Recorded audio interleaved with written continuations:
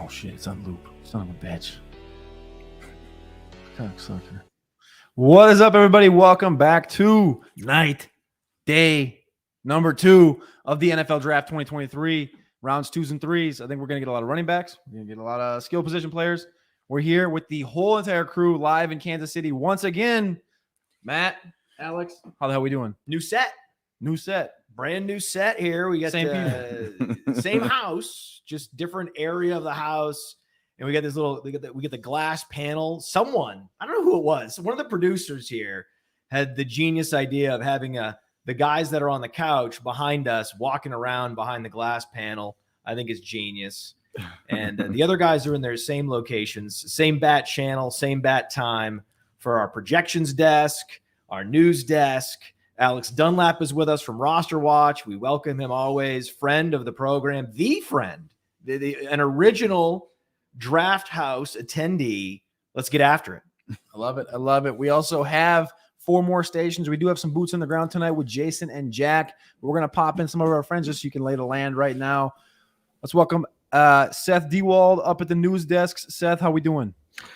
Doing great, man. I'm excited. I was fortunate enough to go down to the draft last night, and here I am today on the news desk. Couldn't be more pumped to see some running backs, some more wide receivers coming off the board. It's going to be a great night. Love it. I love it. All right, we're going to be back to you as soon as we get some breaking news on some trades. We'll come right back to you. Look at the couch. Look at these studs on the couch. We got theater seating over here just behind us. I think you can see them through the glass in our window, and you can see them on their own screen over here. Boys, we got Anand, we got Theo, we got the Bills boys back there. We got Maddie and Nick Coder. How are we doing over there, boys? What's up, fellas? What's going on, guys? Excited for tonight. This is going to be awesome. You know what they say, day 1 sells jerseys, day 2 wins championships. Let's get after it. Couldn't have said it better myself. Let's go, boys. Big night for fantasy. Let's see what happens. Oh, boy, there we go. Good night. All right, we'll come back to you guys in a little bit after you have a couple beers in you. Projection corner. We got Billy. We got Dario. What's up? You got any projection updates for us yet? No. We are ready to rock and roll tonight. The man and the machine are down here working our magic. We got our system down a little bit. We had that run late round 1 that got us on our toes. Got a little taste of medicine here for round 2, and we're ready to rock and roll. Let's go. Let's go. I think we're going to be a couple picks in. I think you're going to have a little Will Levis update for us, and we'll come right back to you guys. They better prepare for me to disagree with them. Well, I mean, what are their rushing numbers going to look like again tonight? The quarterback did they iterate numbers, today? Did they iterate at all today? I want to see Hendon Hooker's rushing numbers. I want to see Will Levis's rushing numbers. They've been suppressing the quarterback rushing numbers for the last 24 hours, and I'm not going to stand for it. Yeah. I mean, if they got Anthony Richardson in the 300s, I cannot imagine what they're going to have Hendon. They didn't have him in the 300s, did they? They had him in the 300s, bro. But they were saying that's because, but how many games did they dock him for? 12 We need games. to, but what the hell are they doing? We- They should answer for this before we even get started. We're going to come back to the projections desk.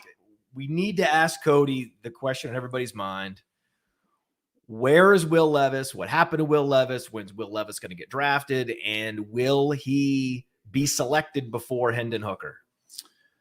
I hope he's selected before Hendon Hooker. The news today from Ian Rappaport was that teams throughout the process thought that he was too aggressive throughout the process. So this is Is this a George Pickens situation? This is a George Pickens situation. And they said that his film, wasn't as good, which everybody in the damn country knows his film wasn't as good as these other guys. It was a projection. It's always been a projection with Will Levis, and that's not my defense. It's just what it is. And if you can't deal with the maniacal menace that is Will Levis, it's your own goddamn problem. But I tell you what, I got the Vikings at plus 1,900 tonight to take Will Levis. I think I can smell the cash. He's cooking. So you guys had to drive from the Missouri side of Kansas City over to the Kansas side in order to place bets. Is that how? Don't rat us out. Don't rat us out. We're in Kansas right now. We had to cross state lines. I think you did. We did. Do you know what's crazy about? Don't rat us out. Do you know what's crazy about this? I thought all state lines were marked by like natural features and structures like rivers and things like that. I guess that's what I've always thought. Like the Rio Grande, where you're from. Well, yeah, and the Red River and the Sabine and everything else, right? It's like everywhere you go in Texas, it's all Rivers. But here it's just it's just a road. Yeah, have you seen? Well, see, here's the thing with the Midwest: it's all squares. Yeah. Notice it's all squares. That's arbitrary lines. That's That means, wild. you know, Right? you take one step, you're in Kansas. You take another step, you're back in Missouri. Yeah, it's crazy. But yeah, we had to cross state lines, man. Go make some bets. For me, with Will Levis, if he gets past the Rams, right? If he gets past the Rams, what do they have, the 5th pick in this? That's free fall zone. Is that a Lombardi thing? No. But if he gets past it's not a Lombardi thing. That's a thing where it's like that's a system that he comes from. That's one that's supposed to be conducive to success there. Matt Stafford is he's not going to make it through another season. They need to do something for the future. And if he falls past them, that goes to show that there's something up that we just don't know. This team's about. not built for the future. This team is built for the now. Like, you don't have guys like Aaron Donald and McVay talking about retiring, and then you go, all right, we're going to go draft a quarterback for the next 10 years. Like, if they're looking at the near term, 1 year, 2 year, this year, you think they got to go out and replace Allen Robinson. Like, they're throwing out Van Jefferson right now, Tutu Atwell, and Ben Skoranek, and there's Cooper Kupp. Like, you got to get him some weapons. It's a fucking dude. Michael Mayer, Cody, it's the quarterback position in the National Football League.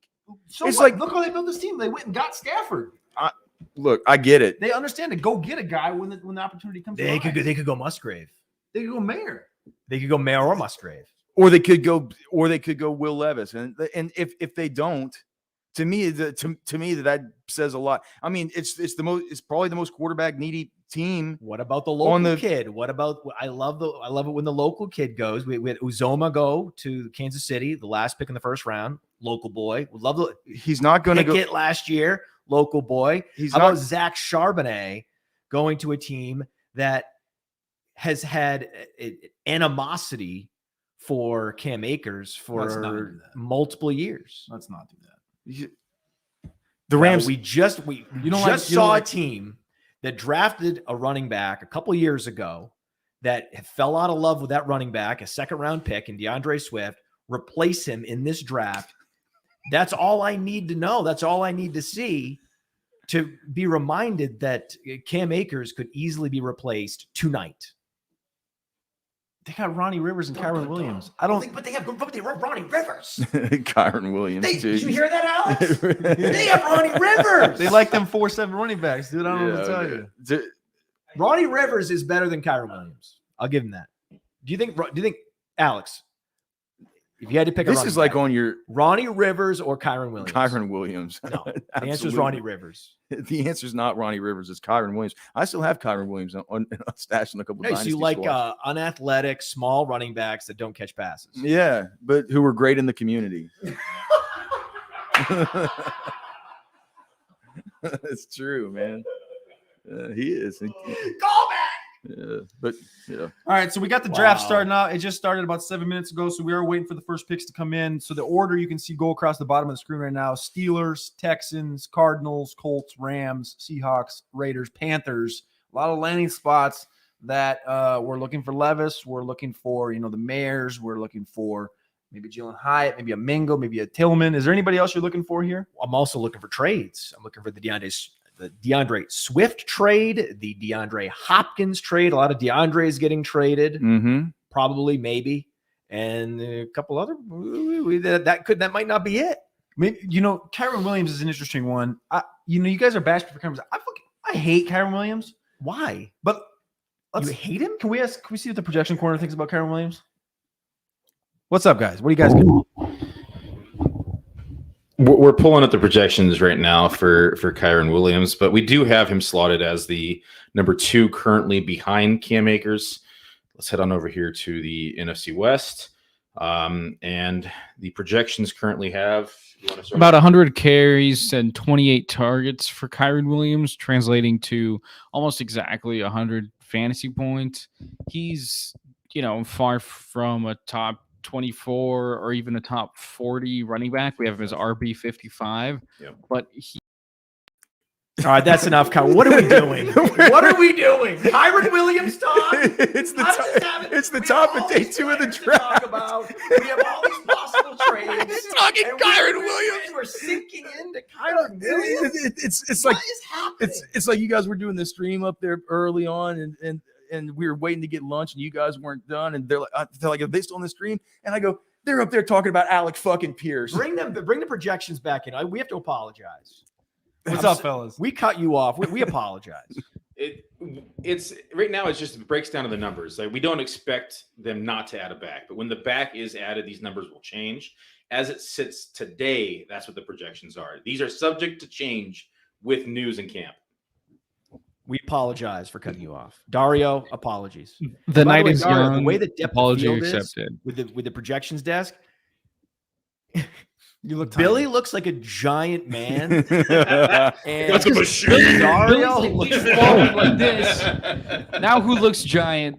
Yes, here we go. Now you guys look about the same size. Although Big face, dude. the man defeated the machine. We have a picture going up on Twitter here in the middle of the draft to show how defeated the machine was. The machine was When retarded. Dario's sitting way back and Billy's forward, it looks like Master Blaster from Here, I can see like Mad this Max here. Beyond Thunderdome. How's this?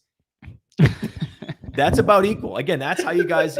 I think Dario should be leaning forward, and then Billy can lean back a little bit. Then you guys look about the same size. Look at that depth of field. This is what we're talking about, Alex. We're talking about everything except rookies getting drafted by NFL teams. We need a pick. We need a pick bad. Oh, so how about this? Who are you most excited to see Kyron tonight? Williams. Where they go? Marvin Kendry Mims. Miller. I was gonna say, man, Marvin Mims is up there for me. I'm also, Charbonnet. I know Cody hates him, but I think that he's wrong-headed. What about Roshan Johnson? I'm interested to see if Roshan goes day 3. I'm interested to see if Kendra Miller goes. I think I'm interested. I'm interested to see if he goes day 2 or day 3. And whether Kendra Miller goes day 2 or day 3. I think life would be just a big fugazi if Roshan doesn't go day 2. Okay. Over under how many running backs are going tonight? Well, you got Roshan, Charbonnet, Kendre. I think you have another one that's a Oh possibility. no, because somebody's gonna Devon Achane. Achane. But the thing is, you have a wild card with Kendre. Kendre's a wild card. Tajae's a wild card. A Banakanda based on Someone will take Tajae Spears. Yeah, that's what I'm saying. Tajae, Banakanda, Tonight? Evans are toss-ups. I think so. I just think he was so good that week at the Senior Bowl, and I think that's going to stick with people. There's injury concerns with him though too. He's got a big scar down the side of his left knee. I think the guys will definitely see. We know Charbonnet is going to go tonight. I think Achane is a lock to go tonight. Not that I have Achane ranked in the same tier as Charbonnet, but I think Miller will learn a lot about what the NFL might know. The pick is in. We got a pick. We finally got a pick. All right. Is it a shocker or not? Joey Porter Jr. goes to the Pittsburgh Steelers here at 32. Oh, shocker! Do I get points for that on my mock draft from last night? You guys should get bonus points. You called that. Oh well, yeah, that's good, man. So, dude, the Steelers, that's good, man. They got they addressed the offensive tackle position, and now they go and get Joey Porter Jr. a legacy. It's like that's a perfect pick, man. It felt just right for those guys. Was Joey Porter Sr. a wide receiver for the Raiders? No, What? You're Joey Porter for the Steelers. No, he was a linebacker. You're thinking about Marvin from Harrison. the Raiders. I know you're The talking about. Raiders had a wide Porter. receiver named Porter. This- Terry Porter. Yeah, that's who Terry it was. Porter. That's who it was. Terry Porter. Yeah. Okay, Terry Porter. Yeah, Joey Porter's the Joey Porter living was legend the that played linebacker for the Steelers. Steelers. Okay, got my Porters mixed up. Yeah. So wait. So the Steelers drafted a legacy Steeler? Yeah. Yes. Yeah, it's perfect, Oh, right? Wow. The thing is, the Steelers are the most successful team drafting off narratives and working out. names like Watts and Haywards and They for draft sure. guys that have football sounding names Mhm. that are from Pittsburgh or are Steeler legacy picks, and it works out. Yeah. They don't use anything. And they don't use numbers. They just like, We'll see what this guy, does he look like a Steeler? Yeah, we'll draft him. Well, I guess it's still up in the air what happens with whether it works with Kenny Pickett, right? Because local guy, right? Local. Everybody already knows him. They went offensive line yesterday. Yeah, no, They're helping him Yep. as much as they can. That was the move. Now Kenny Pickett has weapons. He has an offensive line upgrade. This is great. Now, in a super flex rookie draft, okay, assuming Will Levis goes in the next 10 picks or at any point in the second round, It's a rare thing that a quarterback gets drafted in the second round. It's like every other year we see a quarterback go in the second round. It's Carr, it's Garoppolo, it's Hurts. There's a handful back through time. Jimmy Clausen. Yeah, there's a few. Most of them are busts. Will Levis gets drafted by Team X. You're in a super flex league.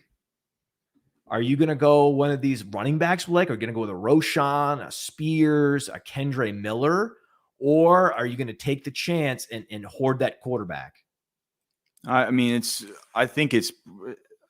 guess it'll be landing spot. I mean, if he goes somewhere where where they already have an entrenched starter, or if something weird happens, like okay, he goes to the Vikings. Oh, I mean, if he goes to the Vikings, he's not gonna, he's not gonna play next year. next year. He's a year away at least. If he so no, I think at that.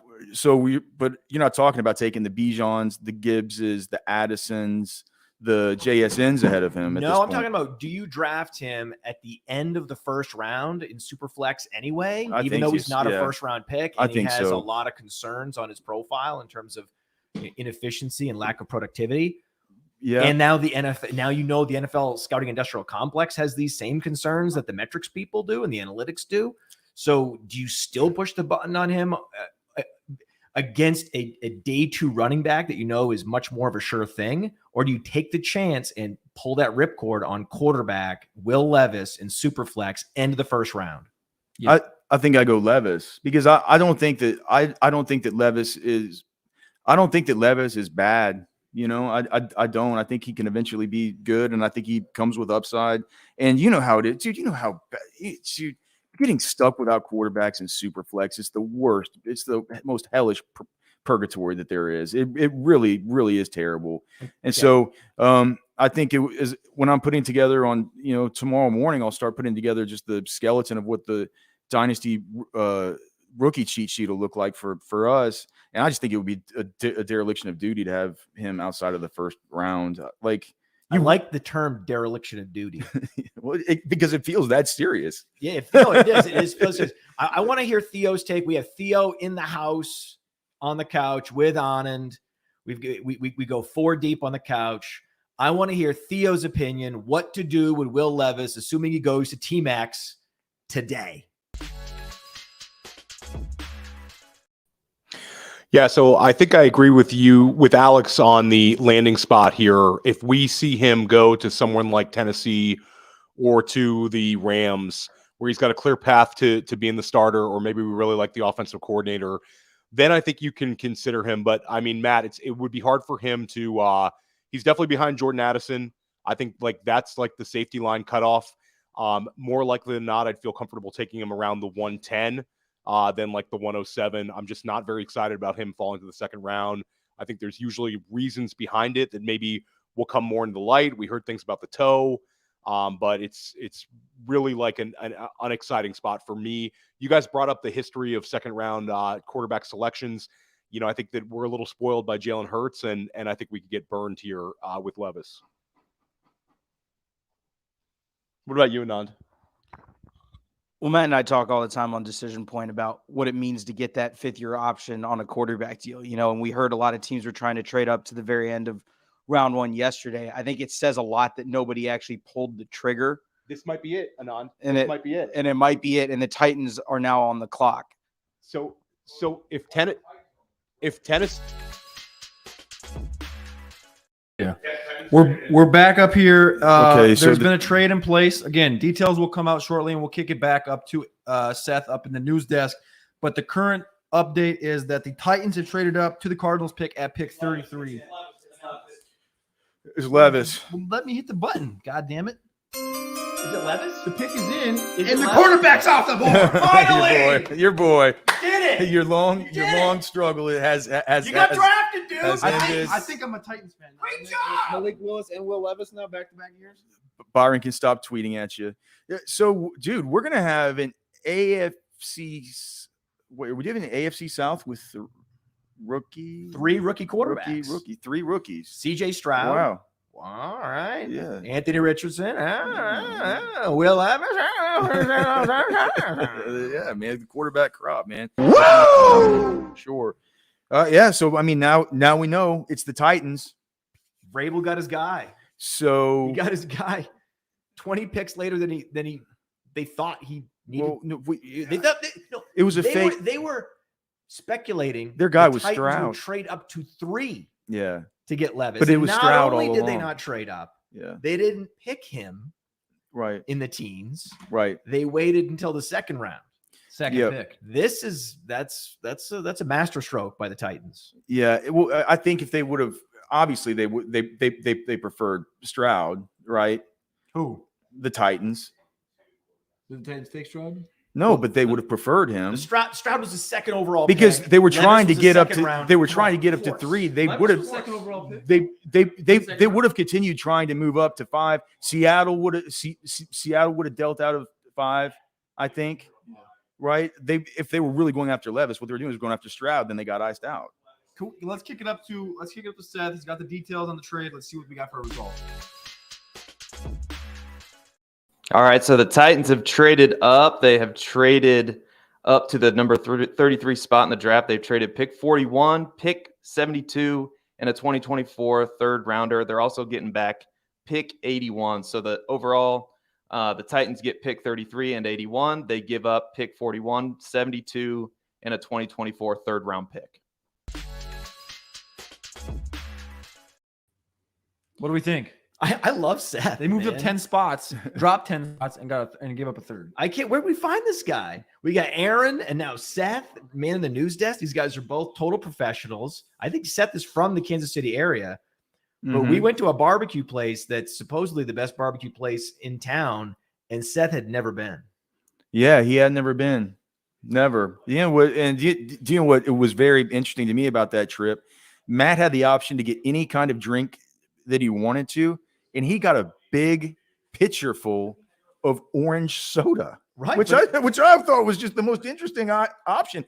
I haven't drank orange soda since I was probably 8 years old. Was it delicious? It was actually really good. You're an orange blood, are you Yeah, not? I Isn't that just- what you drink? I just don't think it's just something that's not often on my personal menu of possibilities. Let's talk. Where do we go for barbecue? Hey, breaking news.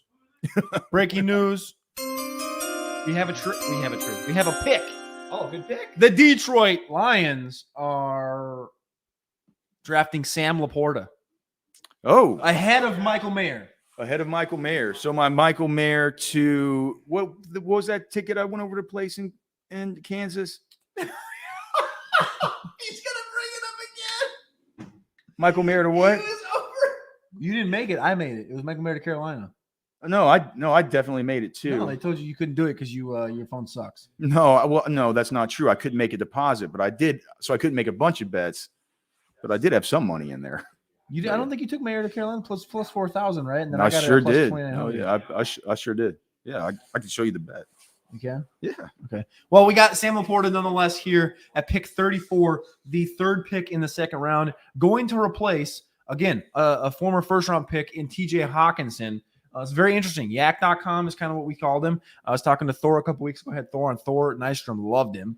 And it's interesting. They traded away an Iowa guy, and then they ended up using that second round. Well, not even that second round pick. I think that one was 51st overall, but they used a second round pick on another Iowa guy.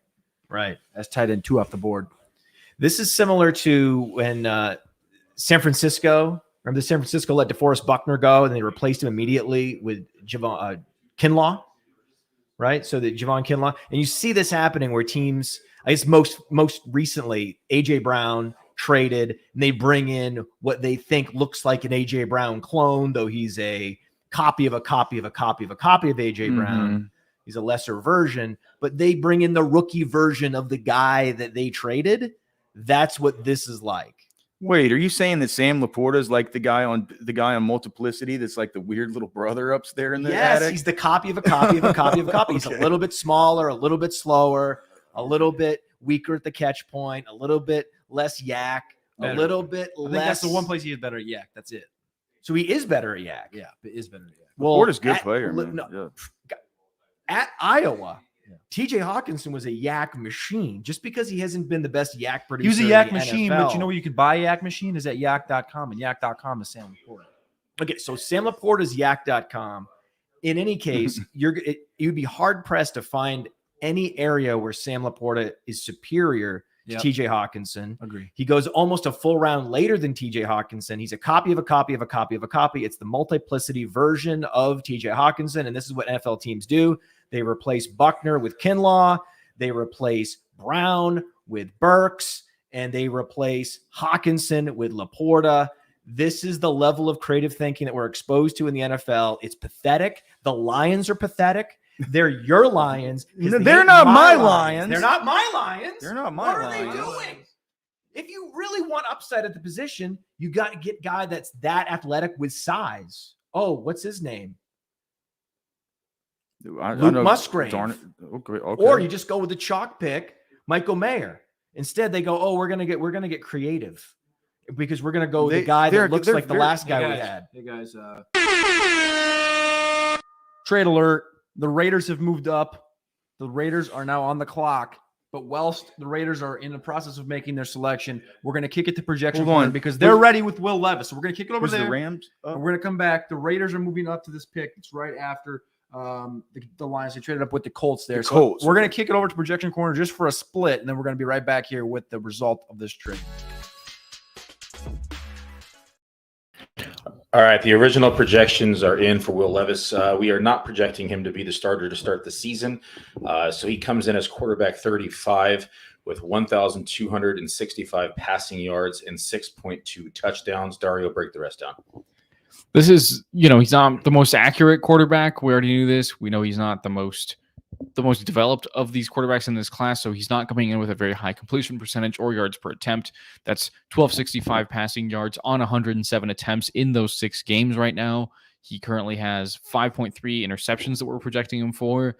This is, he falls into that tier of quarterbacks where you might draft him in a super flex league where you're getting that 3rd or 4th quarterback on your roster, but that's going to be it as far as his fantasy relevance going into the 2023 season. And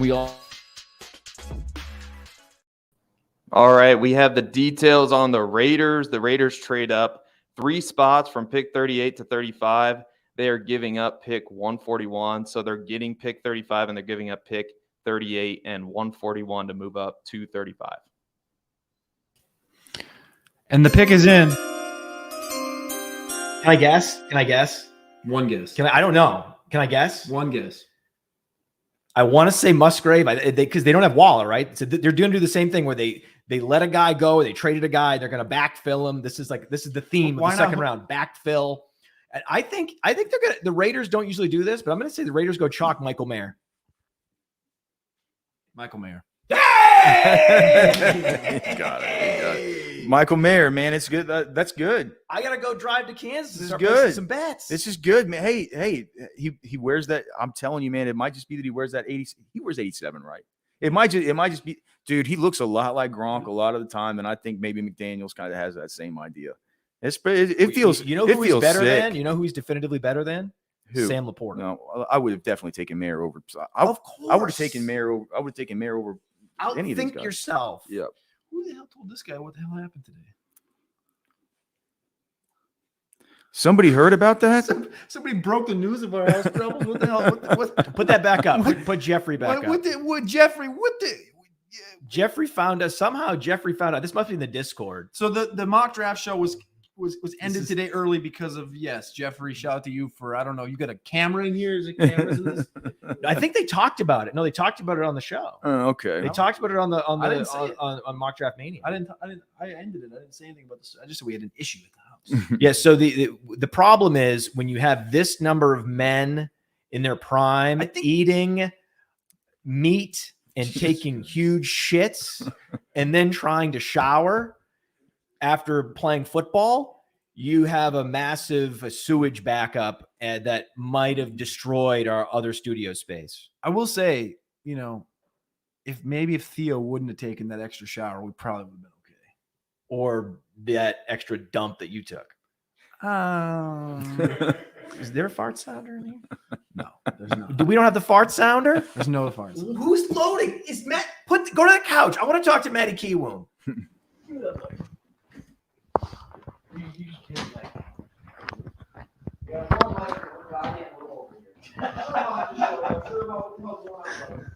Not me. We're live, Matt. So what We're do you live. You Talk. came to sit next There's to a me. microphone in What your do you- hand. Am I on? I can't see. I That's can't how it see. works. What's going on? Oh, hello, everybody. We're live here. Sitting next to the pod for Matt Kelley. These two giant dudes. I, Give us a little space. I can't see, but I'm in the way of the camera. What's going on? One way or the So other. what do we You do? are the czar of streaming. What do we And do? I needed a fart sound effect with the sewage story. Give me a few. People shitting and showering and gotta do one eating live. meat. Hold on. Matt, you gotta do one live. I don't have anything. I got you. I got you guys. Here's the beauty of it. Our fart sound effect is actually me farting into a microphone. It's actually real. It's one of the few real. It's a real effect. And you're supposed to preload all the good sound effects. And we were looking. We just saw like one, hallelujah, and the pick is in. Yeah, You're supposed to run the streaming channel, and that means you got to think ahead to all the different sound effects and Anand's butt crack that might come into play and get them preloaded. Okay, so here's what we're gonna do. We are gonna go out there. We're gonna fart sounder. Also, this is a first. My boss just sat next to me and told me he wants more farts out of your boy on the clock. First time I've ever heard that in my life. But it's been a fantastic fantasy day to start day 2, boys. We're over here on the couch having a couple beers, watching some drafts, listen to the day 2 coverage over in the other room. Man, Levis, Mayer, LaPorta, a lot more to come. Theo, what's your favorite pick out of these tight ends? I mean, it's Michael Mayer to Las Vegas, and they have a clear need for a tight end. They are able to get him in the second round. It's a big win. It's a big win. Dalton Kincaid is still my tight end 1 in this class, for the record. But Michael Mayer going in this range, I mean, he insulates himself in our rookie drafts. So we should feel very fine about this. And I think it's very interesting what Detroit has done with the Gibbs selection and the LaPorta selection. They've added 2 of the fastest players at their respective positions in this entire draft. LaPorta had the 3rd fastest 40 time at the combine, and Gibbs had the 2nd fastest 40 time. So this offense is full of explosive guys who can really thrive off a yak. And when Jameson Williams comes back, I mean, this offense could really, really, really take off. Anand, any thoughts on these picks? I love what Detroit did in taking a tight end. I think they did overthink it in Mayer, and LaPorta is one of my guys. But I'm just over the moon that the Rams just did what the Rams did. And so we'll kick it back to everybody else who watched me celebrate, because it was not, thank God, a quarterback. And the Levis pick, we talked about that. And we did, right? We were talking about how Levis not being drafted in round 1 was a bit of a red flag for us. But then again, now you watch Tennessee trade up to 33 to take him. Clearly, they saw something there and they wanted to get back up and couldn't quite get back into round 1 with the Eagles or the Chiefs. So, I mean, 202 isn't really horrible capital considering what you get, but missing out on that 5th-year option kind of sucks. Yeah. I think it also shows that the truth was out there that the Titans were trying to get into the end of the first round, probably where Philly and KC were selecting the pass rushers, and they ended up getting him at the beginning of the second. So I think that depending on how the running backs shake out, I think Will Levis is going to go somewhere between 8 and 10 in our super flex drafts, and he ends up turning into a pretty good value here. It's a nice like-for-like replacement for Tannehill, because he can do a lot of the running schemes that Vrabel likes to do. I think he'll really unlock his rushing ability. All right, well, we got a pick in right now. Just came in about a minute ago. You saw Anand celebrate it. The Rams have selected Steve Avila, offensive lineman from TCU. It was and best player available. Anand called that last night. He And actually not mentioned overthinking Avila by it. name. They hit the trifecta. They hit a need, best player available, best position to draft, without overthinking it. Yeah, Avila's a good player. He's a good player. They need it. He was a guy that was lightly discussed, same with Joe Tippmann, discussed as being like a potential late first-round guy. O'Cyrus Torrence still on the board as well on the offensive line. Wait, did they take him over Torrence and Tippmann. What about John Mike? What John about Michael Schmidt's Schmitz? still on the clock as well. Still on the board as well. I would have taken. Okay. So Avila, yeah, he's one of the first interior guys off the board. But we do have some projection updates among all of these tight ends. So I think we got LaPorta, we got Mayer coming from projection corners. We'll kick it down to you guys, and we'll be right back for a couple more picks. All right, boys. The LaPorta, we're actually liking the landing spot here, just especially with the Jameson Williams suspension. He comes in about 9% of the target share. He comes in as tight end number 29. 37.5, 38 receptions, 461 yards, and 3.4 touchdowns. It puts him just ahead of Dalton Kincaid in the original projections. And then with Michael Mayer to the Raiders, we're giving him about a 9% target share. They already signed Austin Hooper this offseason, so this is probably looking a little bit more like the Dalton Kincaid situation where he's behind a veteran. We love the landing spot for LaPorta because their veteran tight end presence is almost non-existent. This is 36 receptions for Michael Mayer, 442 yards, 3.1 touchdowns. He comes in just behind Dalton Kincaid as tight end 32 in our rankings. All three of those guys drafted so far really close together in that little cluster. And that's it, boys. What do you think? So you have Kincaid still number one. LaPorta's one. We've in redraft. We have LaPorta as one right now. In Dynasty, Kincaid LaPorta tight end one for Seasonal league. projections. See what tight end premium. We should kick it back to Theo. Let's kick it back to Theo and talk about FFPC drafts because we are friends of the FFPC. It's the best place to play high stakes fantasy football, and the format is tight end premium. And these premium tight ends go a lot earlier than anyone's ready for. And it's funny when you join your first tight end, you can't believe how early these tight ends go. But then the sharp guys, they're drafting tight end early and they're drafting a lot of tight ends. They're not happy with just one or two. They want 3, 4, 5 tight ends. So now we throw it to Theo to see if he would go LaPorta or is he sticking with Kincaid in FFPC seasonal league drafts? If you looked at the grading that came through my last update for the big board, the grades, LaPorta was number 2 ahead of Kincaid and Musgrave. So we're kicking it over to Theo right now. Well, I think in non-Superflex FFPC leagues, I think the way it'll shake out is I think that Mayer already had a number of people that really want to draft him. He was very insulated as like a very clean prospect that people were excited about. So I think with this draft capital, he's going to sneak inside the first round. Kincaid and Mayer should both go around like the 110, 111, and you'll see LaPorta go off the board somewhere like around the 202. We still have to see how these running backs land. If we see more running backs, so I know you guys discussed how many running backs are going to go today. If you see a bunch of these running backs sneak into round 2, then that's something to keep an eye on into where these guys are going to go. We also have Josh Downs and Marvin Mims who could land very well, and I think people are excited about them as well. But this is a big win for tight end premium drafters. I think that if we looked at the board and we said that there was going to be 3 drafted before pick 35, I think we all would have been pleased with that output. And we still have more to come. Musgrave still on the board, Washington still on the board, Kraft still on the board. This is going to be a really, really exciting day at the tight end position. All right, and we got to pick in. The Seattle Seahawks have drafted Derek Hall from Auburn. Edge rush. Remember when he rolled up to the Senior Bowl? What he rolled up in? A Dodge 2500. Oh, was that his truck? Oh, yeah, man. That's yeah. That was unbelievable, dude. Sitting on 44s, just backed up in front of the hotel. The guy must have made some NIL cash before he got out of there. So he goes off the board here at 37 to the Seattle Seahawks. Now they've made a haul of Devon Witherspoon, Jackson Smith and Jigba, and now Derek Hall on the edge. Edge was something that was discussed with a couple guys that were obviously early on. Will Anderson, Tyree Wilson. Instead, they waited. They go Derek Hall here in the second. Any thoughts on them going edge over maybe Hendon Hooker? Anything else?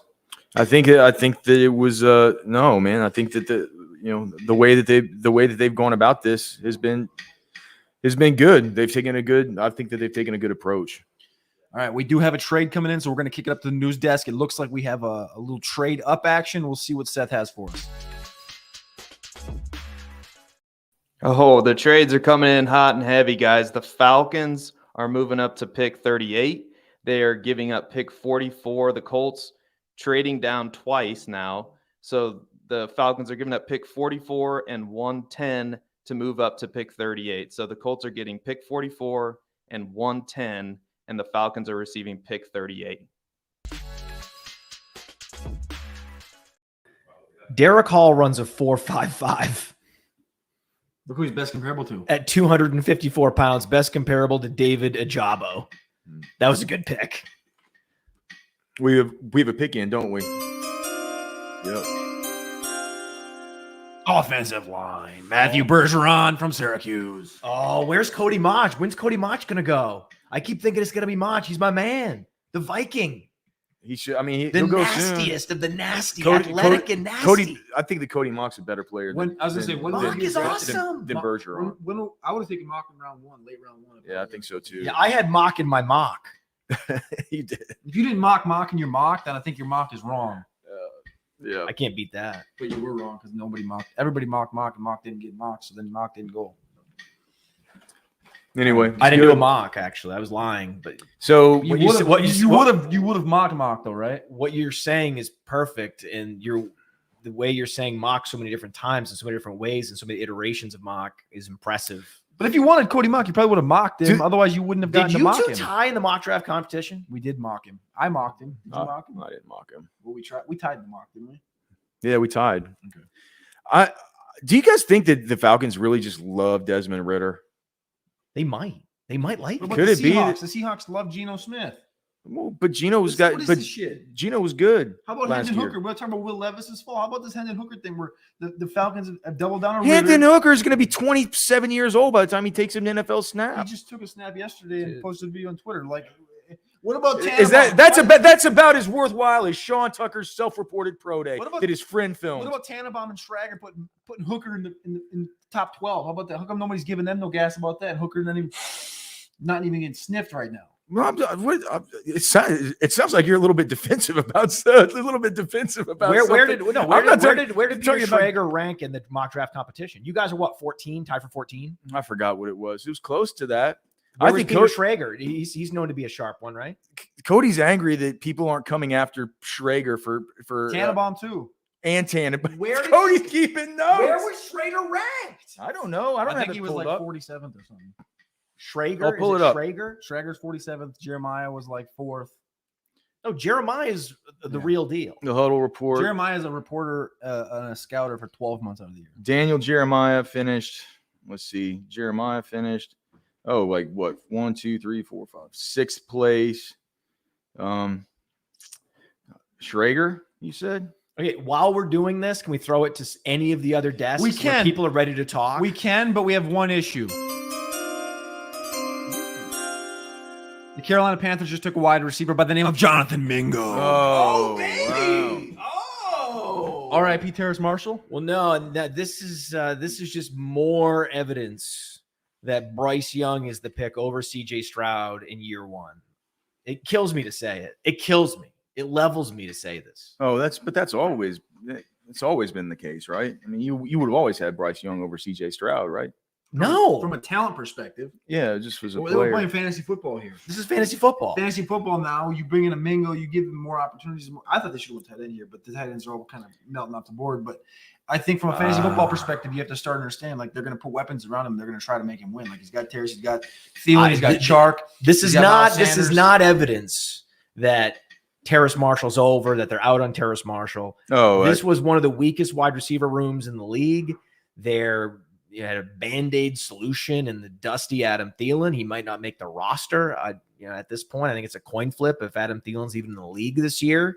And they Laviska Shenault, Shai Smith, they need depth of the position. hold on. Do you think it's a coin flip if Thielen's on the roster next year? Well, given his declining efficiency, if you draw a line and extrapolate that decline in efficiency, he's not going to be able to get on the field by the halfway mark of the season. Okay, well, but yeah, He but may he's not gonna- finish the season as an NFL player. You would be shocked by this? No, I given his declining efficiency? no, I would be shocked if he didn't like make the team or something. He wasn't a Panther next year. Like that. Thielen, That I've would told you this legitimately for 2 shock years. me. Thielen is like Fitzgerald. He's just going to play longer. He's just got this. The way he trains is that there's a group of him, Chris Carter, Randy Moss trained them for a little while. Larry Fitzgerald. There's just these longer tenured guys that just their training style. And he's got a high dog rating. He Adam owns Thielen? a gym. He co-owns a gym. All right, well, I didn't know he owned a gym. He co-owns I didn't know like he'll be in the league for years. 100%.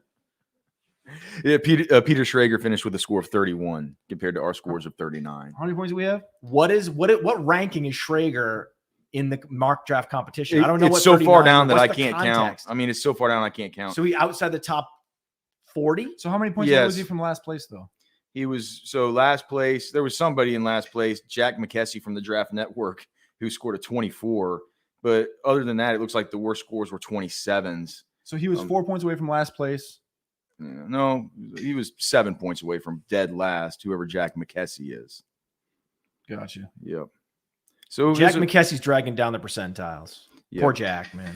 Tough draft. It was a tough mock. Tough mock. Where do you want to kick it to? You want to kick to the projection corner and see if they Yeah, got man, any Mingo. thoughts? What? Yeah. What's the deal with the projection cord? I'm sure Yeah. they have updated projections. Are They for us. got to have an opinion on DJ Chark because I know. Yes, I want to hear the target shares for every player. Marshall's not dead yet. Mingo I does love not mean Marshall. Marshall's dead. What do you think But- they're going to have Terrace Marshall's target share at? I'm going to say it's going to be at under 6%. I'm gonna say 6? 11. Okay, let's see. 9.7. All right, guys, this is a very complicated wide receiver room, but that's also a really good opportunity for Jonathan Mingo. We currently project him to come in for a 13% target share. That would be 68 targets. DJ Chark right now is our leader, 16%. Then Adam Thielen close behind at 15%. And then Terrace Marshall slots in just behind Mingo at 12.5. It's really close between those four weapons. And then we've also got Hayden Hurst is going to be relevant in this offense. There's 5 guys really between 10 and 15% target share, 10 and 16% technically. But this is a very tight distribution. Jonathan Mingo, if he's the guy that we believe him to be, he could come out much higher than this. Billy, give us a read on the whole room. I called that Marshall target share. It's just bad because what was his target share last year when healthy? When did he crest to 10% target share? There's no DJ Moore, dude. Yeah, So- but there's Mingo, there's Thielen, there's And Chark. Thielen works out. From an overall wide receiver fantasy standpoint, DJ Chark is at wide receiver 60 now. Thielen is at 66. Jonathan Mingo is at 78. And then we have Terrace Marshall sliding down to 84. So as Dario said, it's very tightly knitted here. We are expecting Mingo to kind of earn more as the season progresses, and these numbers will start to change on a per-game basis as we start to round out the season. If there's only 495 pass attempts going around, it sounds like you got about 75% of the target share out. Does that mean Miles Sanders slots in there with 38 targets? It's 39 targets for now, 7.5% of the target share for Miles Sanders, 27 receptions. And so it breaks down pretty heavily. Chuba Hubbard will still be involved inside the passing game as well. And they're going to have a few distributed throughout the tight end position. What about Deontay Foreman? Oh, that's right. I'm sorry. He's on the Bears. Yeah, he's on the Bears. He is a bear. I'm sorry. This is Carolina is Truther Central. It is the epicenter of Truther. I mean, we have to, if you really want to be a bona fide Truther, we have to do a pilgrimage to Carolina. You got LaVisca. You got Terrace Marshall. Chark. We got Chark. Chuba. You guys are Adam Thielen truthers. Chuba. I love Chuba. I'm a Chuba truther. I'm Sanders a is like- giant Chuba truther. Sanders is like an all-time truther. Sanders, I'm out on 100%. No, like people are like all-time truthers. I'm I've never been more out on a guy. Oh, It was man, a that's terrible great. contract they signed. You see, they've got 4 years. You have a pick in. Pick us in. It's not offense, it's defense. It's a very interesting guy that at one point was mocked and thought of as a top 10 prospect. Then he goes to the Senior Bowl. He had a very poor Senior Bowl. Did not look, him and Keion White kind of had a similar. We were like, hey, who's going to be the Jermaine Johnson?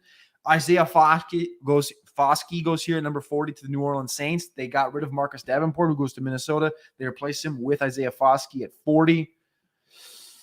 It seems like it seems probably right where he goes here. But I mean, do you have any thoughts on him from the Senior Bowl? Because I was like thoroughly not impressed. I just thought he had trouble bending the edge, man. Like people talked about how that was his gift and stuff, and I just kept on asking where that was. He runs a 4.58 at 265 pounds. That's a 100th percentile 40-time speed score. And in what was a deep class of edge rushers and defensive linemen, he ranked number 4 out of 22 defensive linemen in the athleticism score on playerprofiler.com. Factors in size, a 116.0. Where can you find the athleticism score on these guys? Playerprofiler.com. You can check out the athleticism score. It's funny because he's 265, okay? And yet he was 19th percentile in the bench press. Mm-hmm. So he's super fast, weak as but shit. he doesn't have the strength at the point of attack. 22 bench reps at 225. At 264 if you're going to be a pounds. defensive lineman and you can't bench more than wide receivers and running backs, it's weird. That's a weird one. That could be an indication that there's a dog rating concern. Oh, this guy, I don't know what goes into the dog rating, but I know that Cody wouldn't make him one of the dogs. No. Low dog rating is the problem. Extremely low dog rating. What are you guys going? I see Theo's got a mic in his hand, and I think Theo's got a hot take coming. So we're going to kick it to Theo and see if he's got a thought on maybe Jonathan Mingo or something like this. But first, we're going to run an ad from your friends at the FFPC. It's not really an ad. It's a promotion that we are running because we love the FFPC and we want to share with the world how cool they are. And they can start drafting on Sunday over at the FFPC.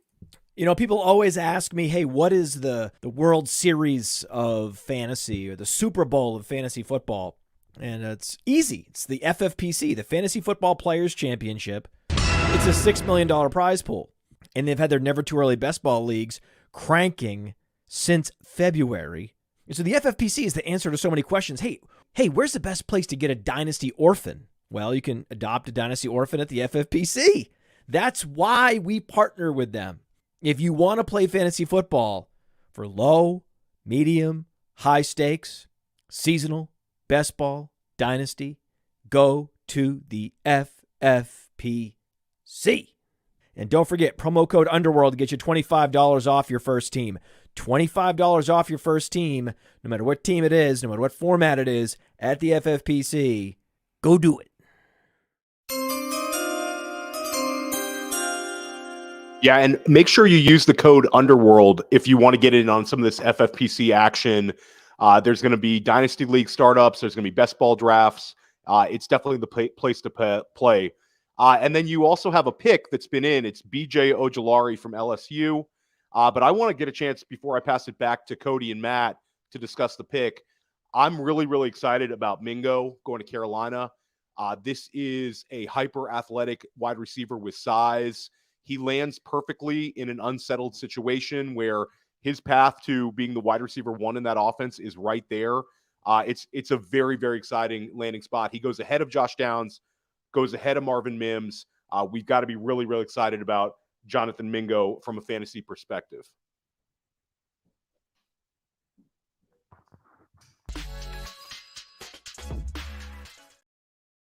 BJ Ojulari from LSU goes to the Arizona Cardinals. They needed an edge rusher. Were they going to take Will Anderson? They didn't take Will Anderson, but they got BJ Ojulari here in round 2. This was the move. To trade out of 3 and still get a quality. Well, is he a quality edge rusher? Where do you have him rated? Quality. He is quality. I gotta look exactly on my big board because I think he's a little ways down. I think he's at like he's down there, unfortunately. Take this off. It's hard to 54. Where did he go off the board? 41. Because he's undersized. He's 6'2", right? But he's super young, though. 248. He's 21 years old. 248. The LSU has had a lot of these guys that come out young and they're kind of raw. Ali Gay's another one in this class. Daniil Hunter's another one like that's come out in the last 5 years. Like they just that's kind of where the frame is for a lot of these edge rushers from LSU. I don't love it because Arizona needs it so bad. They need edge rushers so bad. So it's a mid pick in my opinion. I would have much rather seen them maybe move up 10 picks into the late half of round one. I mean, Miles Murphy from Clemson, I feel like would have fit in Arizona a little bit better. But I think the thing that interests me with BJ Ojulari is 6'2", 248. Kind of reminds me of a Hassan Reddick. Hassan Reddick, Jonathan Gannon comes from Philadelphia. He had Hassan Reddick there. Hassan Reddick is about 6'2", about 245 pounds. If they use Ojulari kind of like he used Hassan Reddick in Philadelphia, it's kind of funny because Reddick was drafted by the Arizona Cardinals.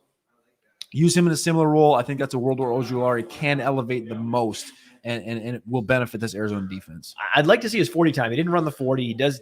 The burst score is nice, though. 71st percentile, 120.0. When you factor in the vertical jump and the broad jump into one metric, our burst score on Player Profiler. So I'm looking at BJ Ojulari.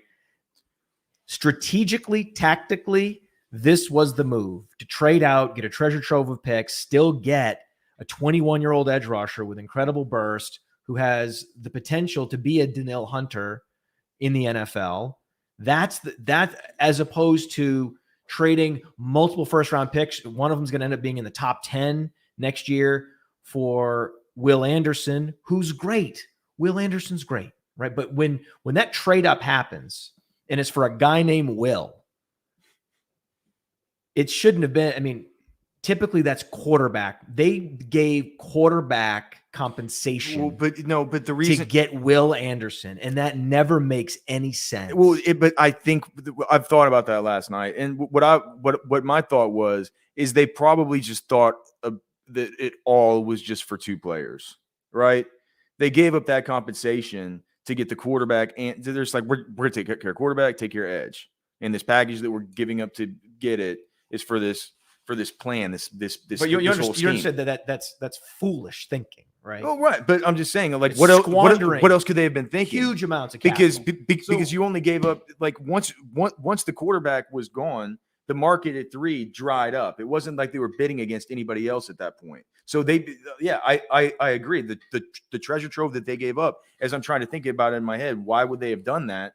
That's the only sense that I can make of it, is that's the way that they thought about it. You get next year's first-round pick in that trade, but you have to weigh this outcome right here. You get Paris Johnson, you get BJ Ojulari, or you can have Will Anderson and Cody Mock and that next year's pick. That's the difference. No, you don't get next year's pick. I said that backwards. You get Paris Johnson, BJ Ojulari, and next year's pick, or Will Anderson and Cody Mock. Yeah, give me door number 1. Door number 1. Yes, give me the situation that they're in right this minute. I mean, they did a great job. But what if you moved back up with Ojulari and tried to get like a Miles Murphy?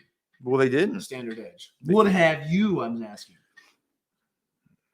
No, I think that I think that Austin Ford, I think he's putting together a draft. He's putting together a draft that matches like what that team needs to be doing and what needs to be doing. Ojulari, they go Mock, Ojulari, either way, you win at the point of attack, edge, tackle. That was the right move. Pick is in. The Green Bush Packers have selected Luke Musgrave. Oh, wow. Wow. Yes. That's good. I like Musgrave. 4 tight ends off the board. We got Kincaid to the Bills last night, LaPorta to the Lions, Mayer to the Raiders, and Musgrave here to the Packers. In the first 42 picks, we got 4 tight ends, and only one went around. And now, what is he? How is he related to Bill Musgrave? Nephew, but he says he never talks to him. Yeah, he's a straight shooter. Yeah, he's a great talker. He talks at a Kelley level. He can develop into Kelley as an orator, as a partier, as the life of the party. He also has that Kelley frame, the Kelley athleticism. Kelley wasn't the most productive college tight end. It didn't matter. The guy that's most similar to Kelley in this class is not Dalton Kincaid. I'm sorry. It's not Sam LaPorta. No way. It's Musgrave. Luke Musgrave. Is the best in the class? He's the most similar to Travis Kelce. Everyone's always comping every player to the best case scenario. Everyone gets comped to Travis Kelce. This is a guy that actually does look like Travis Kelce. And he's a good player. Will he be a good podcaster? I think he'll be a great. I met him at the Senior Bowl. You met him. You talked to him. Yeah. He's the life of the party type. I'm biased. Okay. When you meet someone with a great personality, there's a cognitive bias that happens. You're looking for what ends up happening is just confirmation bias takes over. You're looking for the positive plays when you're watching them practice. You're ignoring the negative plays. I admit that that's the case. I have a bias, just like Theo would admit that he has a Dalton Kincaid bias. I have a Musgrave bias, and he's got a great mustache. So there's on so many levels, mustaches, Musgrave, and personality, and He's probably athleticism, and all these things. And don't Mustache. forget that final year, he almost put up 200 yards in the first 2 games Yeah. He's a good before player. he got hurt. Yep. Now let me get this straight. So Kincaid gets hurt and isn't ready and can't participate in any testing whatsoever. Okay. Musgrave gets hurt. Okay. And does go to the Senior Bowl, goes through the entire process, 100%. And yet Musgrave is the one that's punished because he had an injury and not Kincaid. Am I getting that straight? Yeah, I think so. I mean, Kincaid's probably better than Musgrave. That's why he went earlier. Well, you're wrong, but we're gonna go to the projection corner because What does everybody around here have so much against Dalton Kincaid? Musgrave has our. He's really good. The projection You just gotta corner trust me has on our this. Musgrave projections, and I guarantee you they should be better than Musgrave's, but I don't know if I quite trust Dario to put him ahead of Kincaid. We'll see. Guys, well, the other Bend native, Luke Musgrave, here is drafted by the Packers. So we're really liking this landing spot. He's come in at 10.5% target share, tight end 23 right now. So for redraft right now, projected to be the number 1 tight end in this class for redraft standpoint. It gives him a 69% catch percentage, 520 receiving yards, and 3.3 touchdowns. Love the landing spot. Dario's going to speak a little bit more about it. Yeah, this landing spot's even better than Sam LaPorta's because Sam LaPorta still has to compete with some elite target earners in his offense. Amon-Ra St. Brown, we expect Jameson Williams to carve out a big role when he returns from his suspension, whereas on the Packers, it's just Christian Watson and then a whole bunch of targets up for grabs. And I think this is a conservative projection for Musgrave. Like Billy said, it's tight end 23, right? Romeo, it's like, where art thou, Romeo?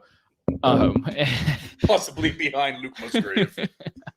So this is a very, very good spot for Luke Musgrave. This depth chart was waiting for a top tight end, and Luke Musgrave is going to fill that role very nicely. And something else to note is when we see an inexperienced quarterback come in for a starting role, they typically lean on the tight end. So we think that this projection is pretty conservative. We could even add a little bit more target share, which would catapult him into a top 20 for redraft purposes. And just to confirm, this does put him ahead of all the other rookie tight ends drafted so far. Now it goes Musgrave, LaPorta, Kincaid, Mayer in that order for our current 2023 projections. Sorry, Theo.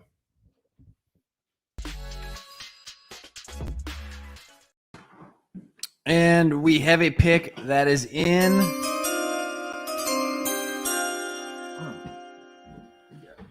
The New York Jets have selected Joe Tippmann. They took Will Anderson 15th overall. They take Joe Tippmann 43rd overall. He was a guy that was consistently mocked by a lot of people in the latter half of round 1, potentially to the New York Giants. He falls here to the New York Jets. Joe Tippmann. Alex and I got 27 people right out of 31 in round 1. Joe Tippmann was one that we got wrong. Anand, what do you think about Joe Tippmann here going to the Jets? They got Will Anderson round 1. They go edge, outside linebacker. They come back with Tippmann center, guard. I mean, Wisconsin boy. Name of the game is protect Aaron Rodgers, right? I mean, you gave up the world for him. And obviously they've drafted a lot of wide receiver. They've done a whole lot in terms of rebuilding that roster kind of on the fly. And I mean, drafting a Wisconsin offensive lineman is never a bad idea. Again, you may not like LaPorta more than Mayer. I wouldn't have him over Mayer either. But again, Iowa tight end, Wisconsin offensive lineman, there are just certain universities that have the pieces in place to develop certain players, and you know you're going to get a day 1 starter in that guy. All right, we're going to move on to the next pick because I know Alex is happy about this one. Number 44 overall, the Indianapolis Football Colts select Julius Brents. Well, dude, I mean, that's another guy who, like we were just talking earlier about, like the Cody Mocks of the world. Some of these guys, like you could have legit put him in your first round mock. You know what I mean? You really, really could. And people will look at it. He ran a little bit slower than many were expecting. Do you have his 40 time pulled up? Because wasn't he in the 4.5s? I'm trying to pull it up right now. So 6'3", 198 pounds. Yeah, but the I think he wingspan, ran like a 4.47. I want to say 4.53. the wingspan is just enormous. And Number 11, real, not relative, real athletic score among 607 all-time cornerbacks. is that true? Right there. 106.5 athleticism score, playerprofiler.com. 11th among 607 cornerbacks all-time, real athleticism. You know, you know, whenever we were during our travels during this draft season, you turned me on to the Rick Spielman's pod. Yep. And I was listening to that one day, and he had a stat about cornerback wingspan, and I don't know the exact number, the exact threshold that he talked about. But Julius Brents meets a threshold where, like, since the year 2000, there's been maybe one guy that turned out to not be a quality starter. And two guys went off in round 2 today, Joey Porter and Julius Brents, 34 inches. Yeah. So arm length, sorry. Brents is he's really, really good. He's really good. One of the best guys. Like in a year where we had a lot of good cover, corners at the Senior Bowl, he stood out not only because he was one of the best ones, but also because he was so damn big and just so physical and so good out there. So awesome pick, man. Does he go by Julius or Juju? He went by Juju at the combine. He went by Julius everywhere else. Yeah. For the trade, the Detroit Lions have moved up, and they will be selecting here at pick 45. Who could that possibly be for? I mean, They just picked LaPorta at 34. there are a few guys that on the board just don't make sense that they're still here. Keanu Benton, Brian Branch, like these are guys that we saw mocked round 1 basically everywhere. I have no idea how either of them are still available. I mean, Detroit goes Alabama running back, Iowa backer, Iowa tight end. Maybe they go Bama safety. you think Brian Branch is it? I don't know, man. He's the best player available, I think. Well, here's the thing about Branch. Like who's their starting nickel corner for the Lions, right? Hold on, It was Tracy Walker a few weeks That's what ago. I thought. So it is, so are they gonna have CJ Garner-Johnson playing the nickel? Yeah, that's what it is. They moved because they just added him. Makes sense. All right, we got a small trade here, like I So just said. I'm not sure it'll be because Branch plays that star position. Let's kick it up to Seth, and we'll get the deets on this trade. All right. So the Lions have traded up to pick 45, and the Packers aren't moving back very far. They're moving back to pick 48, and the Packers pick up pick 159. So the Packers trade pick 45 to the Lions. They pick up pick 48 and pick 159. They do it. Bama, Iowa, Bama. Brian Branch to the Detroit Football Lions. Where are we going? Are they our Lions now? Are they back? They're still our Lions. Right? They're still our Lions. They're our Lions. They may not be Matt's Lions, but they're our Lions. You guys can have them. I guess that means they're gonna probably play him at safety. But dude, he's a versatile piece back there. They need, it's clear that they need to rebuild a whole lot of what they're trying to do on defense. He's a good player. A lot of people, myself included, figured that he would be a first-round pick. I mean, he was in the green room last night. Right. He was in the green room. So, I mean, clearly, NFL teams thought highly enough of him to where they gave the NFL that kind of heads up on him. Another guy that was in the green room who didn't go last night looks like he's about to come off. Number 46 overall, the New England Patriots take that next guy that was in the green room chilling, drinking probably some lemonade or something because he also lacked that dog at the Senior Bowl. He did not take over, just like Isaiah Foskey did not take over. But he was expected to because he's a kind of a mutant of a man. He just kind of fizzled out. Keion White goes to the New England Patriots here. They do get edged. They go corner round 1 with Christian Gonzalez, who fell to them at 17. And here they go Keion White at, I think, 45 overall. Big edge. Big edge. Big edge. And again, they're just taking value. He's also looks like the kind of guy the Patriots draft too, right? Big, long edge dude. I think he looks like he looks like a guy who the New England Patriots sort of have developed sort of a mold for there in that defense. So I thought he was okay at the Senior Bowl, but I agree with Cody. When you look at him, you're like, oh my God, this guy's about to just blow the city of Mobile up, and it wasn't quite that kind of week. When you look at PlayerProfiler.com, Keion White's page, 34-inch arm lengths. We're talking about Julius Brents. We're talking about Joey Porter with 34 inches. Keion White's the same thing. Keion White's 24 years old. He ran a 4.84, which is a 91st percentile 40. He is 21st out of among 439 defensive linemen all time in the athleticism score as well. He's 24.2 years old, and you went to this pro day. Robert Nkemdiche is his comp. Yeah, the Nkemdiche pro day, man. That was a while back. Yeah, I hope White has a better career than he had. Rob, I mean, but you're talking about physical tools here.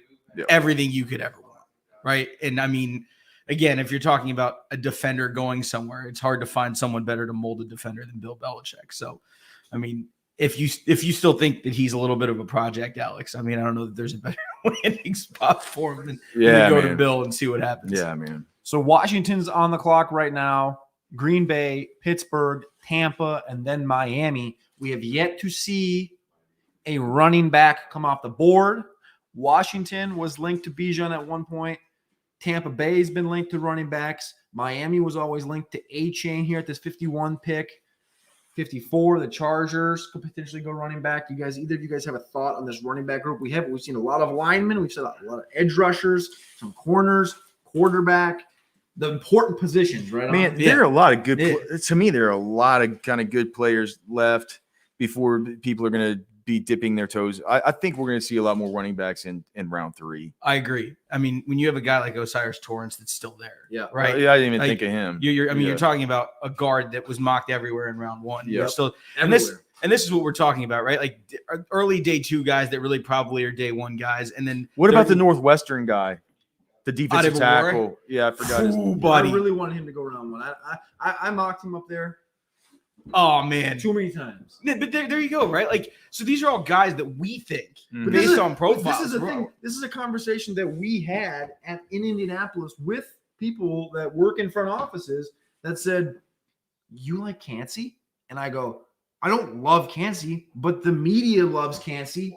And I said, "I prefer the Northwestern kid, Adebawore." And they go, "Same." And I was like, "Okay, so does Adebawore?" That's why I mocked Adebawore up there into round 1. I go, "All right, so Adebawore is going to go round 1." And it just turns out that maybe they were content waiting until round 2 because they understand where you should go. But the athleticism by itself feels like it should have pushed him up. Yep. We kind of skipped over. Can I just ask you guys about Mingo? Yeah. I think before the next season's over, he'll be the number 1 wide receiver for the Panthers. You got a logjam there, but it's not a logjam of guys that he can't get past. Right. They were talking about obviously DJ Chark is going to be the high. Like, really? How many times are we going to do this? Yeah, I'm just. How many changes of scenery are we going to get with DJ Chark before you finally get what you want out of him? I understand. Right? I understand that Mingo is not AJ Brown, but like Cody and I have talked about this whole time, he's not Dontario Drummond either. He's a lot closer to AJ Brown than he is Dontario Drummond. He's big, and he's 220 pounds, and he ran a 4.46, and he's got good hands. He got better every day at the Senior Bowl. I just the more and more I think about it, it's like he's going to be their top receiving option by the end of next year, and he's going to be a guy who now we're going to start seeing in the dynasty rookie drafts now being taken there at the turn. He's going to start going in the first round. And the thing is, Bryce is the one throwing him the ball now. You know, it's not like we have some kind of, B-list quarterback throwing the ball. It's Bryce Young. And on top of all of that, right, like someone's going to have to get those targets in Carolina. And I think he's well positioned to be that guy at this point. I mean, I don't think they're going to go out and get anybody crazy in free agency or trade anybody at this point. So, I mean, look, is it the best landing spot in the entire world? Not maybe at this moment, but going forward, it could be. It's kind of, but the more you think about it, it's kind of good. Yeah. I mean, I good. think it's a really good landing spot for him long term, even if it's not the best landing spot in terms of week one. I think they want to throw it to the couch over here, man. Couch is getting We're answered. gonna throw it to the couch. I guess somebody's got to. We're gonna throw it to the couch, but first you gotta do one thing for me. You gotta click like, you gotta click subscribe, you gotta turn that bell on because we're still live right now. And we're gonna be live tomorrow as well for rounds 4, 5, 6, and 7, and it might get a little crazy. But right now we're gonna go over to the couch because these guys smells like Bush Light over there. I don't know. Hey. We're taking this seriously. Day 2 is the day to get serious. We get a little loose on day 1, first round. We know there's only going to be a handful of fantasy relevant skill position players drafted. We knew that there was a weak wide receiver class. There wasn't a lot at stake. We knew also that there wouldn't be as many tight ends as the public thought drafted. I thought we had just the right amount of imbibing happening here yesterday. But this is a stone cold sober group. This is all business today. Day 2 is all business. And the guy that's all business drafted in the second round more than any other was Julius Brents. Julius Brents was the best player at the Senior Bowl. He extinguished every single wide receiver. And it was the ongoing question I had the entire week at the Senior Bowl. I said, hey, wide receiver X, are these cornerbacks ruining the Senior Bowl? And they're like, no, we're doing fine. You're not doing fine. No one's doing fine against Brents. I can tell you that right now. And this was in the run stuffing drills. So run game, pass game. If there is a player who is guaranteed to be a producer and a quality professional football player drafted in the second round, it is 100% Julius Brents. I can't believe it. I was sure leaving Mobile, he would be a first round pick. Shocked that he wasn't. Has Detroit redeemed themselves a bit for you, Matt, with this second round, or are we still? Woo! Not yet. Okay. No. You're gonna go running back in the teens, and you're gonna go off ball linebacker in the first round, and think that you can just wallpaper over that with a good, not great second round. Nah, man. No. It wasn't even the best tight end available. It wasn't even the second best tight end available. So it was a reach on LaPorta. So what do you mean? This is a comedy of errors in Detroit. They're not our Lions. They're your Lions. They're Anand's Lions. You know who's back though? You know who's coming back? You know who drafted Brents? He's pulling me back in. Chris Ballard. He's coming back. He's getting back into the top 10. You go Richardson and Brents. That might be my favorite 2 picks to start the draft for any team is Richardson and Brents. But I know you want to talk about Mingo. Well, yeah, no, we're very excited about Mingo. I heard Alex talking about where he's going to end up in our rookie drafts, and I think he's spot on with the 1-2 turn. I think that he's going to leapfrog a number of these wide receivers still on the board. I mean, how could he not? He's got the size, he's got the athleticism. Anand had a great point on we know his quarterback situation. He's attached to another SEC player in Bryce Young. We know Bryce Young can hit the open man. He's very accurate. So I think Mingo is like one of the biggest dynasty winners from today. And then we also have to talk about. Hold on. So Matty Kiwoom, you gonna draft Mingo in the first round now in rookie drafts? Am I gonna draft Mingo in the first round in 1 QB at the back end? I may draft Jonathan Mingo in the first round. I might.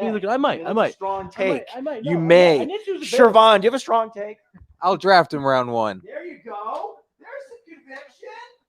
That was good fiction. Depends on who's there, but I mean. All right. Hey, Nick. What's the biggest need for the Bills? Not a move tight end. But I'm hoping receiver slips down.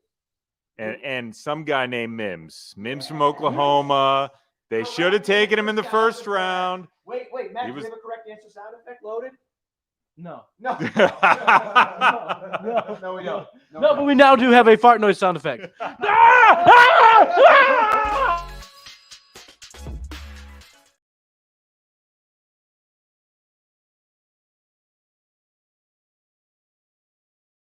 They got Emmanuel Forbes here. Washington Commanders take Emmanuel Forbes in round 1. They take Jarvis Martin in round 2.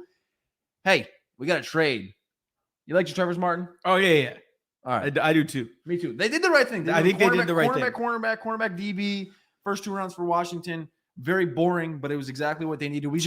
Boring doesn't mean bad. We got to trade up here. Tampa moves up, and we're going to go to the news desk here to see quickly what the details are before we announce the pick. All right, like Cody said, Tampa is moving up to pick 48. The Packers are moving back to pick 50, so they're only going to come up a couple spots. The Packers are picking up pick 179, so the Packers get 50 and 179, and they're giving up pick 48, and the Buccaneers are on the clock.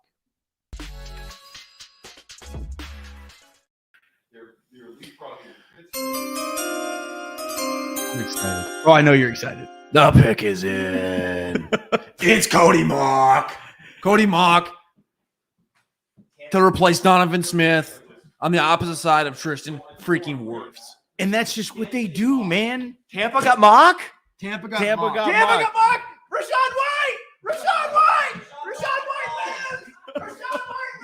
He's actually been dodging bullets for Rashee White.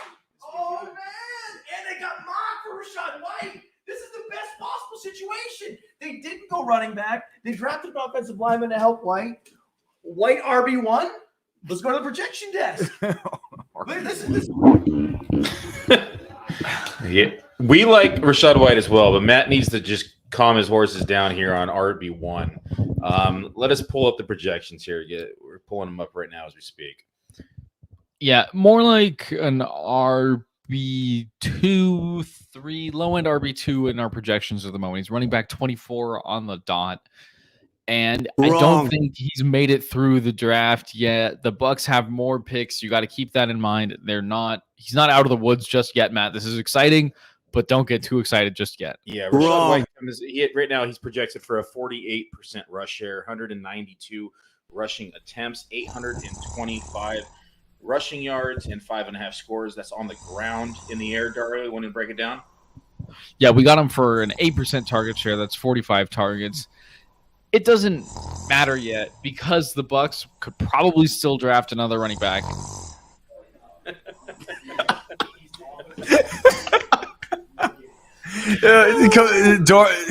Dario says Messenger's not allowed to get excited. He's just not allowed to get excited. All right, we got a pick is in here, 49th overall. One of my favorite, he made my top 5 list. One of my favorite defensive linemen here. You got him pulled up. I'm going to give you the bird here. Keanu Benton goes to the Pittsburgh Steelers. Again, Wisconsin defensive lineman. What more needs to be said, right? Best comparables, Sebastian Joseph. He wrecked the shit out of multiple really good Big Ten O-lines. It born to be a Pittsburgh Steeler. Another perfect system, culture, fit. You have to love this if you're a Steeler fan. Steelers drafting well, man. It's like Matt was saying last night about, how it's like we've sort of fallen, not all us, or not speaking for all of us, but just how the community, you fall in love with a Brad Holmes for what he does for a few years, and then all of a sudden he throws you under the bus with a horrible draft, and it's like, all the guys that people call like the fake sharps and all the rest of this stuff. And then you got Howie Roseman, who we just kind of forget about, and he just goes and does this beautiful mind, what he was able to pull off, with the draft. It's like, dude, Tomlin and these Steelers, they're another, like, we forget, dude. These guys. Did you just call Howie Roseman John Nash? Yeah, kind of. Yeah. But with Tomlin, you forget, like, he puts together good drafts, man. Jaden Reed, 50th overall to the Green Bay Packers. Jaden Reed, 50th overall. Hey, so wait, dude, fucking. Wow. So wait, are you telling me that Jaden Reed Jaden Reed. Hey. Very, very, very comparable skill set to an Antonio Brown. I mean, it's gonna be, and it's gonna be very. We gotta change that comp, baby. Whoa. Run for Jaden Reed. Yeah, man, and now we get this kind of draft capital. I mean, he went before. I just had to go grab some Advil, but like, did I miss Josh Downs and Jalen Hyatt? They didn't go yet, right? So I mean, so we have Jaden Reed going before those guys. You know, I had him. That's a Marvin Mims. Woo! I mean, all this stuff, dude. That's a big landing spot He got for Jaden Reed. Comp because he was projected to go in the 4th or 5th round. and We're dealing with the dude with the Senior Bowl Yeah. that came in and looked like him. Romeo, And he went 50th overall. Romeo Dubs is just toast. Dog water. He's gone, toast. I mean, this is incredible. Jaden Reed's gonna come right in. He'll be gone, bro. He'll be a starter opposite Christian Watson from day one. How The minute dirty. he walks in the Listen door. to this shit right here, right? Ready? Yep. Listen to this. Jordan Love drops back. He looks left. Christian Watson, he looks right. Jaden Reed, he looks down the seam. Sam LaPorta, he doesn't look for Romeo Dobbs, but look at the weapons he's got around him. Jesus criminy. I love it. Round 2, I love it. LaPorta, Reed. Like that's how you surround your quarterback with talent right there. Yeah, and they just they saw him and they just went with it. It's Musgrave. Did I say LaPorta? God damn it.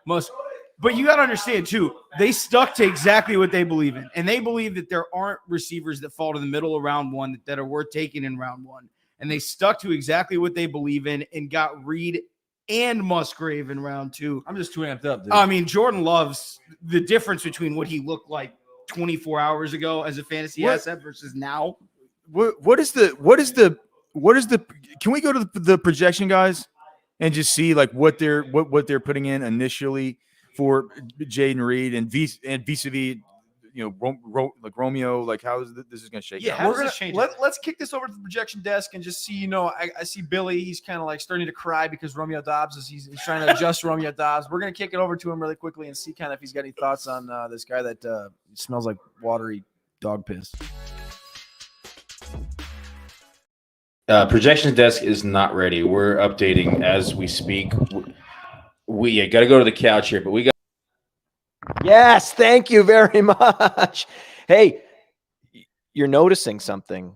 The Green Bay Packers send a lot of scouts to the Senior Bowl, and the pencils that they're pushing at the Senior Bowl, those grades are getting moved up the chain, and they're being reflected in the draft picks. Think about the players. Christian Watson slayed the Senior Bowl. Then they go. The best wide receiver at the Senior Bowl was clearly Jaden Reed, baby. Yeah, absolutely. And we got to say that this has been a huge win for Player Profiler here, Matt. You have Jaden Reed and Mingo going ahead of Jalen Hyatt. Shout out to Cody Carpentier, calling Jalen Hyatt a huge bust. And now the NFL team is reflecting with the draft capital. So, I mean, Hyatt needed the draft capital. That's what the whole thesis around Hyatt was the draft capital. Without the draft capital, Hyatt is a complete zero. And you're noticing no skill positions from Tennessee are being drafted. So the NFL clearly believes that is a system-derived prospect factory. No doubt about it. And all Jaden Reed, one thing I do want to say about Jaden Reed, best comparable player on PlayerProfile.com. There it is. Stephon Diggs, baby. And we love that situation in Green Bay. Luke Musgrave and Jaden Reed, Jordan Love building an offense, Christian Watson, the running backs. I absolutely love it. Speaking of Green Bay Packers, are you pumped? Yes, sir, I am. Brian Gutekunst is cooking like crazy these last couple days. I love what they've done. Jaden Reed clearly needed a receiver. We finally got one for Jordan Love. Luke Musgrave. Senior Bowl. 2 Senior Bowl studs. Musgrave, one of the most athletic tight ends in this class. Both filled huge positions of need for Green Bay. I mean, they're Brian Gutekunst. And on top of that, he accumulated extra day 3 picks, moving back twice and landing Jaden Reed anyway. So Brian Gutekunst is nailing it. Incredible job. I also love that not only did the Green Bay Packers appreciate the Senior Bowl, they appreciate athleticism. Back to you, Cody. The pick is in. The Miami Dolphins have finally made a selection draft. It comes at pick 51. This team, they don't have very many holes. They don't have very many holes. It seems really weird to say that about the Miami Dolphins. They don't have very many holes, and they're not going to be fixing any holes. They're just going to be adding depth, which I think is a fantastic thing, because a guy that I liked early on was Cam Smith. And I said that he kind of, seatbelt situation here with the Jalen Ramsey type of a comp. I don't think he has that, right now, but I think as far as like a 2-year range of outcome, Cam Smith goes here 51 to the Miami Dolphins, pairs up with Xavier Howard and Jalen Ramsey. And that's the thing, right? Is you're thinking that Ramsey's probably going to eventually switch and move to safety or play that star role, that nickel corner as he kind of ages, just because he has the profile and the ability to do that. And he can groom Cam Smith right under him to do exactly what he does as that kind of shutdown. Cam Smith has a hive on Twitter. He has a hive of truthers. Okay, we got people are in love with him. Interruption. Breaking news alert. The Seattle Seahawks have selected Zach Charbonnet at pick 52. Oh, Jesus, no. Hey, executive decision stream is over. Seattle! Are you fucking kidding me? Boo! Are you fucking kidding me? I just want you guys to know right here, right now, on this Player Profiler draft stream, I told you Zach Charbonnet was not the dude. He now goes to Seattle and plays with Kenneth Walker. He's not the dude.com. It's not his goddamn fault that Seattle's donkey. Oh, my I take back everything I said about He's the damn done. Draft. He's done. They were so good yesterday, too. You know what, man? Theo's got a good fucking point. This doesn't just fuck us for Charbonnet. It fucks us for Kenny Walker. Ken. Ken. Is there a running back we can trust at this point, Cody? What the God fuck is damn happening? it. And it's not Charbonnet's fault that they're donks. Christ. You're like, Seattle, you were doing so well. God damn well, it. hey, listen. A trash heap of a running back class before the NFL draft has only gotten worse, because now Charbonnet. It's like in our dynasty rookie drafts where it would have looked like in non super flex. There was, before this landing spot, a teardrop after Charbonnet, right? Yeah, now between RB5 and RB6, there was a teardrop. Yeah, no, that's I agree. Between RB5 and RB6, there's a teardrop. It's just this is bad. This is bad all the way around. And John Schneider was not lying to us at the combine. He said whenever he said, "Look, we love Ken. He's an angry." He called him an angry little elf, and he said, "We love him, but you need a lot of these guys." A trove of them. Yeah, a trove. That's what he said. That's just. I mean, what a twist of the damn knife for all the Ken Walker stuff that all of us have, for all the early Charbonnet stuff that we have in best ball and in the early dynasty rookie draft. Imagine having him ranked ahead of Roshan now. Can't. Won't. Yeah, definitely. Can't have it. Can't have it. Won't do it. Not I. Not you. God, I love their first three Send picks it to so much. Send it to the couch. God damn it, Seattle. We got a pick is in right now. Chicago Bears are going defensive line, and they go with Gervon Dexter. Who gives a shit? Oh, you're sending it to the. I mean, this is just Gervon Dexter. What is Pete Carroll A thinking? defensive lineman. What is goes Schneider thinking? to the Chicago Bears here? You want to talk about Resident from Chicago right here. You want to talk about an athlete? Fucking Charbonnet. If you watched Florida at all this year, God bless your soul, because I know you tried to watch Anthony Richardson. That offense was god awful. But if you watched that defense at all, you watched this humongous human being absolutely destroy the middle of SEC offensive lines. And I mean, if anybody is going to figure out who to put on a defensive line, Chicago's been looking for just dogs, right? It's been, we need to build a defensive line. We need to build an offensive line. And Dexter is the kind of dude where if he gets anywhere near his ceiling, you're talking about a potential perennial all-pro player just based on athleticism alone, plus junkyard dog. Every play, he's putting someone on their ass. This is exactly the kind of pick you want to see if you're a Bears fan. Athlete.com. That's all you can say, right? Number 2 on the defensive line out of 22 guys in this class as far as the athleticism score goes. 6'6", 310 with a 94th percentile speed score. 21 and a half years old, goes to Chicago Bears. They got Darnell Wright round 1, Gervon Dexter round 2. They're doing the right thing. This is like Ryan Poles. What the fuck are they thinking?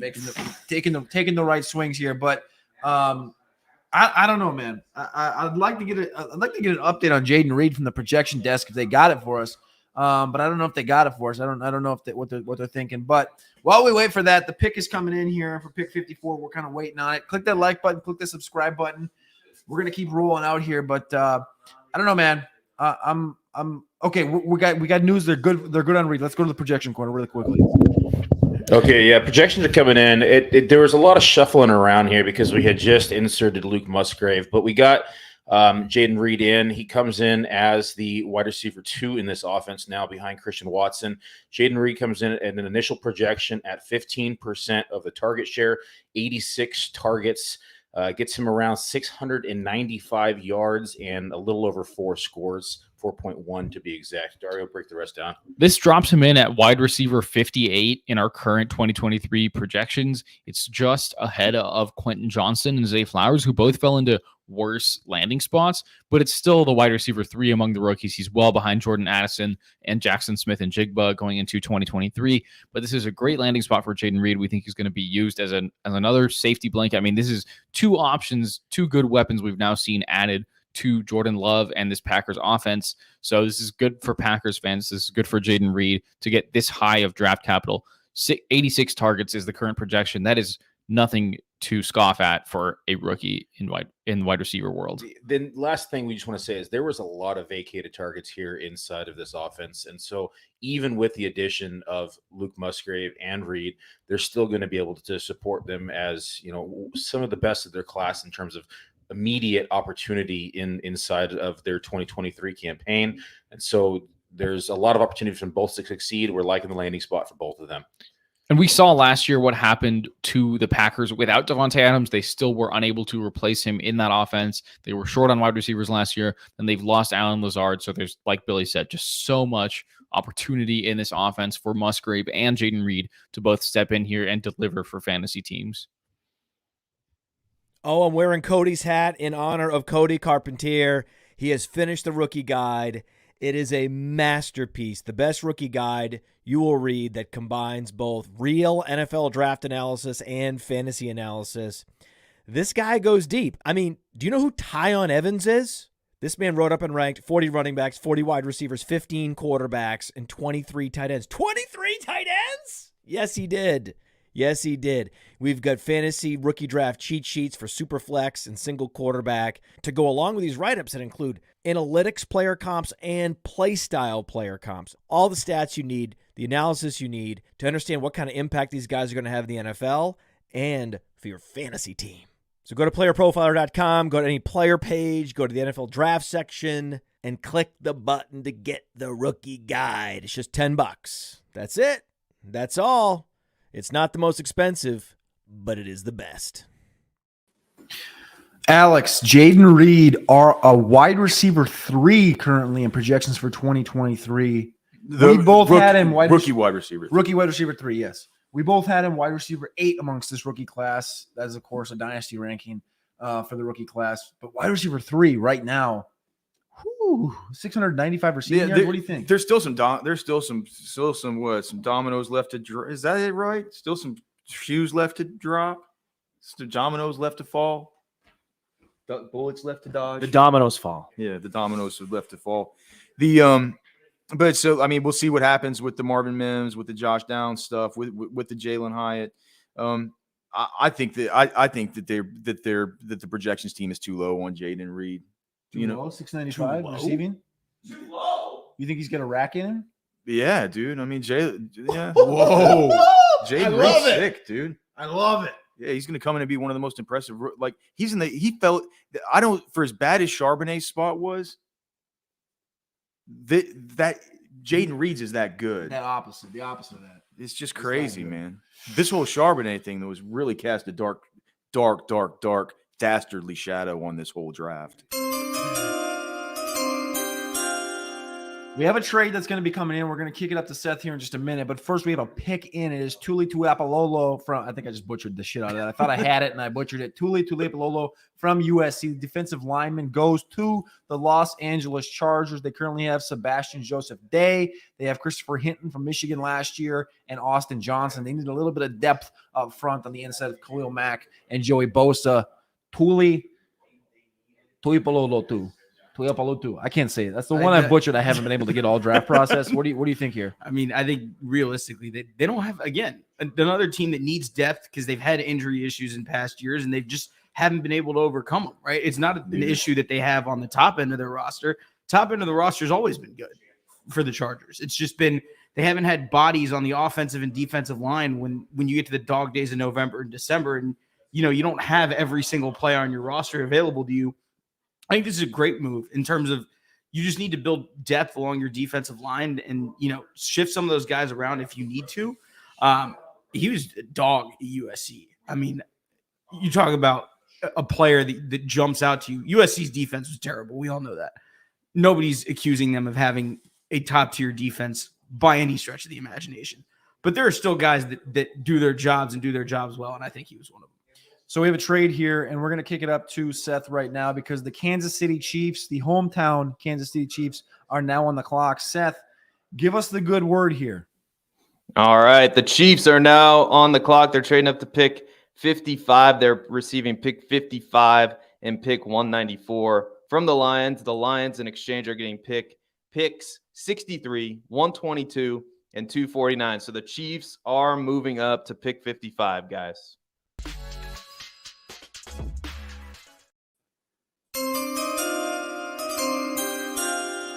The Chiefs are going wide receiver. Oh, listen here, though. This guy does not run a 4.4 or lower, and he was not expected to run a 4.4 or lower. This guy's name is Rashee Rice, and he goes to SMU. Wow. What the fuck is happening? What is all this? Whoa. What is all this? What do we even say about this? Where the fuck did that come from? This is their juju. This has got to be like their juju, right? Wow. So Rashee Rice was just we got to go to the couch and get because these guys are pretty pumped. Here's the thing. I thought we were going to Are we going to get Senior Bowl? The whole round is Senior Bowl, guys. That's what it is. The second round, we got Mingo, we got Musgrave, we got Reed, we got Rice. Michael Wilson's next, buddy. You got the guy with the jacked up truck out front of the Renaissance Riverview. Michael Wilson's next.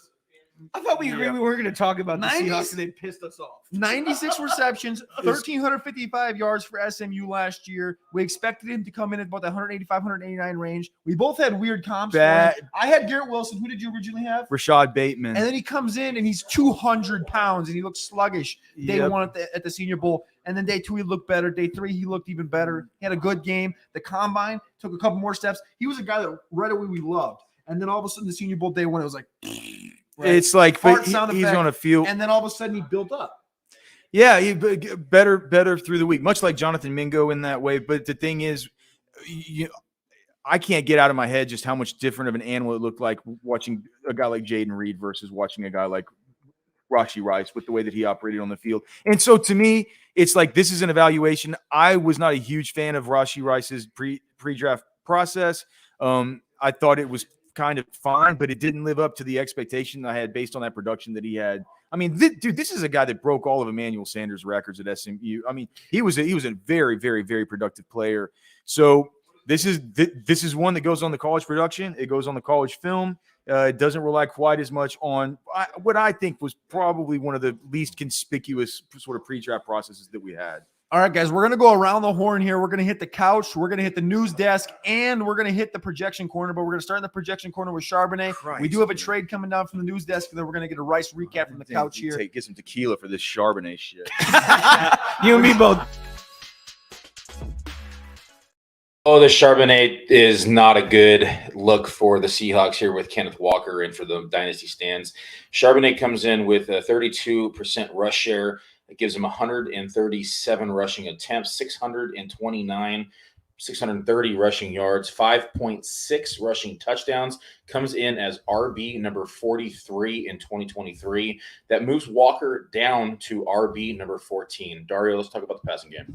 In the passing game, luckily, Kenneth Walker is able to mostly survive. We had some targets already carved out to other running backs, such as DJ Dallas, and we knew that there would be more running backs on this roster. The Seahawks had practically nothing behind Kenneth Walker, so Charbonnet comes in with 6.5% of the target share. That's 35 targets, 190 receiving yards, 1 receiving touchdown.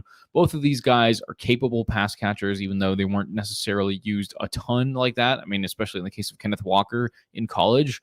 But this is now an exciting tandem in a real-life football perspective. But from a projection standpoint, from a fantasy standpoint, this is a big hit to both of these guys' stocks that they're now going to have to deal with each other in the same backfield in an offense that is maybe above average, but not exactly hugely having the volume to have enough fantasy production from both of them. Yeah, not an ideal spot for Charbonnet to land, and definitely not for any of the Kenneth Walker stands. It's not messy like the Lions, but it definitely complicates things. And you mentioned that Kenneth Walker goes down to RB14. He lost about 50 carries in this projection. He went from 58% of the rush share down to 49%. Charbonnet is obviously going to eat into that. So now that's only 953 yards for Kenneth Walker. As you said, running back 14, still going to be a high-end RB2, but no longer the lock RB1. The dynasty implications of this, I'm sure we'll be talking about late into the night. Thanks. All right, so we got another trade. The Chicago Bears are trading up to pick 56. They're giving up pick 61 and 135 to Jacksonville. So the Bears are trading up to pick number 56, and I think the pick's in. So we'll shoot it back to Cody.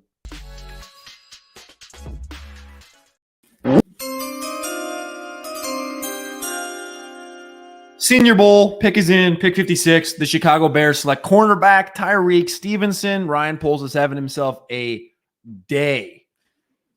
Best comp, Noah Igbenogany. That's all you got to say. Senior Bowl, he hits it again. Tyreek Stevenson got hurt at the Senior Bowl, but he had a great week. Well, look, man, I every year I dating back to 2011, I put together my all Senior Bowl roster where I pick, just the whole team. And this year it was at the cornerback positions. It was Juju Brents and it was Tyreek Stevenson. Yep. So great. They're just doing the damn thing. They got to pair him up with Jalen Johnson now. I love the duo. Let's head over to the couch though, because I know we got some Rashee Rice love over there. We got some Senior Bowl love. Woo, I don't know, man. I can see him through the window over there. Let's kick it over. Raise the poll for Ryan Poles. I mean, this guy, he's killing it. He's now in my top 10. I know I have like 13 general managers in my top 10, but the Bears are destroying. I mean, Dexter, they're investing in the point of attack. They're getting known quantities. Like we talked about the cornerbacks at the Senior Bowl. They're tapping into what was a quality group at the Senior Bowl and building from the center outward. I love what the Bears are doing. This is a very, very different team building strategy that the Bears are employing than they have in previous years in the Ryan Pace regime. So kudos to the Bears. And Rashee Rice goes to the Chiefs. Well, we also have to include DJ Moore in how we view this Bears draft. So it's been an absolute slam dunk. They trade down. They get a treasure trove of picks. They have DJ Moore thrown in. Yeah, they're building something in Chicago, and then Rashee Rice with just the nuts landing spot lands right in the Juju Smith-Schuster role. a guy with over 90 catches, over 1,300 yards last year at SMU. He steamed up. We were sitting here thinking this could have been a move for Marvin Mims, but they go Rashee Rice. So it's a very interesting pick, and Rashee Rice gains a significant amount of value in our upcoming rookie drafts attached to not a bad quarterback in Kansas City. Not bad. Rashee Rice came into the Senior Bowl as it was expected to be the best. Okay, everyone's like, "Oh, Rashee Rice is the class of the Senior Bowl." It ended up being Jaden Reed. Yeah. This happens all the time at the Senior Bowl. There's a dark horse player that comes in, and remember, Kadarius Toney was thought to be the best receiver. No, it wasn't. It was Christian Watson, that was the year before. Anyway, whatever. It was someone else. It wasn't Kadarius. It wasn't Kadarius Toney. All right, that's the bottom line. You thought it was going to be. It wasn't. So every year there's a curveball at the Senior Bowl, and I still believe that Sky Moore is not dead yet.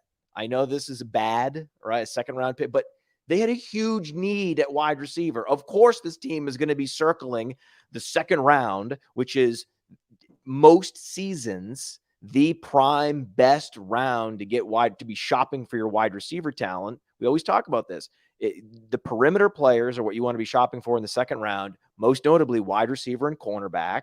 And the smart teams are doing that. The Bears, what do? They went, Senior Bowl corner. What are the Chiefs doing? They're getting Rashee Rice. And the thing with Rashee Rice is why he's interesting is he's 200 plus pounds. So he has real size. Now, he wasn't electric at the Senior Bowl. If anyone tells you he was the best wide receiver on the field at the Senior Bowl, they're lying. He was not that. Okay. So there are some questions. Neither was Mingo for that matter. It was, like I said, it was clearly Reed, but they were going up against an exceptional cornerback class. So it's difficult to grade them. I'm going to lean more when evaluating these wide receivers on their college production than what we saw or didn't see from them at the Senior Bowl. And Sky Moore didn't go to the Senior Bowl because he came out early. He was an early declare, 21 years old, small school, lands in the league with the Chiefs. And the fact that he struggled to command targets in his first year shouldn't be a surprise to anybody. I don't think it's a big deal. I wouldn't write him off. I think he might actually be a truther style value now. Now we're officially now Sky Moore truthers if you're trying to acquire him in Dynasty, and I am. And then the final question for the back of the couch is this Kenneth Walker. Are you down on Kenneth Walker? Is this a buying opportunity for Kenneth Walker? How do you feel, Maddie? I definitely think it's a buying opportunity too, because anytime you have a chance to get into a running back that's top 3 to 5 in Dynasty, you got to do it. But we looked at the projections. Billy Muzio, Dario Offstein gave it to us. It drops Kenneth Walker's projections down to running back 14 in 2023. That kind of sucks. But at the same time, I disagree. Back to disagree. No. I disagree with the projections. Oh yeah. No. And this is what happened. The Seahawks do not care about positional value. They just see that they need a backup running back.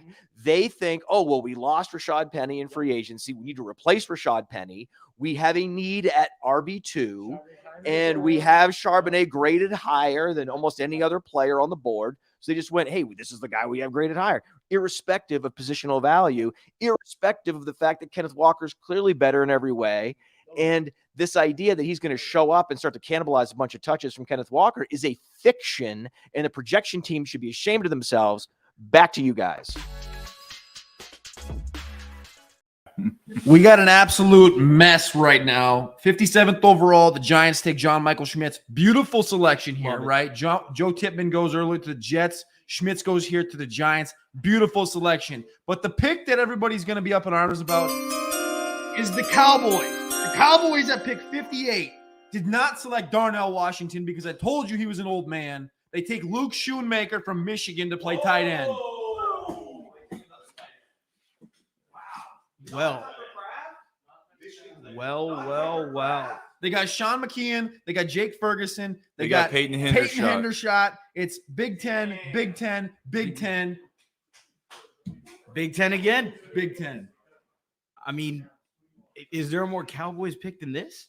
I don't know. Luke Schoonmaker here, though. Round 2, early on, the Dallas Cowboys ahead of Darnell Washington, ahead of Tucker Kraft. I don't know how to feel about it. Back-to-back Michigan guys, too. Mozzie Smith, right? Bingo. Yeah. Clearly, they see something in Jim Harbaugh's program they like. They have a Midwest area scout that's been standing on a lot of tables around there. I guess, man, that's crazy. Yeah. Shout out to the Midwest area scout for the Cowboys doing the Lord's work, apparently. We do have an update on the Rashee Rice projection. Let's kick it over to the projection team and see if we can get a little thought around Rashee, because I'm very interested in this. All right, so Rashee Rice comes into a very crowded receiver room already. We've had conversations about MVS, Kadarius Toney, Sky Moore, even Justin Watson, and obviously all these guys are going to fall behind Travis Kelce as the alpha in this offense. But currently, Rashee Rice comes into a 9% target share. That's 58 targets and 493 receiving yards on 39 receptions, 3.2 touchdowns. It's respectable. We do have him slightly behind Sky Moore, but this is a very easily changeable pecking order for the Chiefs. Obviously, he's not going to start out at the top, but he could work his way up. Yeah, it starts in as wide receiver number 86. Again, there's a lot of uncertainty inside of this wide receiver core because we all know that Kadarius Toney is injury prone, and anytime he could be missing time, which you just then at that point, Rashee Rice is bound to see a lot more target share. However, we can't project that from a projection standpoint. However, we can pretty much assume that it will happen at some point in the season and that he should start climbing that chart and getting some more opportunities. In terms of the Kenneth Walker debate that we have here with Matt now, we would like to just say that if Rashad Penny had stayed healthy the entire year, we wouldn't be talking about Kenneth Walker as an RB1 to begin with. You'd be talking about a high-end RB2. So when you talk about positional value, we have to consider the fact that they didn't have another running back last year. And now that they actually have a legitimate 3-down back to also step in, Matt doesn't like it. It doesn't matter. Numbers speak for themselves. This is not how the Crowded? Seahawks operate. You think the crowded? I'm over the Charbonnet nonsense and blasphemy against Kenneth Walker. A crowded wide receiver room in Kansas City? Crowded with what? Crowded with mediocre guys. If their bodies are there. It's It's crowded with dead bodies. It is crowded. It's still you still gotta get over the dead bodies before you can pick yourself up. So there's a lot of people here, and we've seen now with Sky Moore last year they didn't just lean into the rookie. Rashee Rice finds himself in a crowded situation, whether we like it or we don't like it. Those are the facts, and it's going to take him a little bit of time to ascend the depth chart. Back to you Agreed. guys.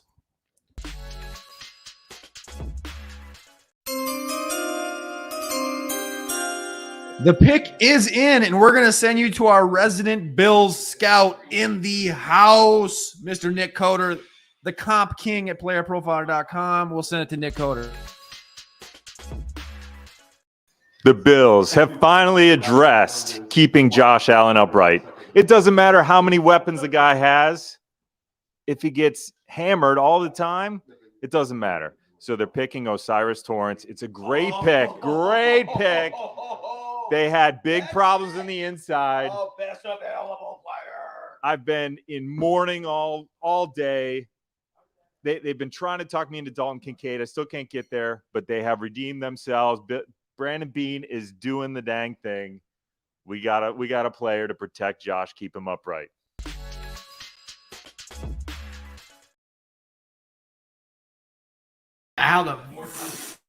What? How did O'Cyrus Torrence make it all the way? It's like he's just been. I had forgotten that he was still on the board, kind of. We didn't think he'd get to 29. How the fuck is he here at 59? What a pick for the Bills! Oh my dude. God! I mean, that's. Alex, how fast do you think they ran in that? Well, doesn't the league make them like? I think they have to wait. Like what they? I don't think they waited. Yeah, it's like they just said. I think they told just Roger said, to go the fuck rule. himself. Yeah, man, we're putting it in right now. We got a pick in, and it comes courtesy of the Cincinnati Bengals right here at pick 60. They take the fastest man at the combine this year. His name's DJ Turner. He went to Michigan. He's playing cornerback, the speed, the burner. Bengals, they need a corner. Eli Apple gets burnt every play. DJ Turner will never get burnt. Yeah, the one thing he's not losing is a foot race, right? Yeah. You give Lou Anarumo another chess piece to have fun with. This defense is just nasty. It's just nasty no matter who you put in there, and that guy is way, way, way, way, way better than Eli Apple. I'm sorry to my Buckeye friends, but Eli Apple ain't it. I don't know, man. I think that the Bengals, they did two things right here. They picked up on the defense, right? They didn't really need edge. No, right? They got Hubbard, they got Hendrickson, but they add depth with Miles Murphy, which I think is a beautiful selection because you're going to have to pay Hendrickson and Hubbard. Right? Yep. Beautiful pick. Then at cornerback, you go and you take they're building at the right position. Exactly. They're not Brad Holmes that goes out and gets a running back with the first pick and then an off-ball linebacker with the second. It's like building complete. It's building. It's like putting it's like putting a backsplash in your kitchen before you even lay the foundation. You know what I mean? Like they're going about building the right way. When you build your kitchen, do you think you would put the backsplash in first? You put the flooring in first? You think you buy a toaster first? If I was homeboy back here, I think I'd buy the toaster first. Yeah, he's gonna need it. Okay, so DJ Turner, just a little recap here. DJ Turner goes here to the Cincinnati Bengals. Again, we just talked about this building from the right spots. What did he run at the combine? Like 4.0. I think it was 4.24. It was something new. It wasn't the record. It was 4.2. I think it was 4.24. I want to say. It was something nuclear. We're 3 picks away from the end of round 2. We only have one running back off the board, and his name is Zach Charbonnet. He went to Seattle. So we really haven't learned a lot as far as the running back landscape goes. We have the Jacksonville Jaguars up. We have the Philadelphia Eagles, where I think we should see a little Roschon Johnson. And then we got the Detroit Lions here at 63. No, I don't think Roschon goes here. I'm not on Roschon watch just yet. I think Roschon's going to go 86. Cody. I think that the 4.26. Whenever I look at it, I think the Roschon landing spot would be the Bengals in round 3. Oh, that's a fun one. I had the Chargers in round 3, 86. Where's the Bengals picking? Let's see. Bengals are picking 61. They just picked right now, and then Bengals pick again at 93. That's the Roschon Johnson spot. I think the floor is going to be right there. 93 to Cincinnati, 92 to Buffalo, 91 to Dallas, 94 to Carolina, 95 to Philly. Like that's the floor for a few of these big guys. I think. It's got to be Roschon because think about it. Joe Mixon is continuing to act like a. Where are you going with that one? I was going to say turd, but I mean, he's owed $12 million, so they're going to get him the fuck out of there. I'm trying to think of some other way to just, the January incident, the March incident, they're both real bad. He's had a spotted pass with this stuff. They owe him a bunch of cash. Samaje Perine's gone. What did they have that old slug in there that looks like he's running with oatmeal in his pants all the time? The reason why they did is it's true. That's true. And the reason why they did, excellent in pass protection, good on third down, good without the ball in his hands, reads the field like a quarterback. Like Roschon could do at least all the stuff that Samaje Perine could do, and he brings the added benefit of if there is no Joe Mixon, doing a lot of the things that Mixon can do. So I think that the end of the third round there, would you say pick 92, pick 93? Pick 93. Yeah, I think that would be an excellent spot for Roschon. The pick is in, and then we're going to run to the projection corner to listen about Schoonmaker. But another tight end goes at the board right here, and his name is, again, not Darnell Washington. His name is 6'4", 253-pound Brenton Strange from Penn State. Another tight end from Penn State. Another draft goes by. What do you have on him as such a close observer of that conference? Of watching him and Freiermuth run seam routes against every defense you have. To you as a guy that watches all the Ohio State stuff, like he was a problem over the course of his career. He was a problem. Okay. And the thing is, it's not necessarily that they threw him the ball enough, right? Because I mean, it was veteran quarterbacks the whole time with not the strongest arms while he was there, but he kept getting open. Yeah. Right. You watch it back and you're like, holy shit, who is that guy? It just doesn't. It doesn't seem like he's had the buzz through the process of some of these other guys. And when we talk about the historic tight end class. It doesn't feel like he's one of the first names that's sort of listed off, but in the times that I watched him, I thought it looks like a damn good player. Yeah, so. Really good player. Let's kick it down to the projection corner. See what we got on Luke Schoonmaker to the Dallas Cowboys and what his effect is on Jake Ferguson, Peyton Hendershot.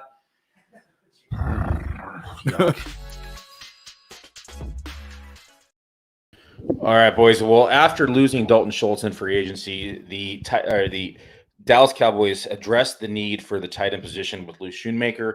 It definitely has a slight impact in the passing game overall. It's more inside of the tight end landscape. He comes in at about 8% target share, 47 targets.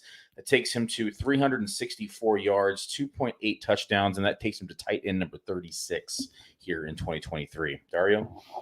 Yeah, I mean, you pretty much hit the nail on the head. I think that a lot of the targets that Dalton Schultz had were going to kind of get replaced with Brandon Cooks. They do still need that safety blanket over the middle.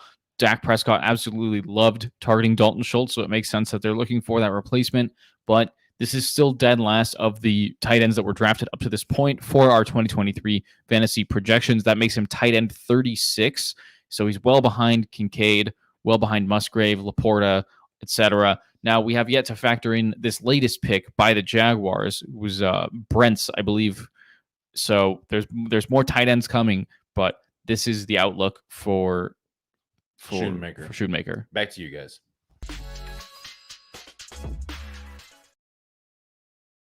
Pick 62 was traded. We'll get the details here shortly, but the selection was Juice Scruggs, and it was made by the Texans. They traded up with the Philadelphia Eagles here at the end of round 2. They take Juice Scruggs. Back-to-back Penn State kids. What do you think? More Big Ten. More Big Ten.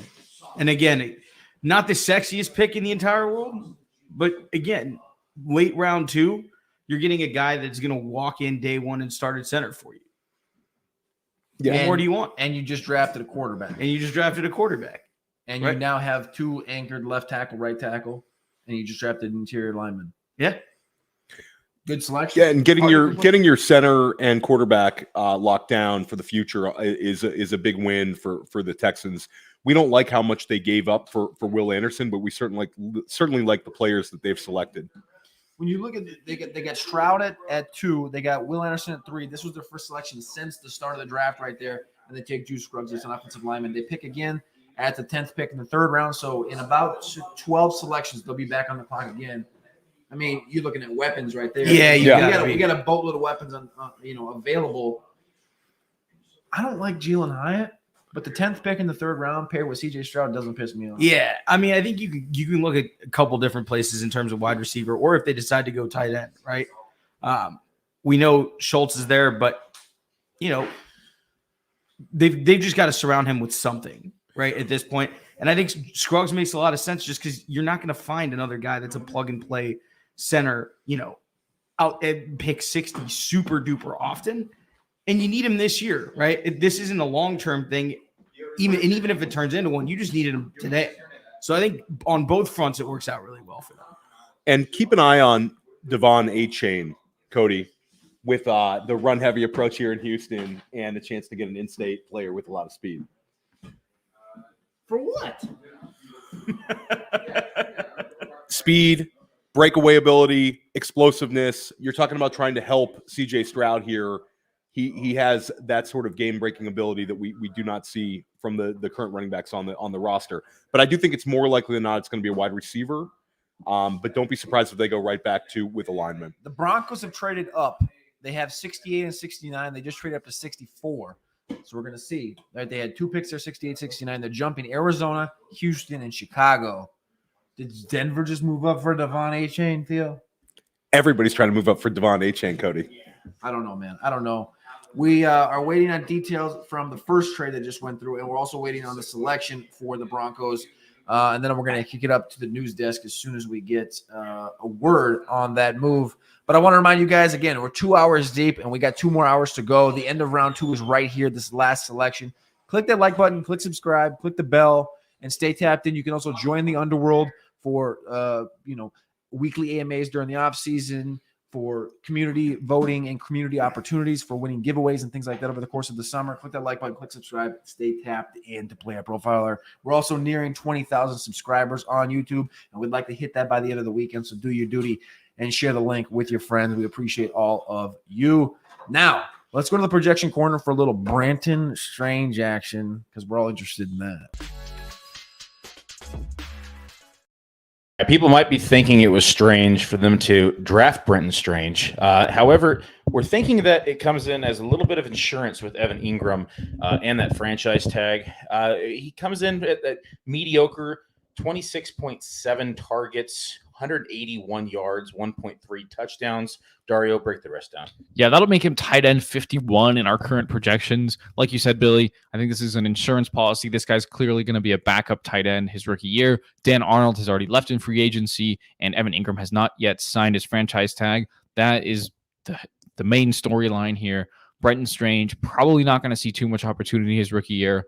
Honestly, I don't know if he was someone that we were expecting to have his name called at all tonight. So good for him. Bit of an upgrade in his overall draft stock, but he is going to be a clear backup this season as long as Evan Ingram does not hold out. Back to you guys. The Broncos are on the clock. We still do not have a selection in, but if you had to guess, would it be, you think, receiver or running back? I think it's going to be one of these two positions here. I think it's going to be one of the two also. I don't have a strong feeling about one way or the other just because they seem to have a few of each, just more of a question of what their preference is and particularly what they traded up for. All right, we're going to trade. We're going to figure out what the details are right now. Oh boy, the Texans are at it again, guys. So the Eagles trade out a 62. The Texans are trading up. The Texans are giving up 65, 188, and 230 to move up 3 spots to 62. Denver is also trading up. They get pick 63 from Detroit. They get pick 63 and 183, and they are giving up pick 68 and 138. So a couple trades going down here. Back to you guys.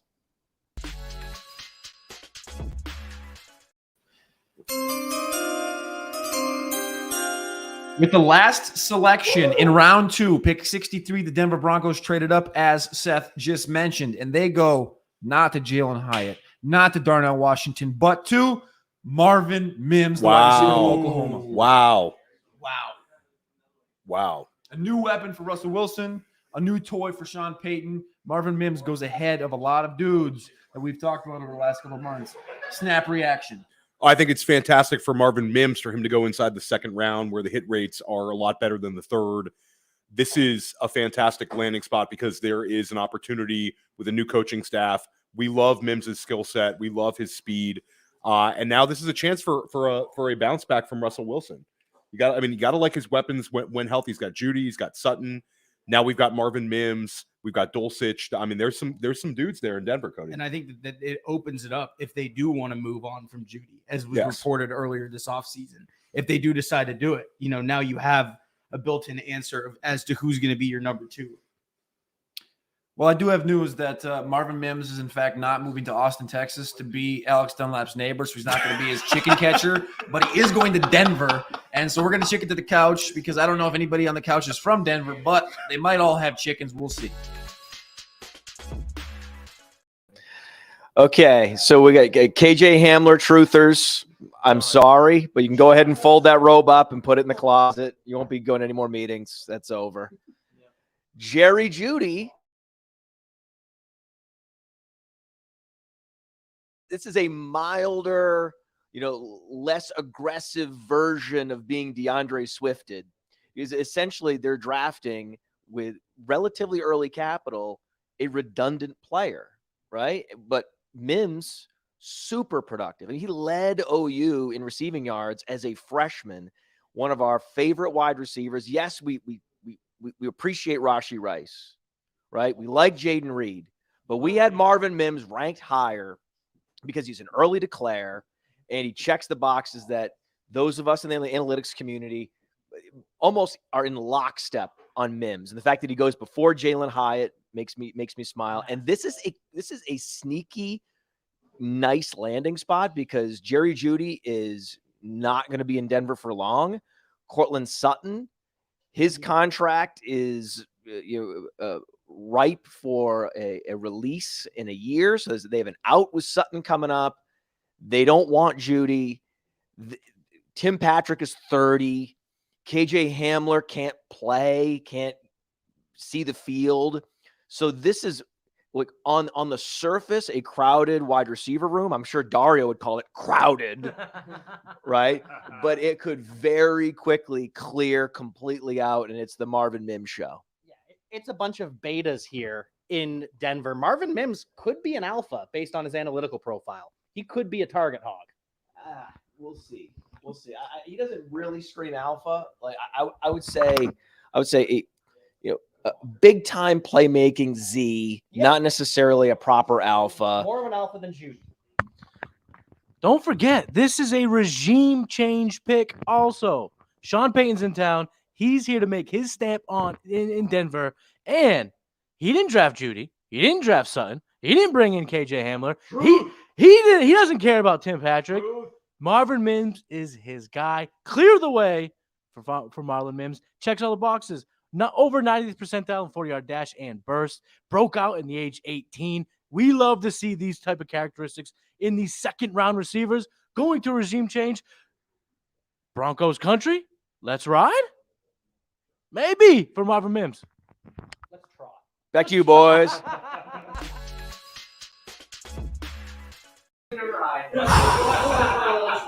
Round 2 is complete. Round 3 is here. Round 2 skill possession recap. Tennessee takes Will Levis at the early part. Detroit takes Sam LaPorta. Vegas takes Michael Mayer. Green Bay takes Luke Musgrave.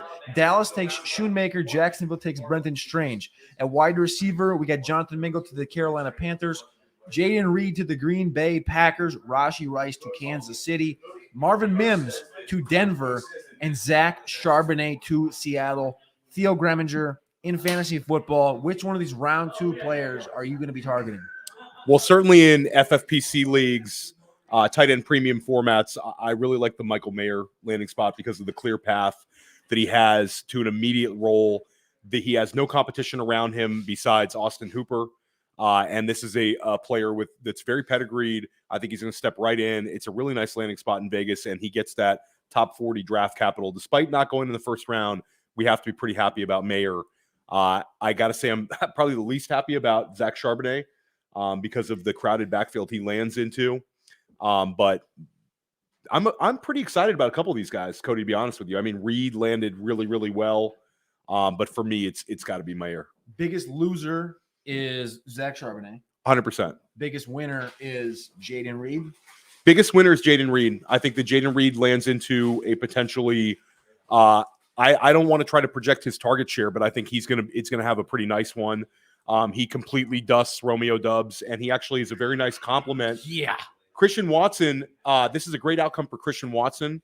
Dust water. Christian Watson has a very athletic tight end next to him and a wide receiver that is not similar to him. They're gonna be different kinds of players, and I think they'll complement each other quite well. So Reed is a huge riser here. And Christian Watson is a huge winner in Dynasty and in redraft. All right, so the Chicago Bears take Justin Jones in free agency. They add Jalen Holmes in free agency. They add Andrew Billings in free agency. They draft Gervon Dexter in round 2. And with the first selection in round 3, they take the big boy out of South Carolina, Zach Pickens. I went down to the South Carolina Pro Day, and I watched Brenson Buckner put him through a workout. You know, obviously Jalen Carter didn't look good at his pro day because he was a little gassed. Pickens didn't have the best pro day. I watched Brisset, I watched Pickens, and I watched Jalen Carter back-to-back days. Pickens was just extremely mid, in my opinion. First pick in round 3 here, though, and he gets teamed up with Dexter in Chicago. Chicago resident, what's the thought on the defensive line? Again, building inside out. Beautiful. I think what they're doing is they're just saying, no matter what, we're going to get after yours and we're going to protect ours. Because the skill positions last year were clearly an issue, but I don't think that that's solvable in one draft or just throwing picks at that. They had so many other issues too. Their back end last year was actually somewhat solid relative to what other people thought about them. It was really the linebackers and the D line that were just god awful. They kept getting run on, and for that reason, everybody got gassed, and then they started to get thrown on. It was just they needed help everywhere, and I think starting on both lines is a really good way of going about using the draft capital that they have this year and obviously into next year too, as they keep trading back and amassing more picks. I think Ryan Poles has done a really nice job early on in this 2023 draft. D tackle, tackle, and cornerback. important positions after important positions. Theo, now I got one question for you as we wait for these Eagles to double tap running back. I got a question from the Fantasy Plumber in the chat. Shout out to you for being a member of Player Profiler on Player Profiler YouTube channel. If you click that join button, maybe I'll pop a question up here. Maybe I'll actually ask one of these analysts that question. If you're not a part of the members, I'm not going to pop a question up and ask it to the analyst. But Theo, you love Charbonnet. Is Walker that much better than Charbonnet? I think he is better, but he's also different. Ken Walker was faster in his 40 time. Maybe a little bit more of an explosive rusher. But Zach Charbonnet certainly was a more successful receiver in college. We had Zach Charbonnet as a potential guy that I would have selected as high as the 104 in rookie drafts, and Ken Walker was going slightly higher than that last year. So it's gross. It's a terrible, terrible situation. Pete Carroll not only takes Jackson Smith and Jigba and puts him next to two excellent wide receivers, but then he follows up with the dynasty kick to the nuts for everyone by putting Zach Charbonnet in the same backfield as Ken Walker. Pete Carroll is the dynasty cooler. The guy doesn't care about our dynasty teams. In fact, he wants to mess with them. So no shout out to Pete Carroll. We're mad at Pete Carroll. But, you know, in terms of what Seattle's done, Seattle's set to maybe be the number 2 team in the entire NFC besides Philadelphia. I mean, they're set to win. They're with what they've done this offseason, adding Jackson Smith and Jigba, adding a second running back. I'm very big into Seattle. I think they could take a step forward as a franchise this year. All right, we're going to go down to the projection corner. We got a little Marvin Mims to Denver action, and we're going to see if Jerry Jeudy is, in fact, dead. Boys, Jerry Jeudy is not dead. However, like Matt said earlier, Marvin Mims steps into a fairly crowded wide receiver core with Cortland Sutton already there, Jerry Jeudy there, Tim Patrick's already there, and they do have a great tight end in Greg Dulcich. Mims comes in at 11% target share, 62 targets. It's going to be 38 receptions, 487 receiving yards, and 3.1 touchdowns in the original projections. Dario? As you guys have said upstairs, I really like this spot for Mims in Dynasty, but just when it comes to seasonal projections right now, if the Broncos don't move either of Cortland Sutton or Jerry Jeudy, it's very difficult to see a path to Marvin Mims being fantasy relevant in 2023. This makes him our wide receiver 85 in our current projections. He's right there neck and neck with Rashee Rice after that last pick. We just talked about how crowded the Chiefs wide receiver room is on top of being behind Travis Kelce. So this is two very tricky AFC West offenses to project right now. These are two talents that we like. I think Marvin Mims, I personally like a little bit more than Rashee Rice at the moment, but neither of these spots is exactly an ideal landing spot for a rookie wide receiver. They're going to have to earn their way up the depth chart, and I would be surprised if we see a double-digit fantasy game from either of these guys before week 6. Back to you guys. No, it's not back to us. Yo, Dario, the fumes down there are getting to your head. Flip that projection right now. Marvin Mims is a game changer. Marvin Mims should be wide receiver 58, not wide receiver 85, guys. Go ahead and flip that Do one. you understand what a fantasy point is for wide receiver 58? Worry about the wide receiver that they just traded up to get. This is the first selection Denver has made all draft. And they Theo, choose to go with you've Marvin been talking Mims. all day about round 3 wide receivers and their hit rates. We're at the end of round 2. And I understand Mims was projected to go a little bit higher inside this draft class, but landing with Cortland Sutton and Jerry Jeudy right now currently on the team, as well as a pass-catching tight end like Greg Dulcich, it's not great for his initial projections into 2023. We do think that he will initially kind of start off slow. He's going to kind of take on more of a role, but until we see either Cortland Sutton, Jerry Jeudy, or any other movements inside of this receiving core, it's going to be very hard for him to step into an immediate role. Yeah, talk to me when one of those guys jam. is traded. I understand the log jam at the position, but at the end of the day, this is the guy that the new coaching staff is putting their faith into. This is their first selection, and Marvin Mims has juice. We've also seen Oklahoma wide receivers hit the last few. Cody, how did CeeDee Lamb do? He's all right. And how did Hollywood Brown do? He's all right. So these Oklahoma receivers have been hitting. They just go get one with speed. What did Marvin Mims have for last year? 1,000? With Caleb Williams, what did he have the year before that? 1,000. I think this matters too. That's Sean Payton's first draft pick. Yes, 100%. This is his first Right? time. Yeah, Right? I mean, he didn't come there and Look, it's your guys' job to have emotional reactions to these takes. It's our job to have numerical reactions to these draft picks and project these pieces to fit into these offenses. Yeah, I heard the Kincaid one yesterday. I hear the Mims one now. I feel like I'm getting personally assaulted with some of these projections you guys are doing down there. It's a lot of it is map based. So we have Dario over here. LA Chargers. I think there's a little bias, right? That's all I'm saying. There's some bias, definitely some bias. Well, the man and the machine are colluding against some of our favorite guys in this draft, Cody. We have Dario and his algorithms, and me and my trophies over here. Dario, what do you got over there to defend on the numbers? We have the juice, fellas. It's just gut feel, intuition. It's nothing gut, more. It's gut feel. It might be all that barbecue he ate earlier that he's feeling. in his Sean gut. Payton's going to come out to the podium and say, "Yeah, we're really excited. We drafted Marvin Mims. We got hope that he can be wide receiver 85 on the season. That's what we want to do with the first guy we brought in, fellas. We want to know wide receiver. Okay, He's gonna be the wide receiver 4 on the first depth chart released by the Broncos because this Sean Payton offseason. is completely thinking about fantasy points. We're talking fantasy points. He's talking about real football. There's a big difference in how they draft and how they plan to use a player versus how we're drafting in fantasy football. We can't expect him to come into the field and be an immediate wide receiver 3/high end 4 in his first few games. He has the ability, don't get me wrong, but it's going to take a lot to go wrong in order for it to go right for him in his projection in 2023. We appreciate you guys. We're going to come right back to you after the Eagles do not select a fantasy relevant guy, but somebody will soon. All right. 2 picks are in. The Philadelphia Eagles take offensive lineman Tyler Steen from Alabama. They need some offensive line depth. Of course, they got Jordan Mailata and Lane Johnson. But Lane Johnson tore every single, cartilage, tendon, muscle, everything off of the inside of his leg. But he's still going to be playing, but they just need depth, right? They need something for the next 5 years and the next 10 years. And they also doubled down. They had 2 selections. They did not go offense again. They took Sidney Brown, the better Brown out of Illinois, the safety. He is an absolute dog. When we were down there at the Senior Bowl, he's actually the one that made Chase Brown have a bad week. He actually met him in the hole hard, knocked his helmet off, made his own brother fumble, and kind of buried his own brother's draft capital. But Sidney Brown goes right here, round 3. Eagles, tackle, safety, thoughts. He doesn't skip leg day, guys. No, he's a brick shithouse. Would we qualify him as a brick shithouse? What did the Eagles show you they are last year? They're going to run the fuck out of the ball, and they're going to beat the shit out of you on both lines. What about either of these selections is telling you they're going to do a goddamn thing different? And as soon as you decide to overcommit to the run, they're going to throw it to A.J. Brown over your head, and you're fucked. Run it back. More of the same. Howie Roseman doing what he does. One of the most athletic players in this draft just went up the board here.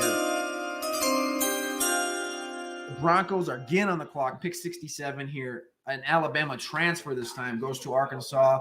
He was once, Jesus Lord, projected to be potentially that Bills selection in round 1. Drew Sanders, linebacker, goes to Denver.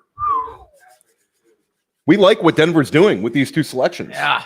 I mean, they got more athletic. This is the Anzalone selection. This is the Anzalone for Sean Payton's defense. Yeah. Yeah. I mean, look, Sean Payton has always had a type. And the thing is, no matter where he goes or what he does, he's always going to value certain guys more than other offensive, defensive coordinators or head coaches will. And Drew fits that profile really, really well, right? Like, this is everything you want. And this is also where you should take a guy like that, right? We're not talking about a guy at the end of round 1 or the middle of round 2. We're talking about round 3 now. I mean, Drew Sanders is good. All right. But it's been defense. It's been offensive line. It's been defense. It's been offensive line for the last 10 picks. I'm kind of tired of it.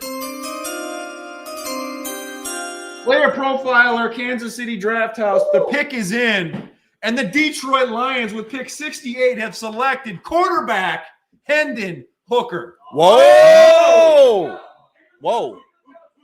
We are going to kick it to the couch because Action Jack Cavanagh, our resident Detroit Lions, Believe Lions host, Player Profiler Today host, is here. And he's probably got a thought on this quarterback that might just be better than Jared Goff. Just when I am out, just when Brad Holmes has me thinking that he's a fake sharp, he goes and does something brilliant. We're back. We're back. Our Lions.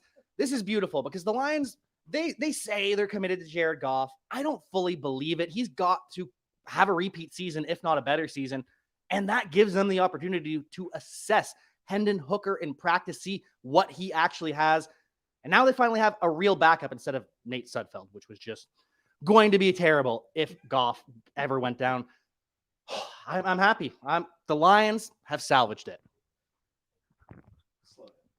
Good pick. Good pick. It was a good pick. It was a good pick. Getting a guy like Hendon Hooker, the Mannings loved him. He's been kind of the darling of the last couple of weeks, I would say. A lot of first round draft or helium was attached to his name, but third round pick here seems very, very on point. That seems very fair here. Bring him in. Now, is he going to usurp Sunshine Jared Goff? I don't think so. I don't think so, but it's good for the franchise. And hey, if you got 6,000 picks in the first 3 rounds, you can choose anyone, including a running back in round 1 at pick 12, including a linebacker at pick 18. But hey, Hendon Hooker's in town. What do you boys think in the back? I like that Hooker went before Jalen Hyatt. I like that. I like that Hendon Hooker went before Jalen Hyatt. Just for the record, just for the record, it is officially a fake offense that none of the skill position players went in round 1 or 2, though I think Peter Schrager had Schrager. I think he had him at 12. Where did he have him? Where did he have Hooker? He did. He had him going 12 ahead of. I believe Peter Schrager had Hendon Hooker going in the teens, and he falls. So that's really a Malik Willising of the pick there. You hate to see that from any of these mock drafters. You get it that wrong. It's pretty embarrassing. But Hendon Hooker is not just a system quarterback. I don't care what system. Is it a football system? Okay. Is it a 4-down system? Do they play it on a football field, the same football field the other teams play on? Okay. So there's no magic dust you could sprinkle on all the guys' shoulder pads and suddenly get them to play at a high level with did this offensive coordinator invent a new type of route these guys are running or a new way of blocking? No. Hendon Hooker put up those stats. He put up one of the best touchdown interception ratios we've seen in recent memory, hung 50-plus points on Alabama, and he can scramble. So he can create yards on his own when needed. This is the perfect pick. This is so savvy. This is so savvy. Brad Holmes is trying to claw this draft back. Like he painted himself into a corner, and he said, I'm going to try to rescue myself and rescue the reputation of this front office. What I think happened was this is a Brad Holmes pick. I think there were a couple Dan Campbell picks that we had to suffer through. I think it was a political win for Dan Campbell. He won the power struggle, got his guys in the first round, probably went to ownership and said, hey, if you want me to keep coaching here, you got to let me pick some of the groceries. They did, and then they gave the steering wheel back to Holmes, and now he's driving the car on the right side of the road. Back to you guys.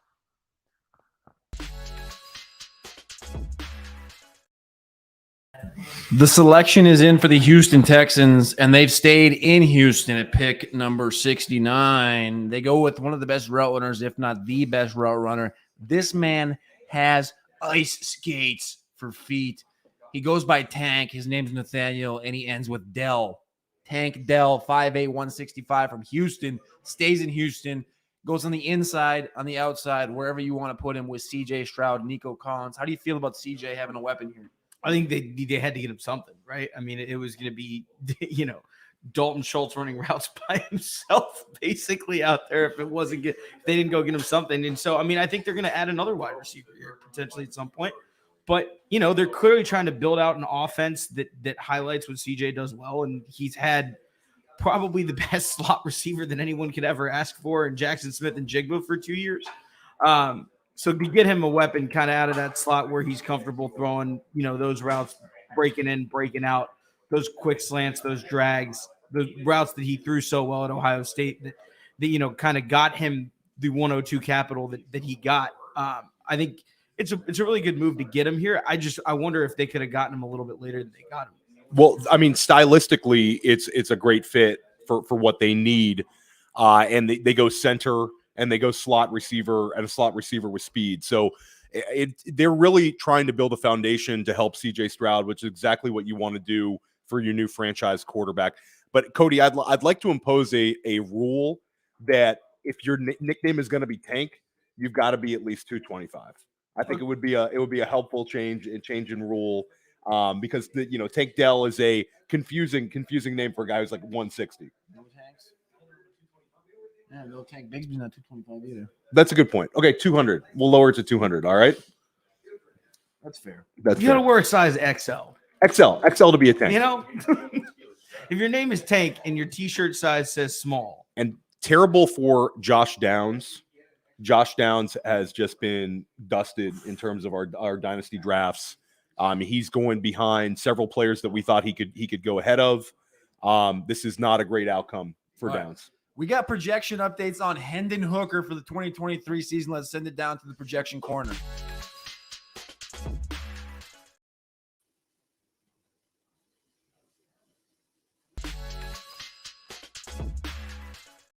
It looks to me like there's nobody down there. There's no projection. Nobody gives a hoot about Hendon Hooker. Poor guy. And Tank Dell, I think we're going to be waiting on Tank Dell there, but the projection corner has no take on Hendon Hooker. I just saw a video of him floating around Twitter, no brace, no sleeve, no nothing, throwing the football. Do you think there's a range of outcomes for Hendon Hooker to maybe have a little bit of an opportunity this year, 2023, to get some work? Yeah. I mean, I think over Goff. I don't think it's necessarily going to be over Goff in the sense that they're going to replace Jared with Hendon Hooker. But I mean, one, we know every year there's a catastrophic quarterback injury. It could be the Lions this year. You never wish that on anybody, but it happens, right? I mean, how many quarterbacks did San Francisco start last year? I think Theo started a couple games for him. I think by the time you get to the playoffs, I mean, that's a guy that he'll be ready by the playoffs. Right. And the other thing, too, is you saw what happens when you have a guy in waiting in case the guy that you think Alert! We have some news. We have two trades that are coming in right now. Let's break it in right now. Did it happen? We're going to go up through the first one. The first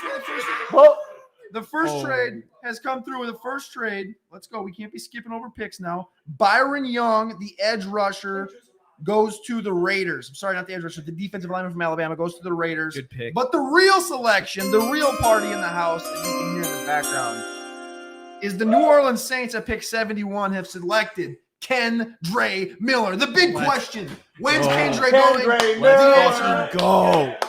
Kendre. The real question was, when is Kendre going? He goes at 71 here, running back 4 off the board. There was no concern over the knee injury for the NFL teams. There was none. And we had Alex Dunlap, boots on the ground at the TCU Pro Day, and he said he would be ready for the OTAs. He said he'd be ready for the season, and then he really wasn't worried. You would think if he was worried, maybe he would have rushed back and he would have tried to train. He would have tried to show something, but he warned us at the combine, I'm not going to be running throughout this entire process. I told you earlier, I thought 4.47 when he's healthy. I mean, this man scored a touchdown in every single game last year. He had over 1,300 yards, and there is a reason Zach Evans is not off the board yet. And there's a reason Zach Evans did not play at TCU last year. Woo! This is a massive win for Kendre Miller. Not only does he get the day 2 draft capital that we wanted to see, but he actually lands into a spot where you can squint and see Kendre Miller making an impact as a rookie. Jamal Williams is there.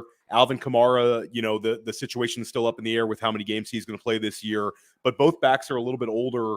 They now draft a 20-year-old with some juice. He's got size. This is a great landing spot. Not a good landing spot, but a great landing spot for Kendre Miller. Our good friend Dan Williams in the chat brings up a good point. Jamal Williams. It's worse for Jamal than for Kamara. 100%. Dan's absolutely right, because Kamara's the kind of guy that is going to command a number of targets, but now Jamal Williams, the potential bell cow work for him in the early season is completely out the window. It's going to be a committee until Kendre overtakes him if Kamara misses time. And also, we like Kendre's ability to catch the football. I think he's potential as a two-way back with size. So this is a slam dunk. We've been waiting for a good running back landing spot, and we end up with a great running back landing spot. We're looking now at Kendre, who for some people was looked at as like RB 11, 12, 13. Some people looked at him as 2, 3, 4. You get the round 3 draft capital, forget the testing. New Orleans Saints Kamara's aged out. Kamara's got to be, 26.7 right now? Yeah. Kendray's coming in. Kendray to the Saints in round 3, early round 3. Zach Charbonnet to Seattle, round 2.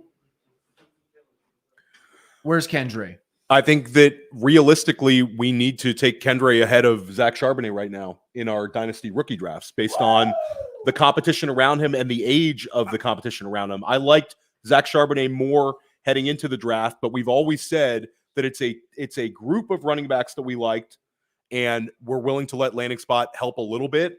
And Zach Charbonnet was hurt, and Kendre Miller was helped, and their draft capital is close enough that you can flip-flop them. So I still am not like closing the door on Zach Charbonnet. I think he's a very talented player, but Kendre Miller has a path this year. I'm gonna go to the couch right now because Alex Dunlap was boots on the ground at the TCU Pro Day, and he talked to Kendray, he talked to Quentin Johnston, and he at one point had Kendre Miller as his RB2. And since obviously there's been a lot of question about Kendre Miller, we're going to send it to Alex Dunlap on the couch. New Orleans Saints landing spot here. Is Alex Dunlap putting him back at RB2? I don't know if you can even do that ahead of Gibbs, but at least RB3 maybe, Alex? I am not Alex Dunlap, but I have been touting Kendre Miller everywhere. I had 2 rookie drafts and 2 dynasty leagues, Kendre in both, because of Alex Dunlap. Just a nose hair under 1,400 rushing yards. Absolute beast at TCU. So I'm going to pass the mic over to the man, the myth, the Kendre Miller whisperer, Alex Dunlap. Well, I mean, for one, I think the most important thing this whole time, if anybody with 2 eyes can watch Kendre Miller, watch the TCU offense, and realize that offense became the offense that it was, not because of Quentin Johnston. He was a very, very, very good player, but Kendre Miller was the beating heart of that entire offense that went to levels that unseen by TCU faithful. Kendre Miller, the way that he runs, his decisiveness, his intentionality, hitting the zone lanes, it's so reminiscent of how Kareem Hunt looked coming out of Toledo. That's been my comp on him the whole time. The question that we got answered here, and the question that we needed answered here, was how is the health? Because in the Michigan game, this is stuff that kept me up at night. And coming into after the Michigan game, coming into the national championship, he was questionable all week. There was a chance that he was going to play, right, in that game, right, in the CFP. Then we get to the combine, he can't participate. We get to the pro day, he can't participate. I go all the way up there just to ask the guy, what's going on with the knee? How is it? Are you going to be okay for rookie mini camps? Are you going to be okay for OTAs? He's like, dude, I don't even know what we really do at a rookie mini camp. But I'm fine. I'm good. I'm good to go. He's a beast. As far as training camp, he said, I'm going to be totally fine. I know for a fact that they're not going to spend day 2 draft capital on a hurt running back. Absolutely not. Are the Saints going to do that? So what we know is he's not hurt. The question's been answered. The only question that I had has been answered. And now we have this landing spot that is a terrific landing spot. The Jamal Williams just threw a small little bit of a hiccup into it at the very beginning. But even when you have a committee, whenever you have a committee with, and I was just telling Matt this earlier, there were times in DFS during the height of Mark Ingram's time there with Alvin Kamara. You could start both those guys in DFS and end up with the optimal lineup on fucking DraftKings. So I mean, this is a situation where even if Kamara is there, even if there's Jamal Williams, whatever, the cream's going to rise to the top with Kendre Miller. He's an absolute awesome player, and yes, at this point, Theo is absolutely right. He needs to be taken ahead of Zach Charbonnet in Dynasty. He needs to be a fixture in the top 5 picks as far as the 1 quarterback leagues. And I'm absolutely thrilled. This was going to be the time. If he slips to round 5, round 6, we're like, shit. The medicals were just bad, and God damn it, how are we going to deal with Kendre Miller? The question marks are gone. Incredible. He was an incredible value in best ball on Underdog, where you could get Kendre Miller at the end of drafts. And we're talking about a guy that had the feature back size, the feature back explosiveness. And from what the limited targets he's had, because they didn't need to throw the running back in that offense, he looked pretty smooth out of the backfield as a receiver, right? He's fine. He's fine. What is he? 8% share of receptions. I mean, it's fine. It's fine. I wouldn't say that he's certainly not the weapon that like a Gibbs or a Charbonnet was out of the backfield. But I mean, he can catch. He can catch. It's fine. Yeah, this guy is a value, and now that he gets the day 2 draft capital, the next shoe to drop. That's that phrase. That's what it is. Yes. Is going to be Roschon Johnson. Where's Roschon Johnson go? But I love looking back at our rookie rankings and seeing where players like Kendre Miller were ranked, and vis-a-vis the Devon Achanes and some of these the Jalen Hyatts. Yeah. Right. Those guys were going before Kendre Miller and Kendre Miller with twice as many lifetime value rating points as a Jalen Hyatt, and Jalen Hyatt has not yet even been drafted. Breaking news coming at you. Oh, there's some trades going down. So the Houston Texans traded up to 69. The Rams traded down and got picked 73 and 151. And the Rams are trading down again. They're trading down from 73. The Giants are coming up. The Giants are sending the Rams pick 89 and 128. And I'm not sure if they're on the clock yet. Oh, they are on the clock right now. We got some updates on some picks. I'm going to shoot it back to Cody.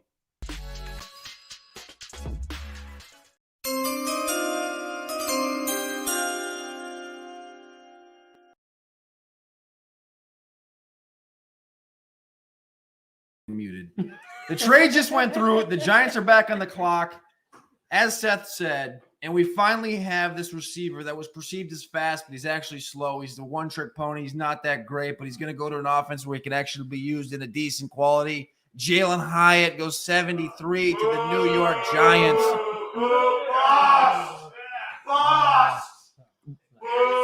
No. Wow, the room, Cody, has turned on the pick. The gallery does not like the Jalen Hyatt pick. The gallery is not a fan of the Jalen Hyatt pick. Yeah, so this is stylistically, this pick makes sense. No, I think I have a thing for Jalen Hyatt. Stylistically, this pick makes a lot of sense. Do. You know I do. For what? Listen, I tweeted this a while ago. Anyone's familiar with Men in Black? We've all talked about this. What do they say, right? Very beginning of the movie. Will Smith catches the alien. Then he goes and tries out for Men in Black, and he stinks. He doesn't test well. Nobody likes him in the evaluation process. But Tommy Lee Jones looks at his colleague and says, but he caught that damn alien. Jalen Hyatt slayed Alabama. That's enough for me. In the 3rd round, I'll take some shots on him in rookie drafts. For sure, I'm going to still get me some Jalen Hyatt. Well, you're going to be able to get him a lot lower than he would have done, which is nice. And actually, here...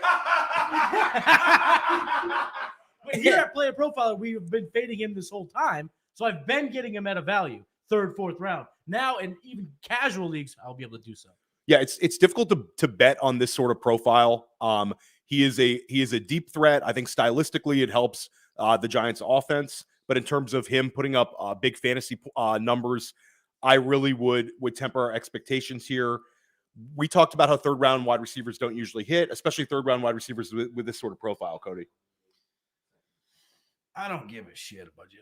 I'm just gonna be straight honest with you. I don't care. Every pick matters, Cody. Every pick matters. I really don't care. I mean, I've burnt myself out on the takes for Jalen Hyatt. Cedric Tillman's better. Cedric Tillman's better. Yeah. Yes. Well, the NFL doesn't think so, boys. The NFL does not. Okay. Well, we'll see. We'll see. Okay, the Giants think that he's better. Okay. But you know who I do think is better? I think Tank Dell's better. I think Tank Dell was better. He's a better route runner. He's faster. He's better. He's shorter. He's going to be more efficient in fantasy football. He's not just going to be a best ball guy like Jalen Hyatt. Jalen Hyatt is best ball guy. So I'm going to shift this one down to the projection boys because they might be awake. I don't know. They weren't there last time we went back down there. But we're going to see if they got a little something for us on Tank Dell, the better receiver of these. Not a lot of enthusiasm down here for Tank Dell inside of this offense. He comes in at about 7% of the target share, roughly 38 of the targets. That gets him just above 264 receiving yards and 1.7 touchdowns. Not crazy about the offense in general right now with the rest of the receivers. And there's no one here that's going to be extending it. Maybe if John Mechie is healthy enough to kind of come out as the number one, but Tank Dell coming in just under 7%. That's right. He slots in behind Nico Collins. He slots in behind John Mechie. He slots in behind Robert Woods, and he slots in behind Dalton Schultz. He's going to be, at best, the 5th receiving option on this team to start the season. It's very tough to see a path forward for him at this moment in our 2023 projections. That brings him in as the wide receiver. Hold on, we gotta find him in the positional rankings here because he's way down there. He is the wide receiver 107 in our projections starting out. Tank Dell, not exactly someone I'm dying to draft right now in 2023 redraft. But the pick is in. One pick later, the Cleveland Browns get a guy that can play on the outside, and he's better than that little guy that runs fast for the New York Giants. The Cleveland Browns select Cedric Tillman, the better Tennessee Volunteer wide receiver. Yeah, and guys, this is becoming a shootout division. Mm-hmm. And I remember when Danny Kelley was in Mind the Mansion with Matt, and they discussed Cleveland going to a more pass-centric approach. They're proving it with their actions this offseason. They go and get Elijah Moore. Now they add Cedric Tillman with Amari Cooper, with David Njoku. I mean, this is an offense we're starting to get excited about. And I think there's a great chance for a Deshaun Watson bounce back season this year, where he, returns, top 6 to 8 QB numbers. It's an exciting time to be a Cleveland Browns fan. What we're seeing right now with these last, handful of picks, and we talked about even in the first round, Zay Flowers of Baltimore. The Cincinnati Bengals have set up a NASCAR-type offense, right? Some of that high-powered offense, and the rest of the division says, hey, we got to catch up. We got to get Zay Flowers. We got to get Cedric Tillman. We got to get Elijah Moore. We have to be able to chuck the ball, and that's good for us fantasy gamers because what do we love in fantasy, boys? Points. We love points galore. Except for Dario, maybe, with wide receiver 107. What did you say about Dario? Tank Dell, bro. Tank Dell 107. 107. Dario. I mean, Dario, come on. What are we doing here? Jalen Hyatt's got to be like 127, right? 137, 147. I don't know. We'll go back down there in a minute, but we do have a couple picks that are now in. The Atlanta Falcons at pick 75 take Zach Harrison, edge rusher, defensive lineman from Ohio State. And we have another pick. This one, I like this one much, much, much better. This player was injured at the Senior Bowl.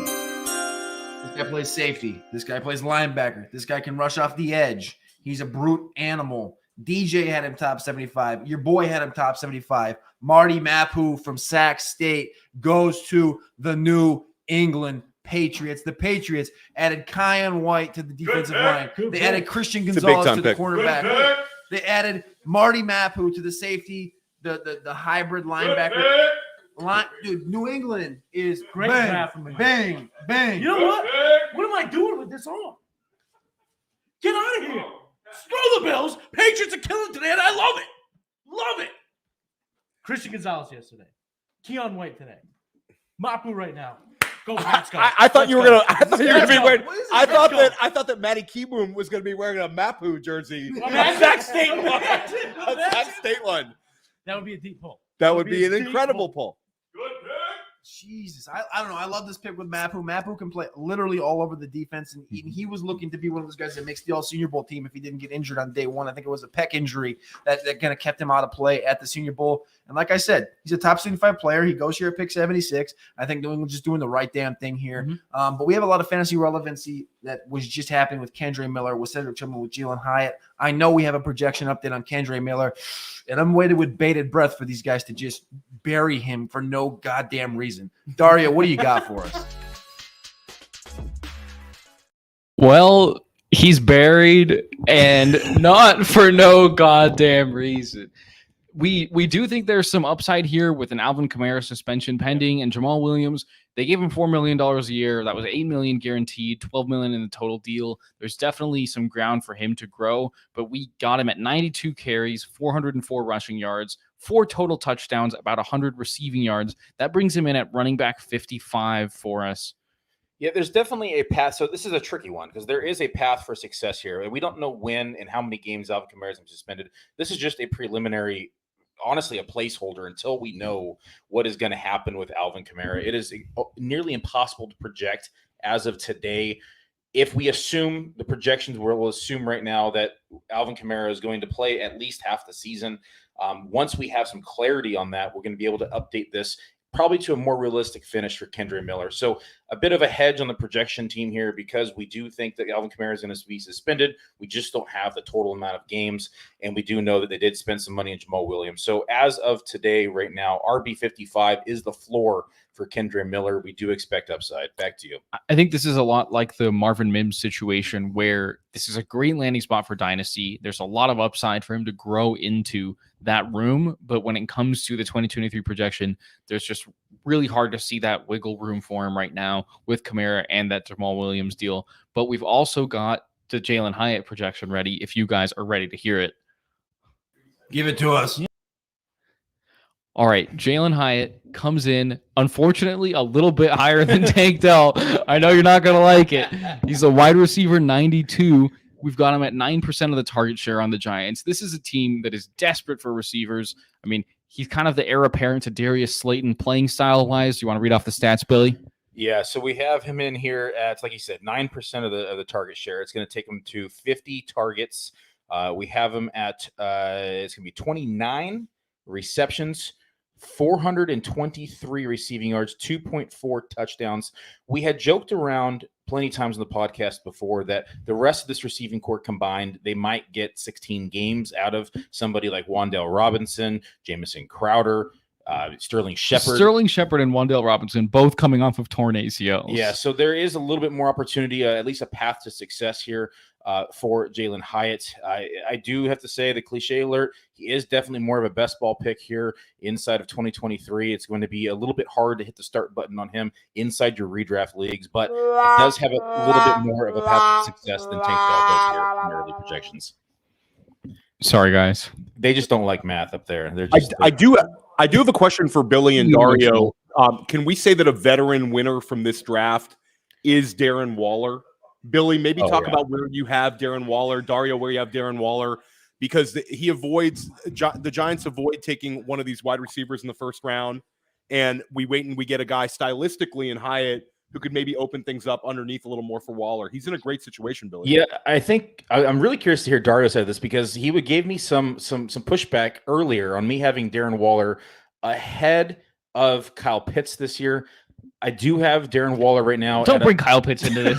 Kyle Pitts should be higher than Darren Waller. It's just not about Kyle Pitts. But I agree with you. Darren Waller is a winner here. He has 100. He's projected for 100 targets right now as the clear-cut number one inside the receiving option for the Giants. That's correct. We didn't even have to touch Darren Waller's target projection here. I think that their styles don't overlap at all. I think Jalen Hyatt's going to get his 9% without touching our current 18% projection for Darren Waller. We're going to come right back to you guys here in just a minute because I want to hear some Cedric Tillman stuff, and it better be higher than 100. I'll tell you that right now. But we do have another. And give us a Deshaun Watson update too, Billy. Love to hear a little Deshaun Watson.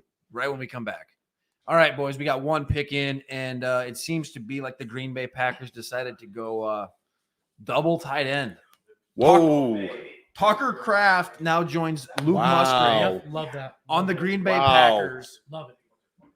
Dude. Love it. Dude. Two good tight ends. I mean, Tucker Kraft, the guy that we like, he's got the size, he's got the athleticism. Best comparable to Logan Thomas on PlayerProfiler.com, fantasy producer. Pair him up with Luke Musgrave. They went and got Jaden Reed. They have Christian Watson. They have running backs. They are deciding, you know what? If we are going to turn over to Jordan Love, we're going to give him weapons. Good move. It's an incredible move, and we don't love seeing two tight ends that we really like next to each other. But I do think with the lack of pass catching weapons in Green Bay, a chance for 12 personnel with those two, they actually are both big enough that this is going to end up helping the running game as well. So the Green Bay is doing a lot of things to make things easier on Jordan Love in year one. I was a little disappointed yesterday in the decision to not draft Jackson Smith and Jigba, but they've turned around and had one of the best drafts, I think, of any team. I mean, they've been killing this round. Yeah. Like I said, they're supporting their new starting quarterback. And, Cody just pulled up the players. It's reminding me of, what's reminding me of? When the Baltimore Ravens drafted a bunch of tight ends. What do you think about that? Hayden Hurst around 1, Mark Andrews 3.22, and 6'5", 256 pounds for this guy named Mark Andrews. And this other guy named Tucker Kraft, a 6'5", 254 pounds, 4'6'7" for my friend Mark Andrews, 4'6'9" for my buddy Tucker Kraft. I mean, I'm not saying Luke Musgrave is a bust, but I'm just saying the lines are parallel, and it kind of makes sense. And I would love for the Green Bay Packers to run out both of these tight ends. I would love for them to bury Romeo Doubs on the roster. I would love for them to play Jaden Reed in the slot and on the outside. I would love for them to play Christian Watson. I mean, look at, they got 2 running backs, they got 2 tight ends, they got 2 good receivers, they got a quarterback that should be good, should progress through. This is an exciting offense. Do I dare say that? It's definitely exciting. But again, the NFL is a copycat league, and you have to be on pace with your adversaries in your division. The Lions continue to get more exciting. The Bears are getting more exciting. The Vikings have a good offense, went out and got Jordan Addison.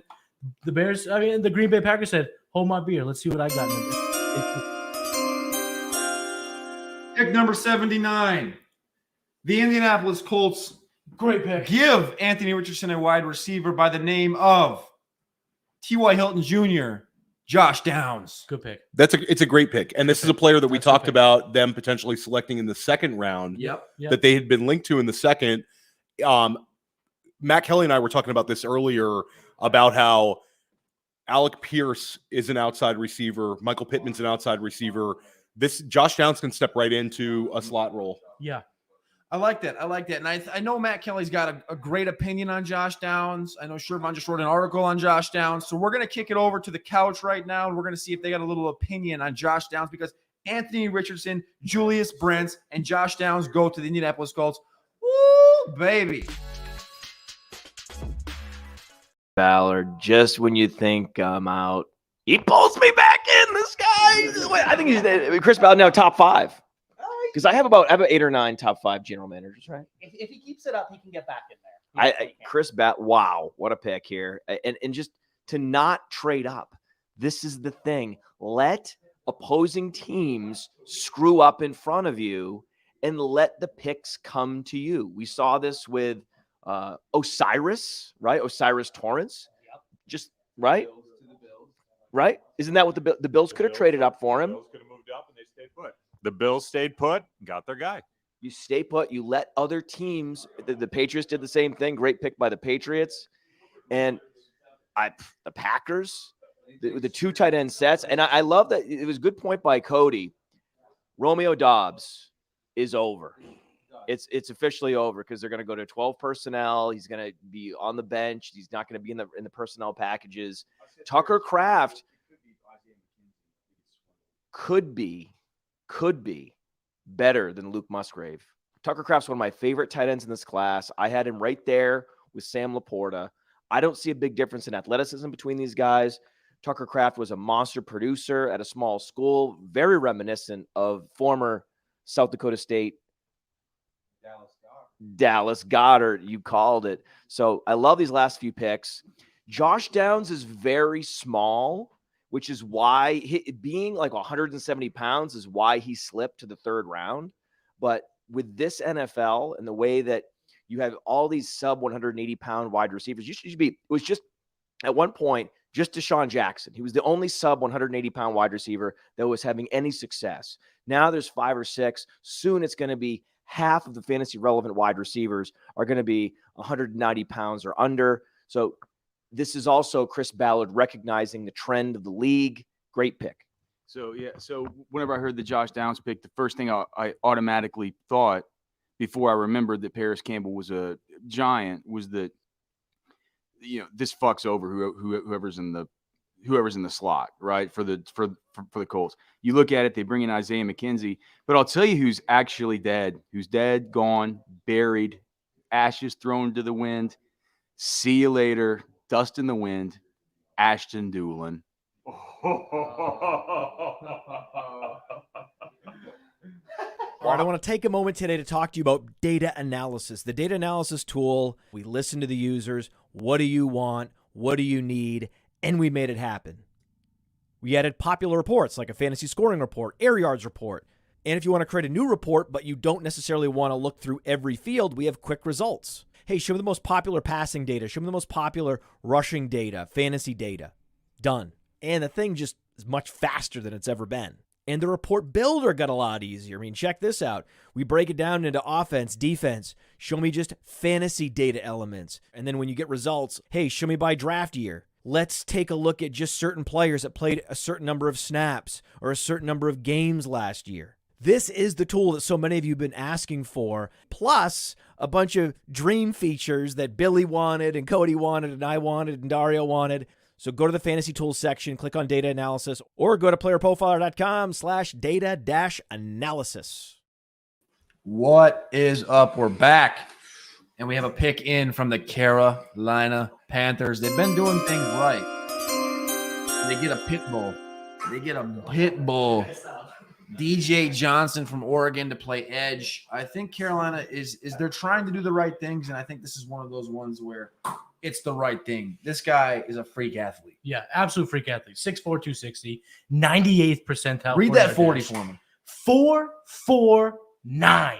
How big was he? He is 6'4" and 260 pounderooskies. Lordy. Big boy. Also, he's not only just has good 40-yard dash, he also has a great speed score, 98th percentile speed score.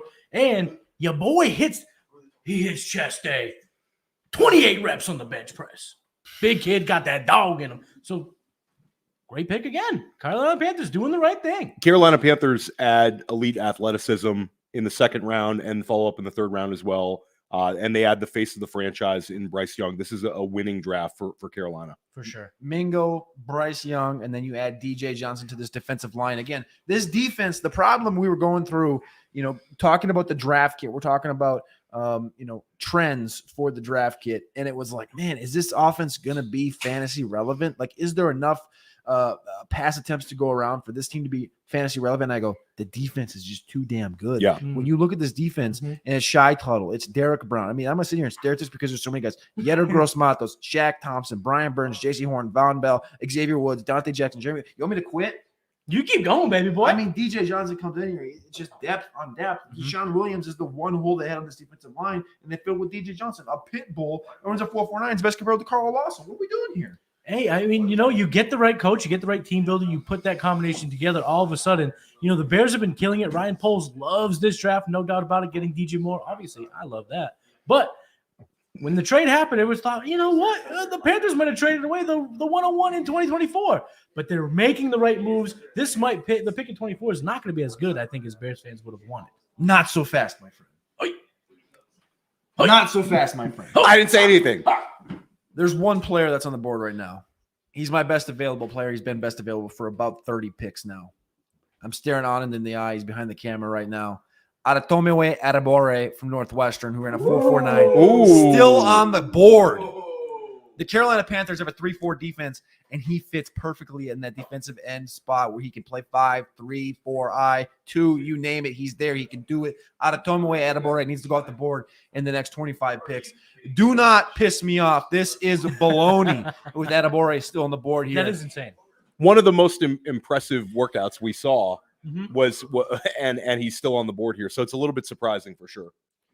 Man, do we want to actually go downstairs and actually hear from Dario about Cedric Tillman? Do we want to get depressed again? I want to hear about Deshaun Watson as well, where Billy and Dario have Deshaun Watson, because we want to hear something very positive from the basement. Let's kick it to the wet blanket corner. I think you guys are going to be a little bit happier here with Cedric Tillman. We actually had a man versus machine mini debate down here in the process, which we got a little bit behind on the rest of the projections coming in. We're making up ground now, but the man once again defeated the machine in this projection. Just kidding. We came to an agreement here. Cedric Tillman comes in as wide receiver number 79, right behind Mingo. He's going to have 67 targets, 40 receptions, 529 yards, and 3.5 touchdowns. Theo asked about what it did with Watson. Still behind Burrow in the projections, one spot above Trevor Lawrence. There was a little bit of wiggle room there. Didn't move up or down, but they moved a little bit closer to Burrow in the numbers, but it was just a slight bump. Not that big of a bump. I think it's one of those where it adds to his upside, but it's hard to quantify that in a median projection. So Deshaun Watson stays roughly in the same spot, but now we know he's probably going to go a little bit higher in drafts. He's probably going to have just a little bit more of a ceiling case. But this was a tough one to figure out because Donovan Peoples-Jones, solid contributor last year. They just traded for Elijah Moore, and Amari Cooper has continued to be a beast. So all of those guys are taking slight hits in order to fit. Yeah, in order to fit in Cedric Tillman in this offense. This is going to be a legitimately crowded target tree. I mean, Denver, Kansas City, those are like we said, dead bodies, but we have a little bit more. We think a little more highly of Elijah Moore, of Donovan Peoples-Jones, of David Njoku. So this is really going to be a tight target tree for Cedric Tillman to work his way through. What it did the rest of these receivers, though, Amari Cooper came down inside of the rankings. Donovan Peoples-Jones came down inside of the rankings. Elijah Moore came down inside the rankings. David Njoku took a small hit inside the rankings. So we saw this entire receiving core adjust with the addition of Cedric Tillman. Love the talent. I like the landing spot, and I think that he's going to be a contributor here inside 2023. Back to you guys. Would love to see your take on this and what you think of the projection. I don't know. I think David Bell's interesting. I think you guys got a great, a better projection for this one. But we do have a trade. We do have a trade. We have a selection coming in. Pick number 81, the Tennessee Titans do not draft a big running back. They draft a fast running back that has a great route tree, 204 pounds. From the Senior Bowl, we got a trend here. Tajae Spears from Tulane. Love it. I love it. I love the landing spot.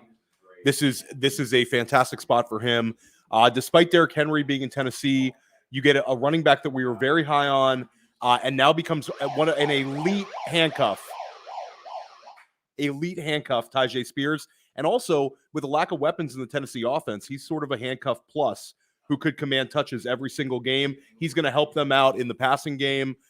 This is a big-time win for Tennessee to get Tajae Spears. All right. I love Tajae Spears. You love Tajae Spears. Theo loves Tajae Spears. I'm going to kick it up to Seth, though, really quickly, because we did have a trade, and I want him to get the details through just so we don't miss out on that. And then we're going to come back.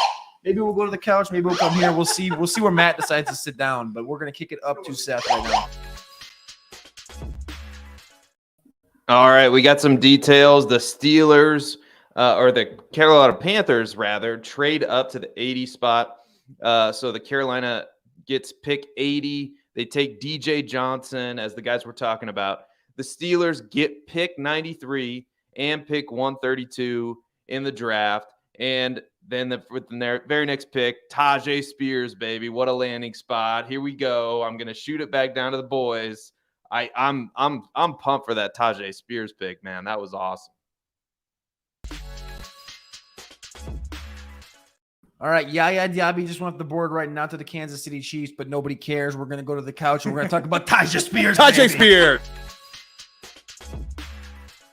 Tajae Spears is a Tennessee Titan. That's great news, but I don't want to bury the lead. The Tampa Bay Buccaneers, the pick is in. It is Yaya Diaby. It is not a running back. It is not a running back. The Tampa Bay Buccaneers have not selected a running back. Rashad White.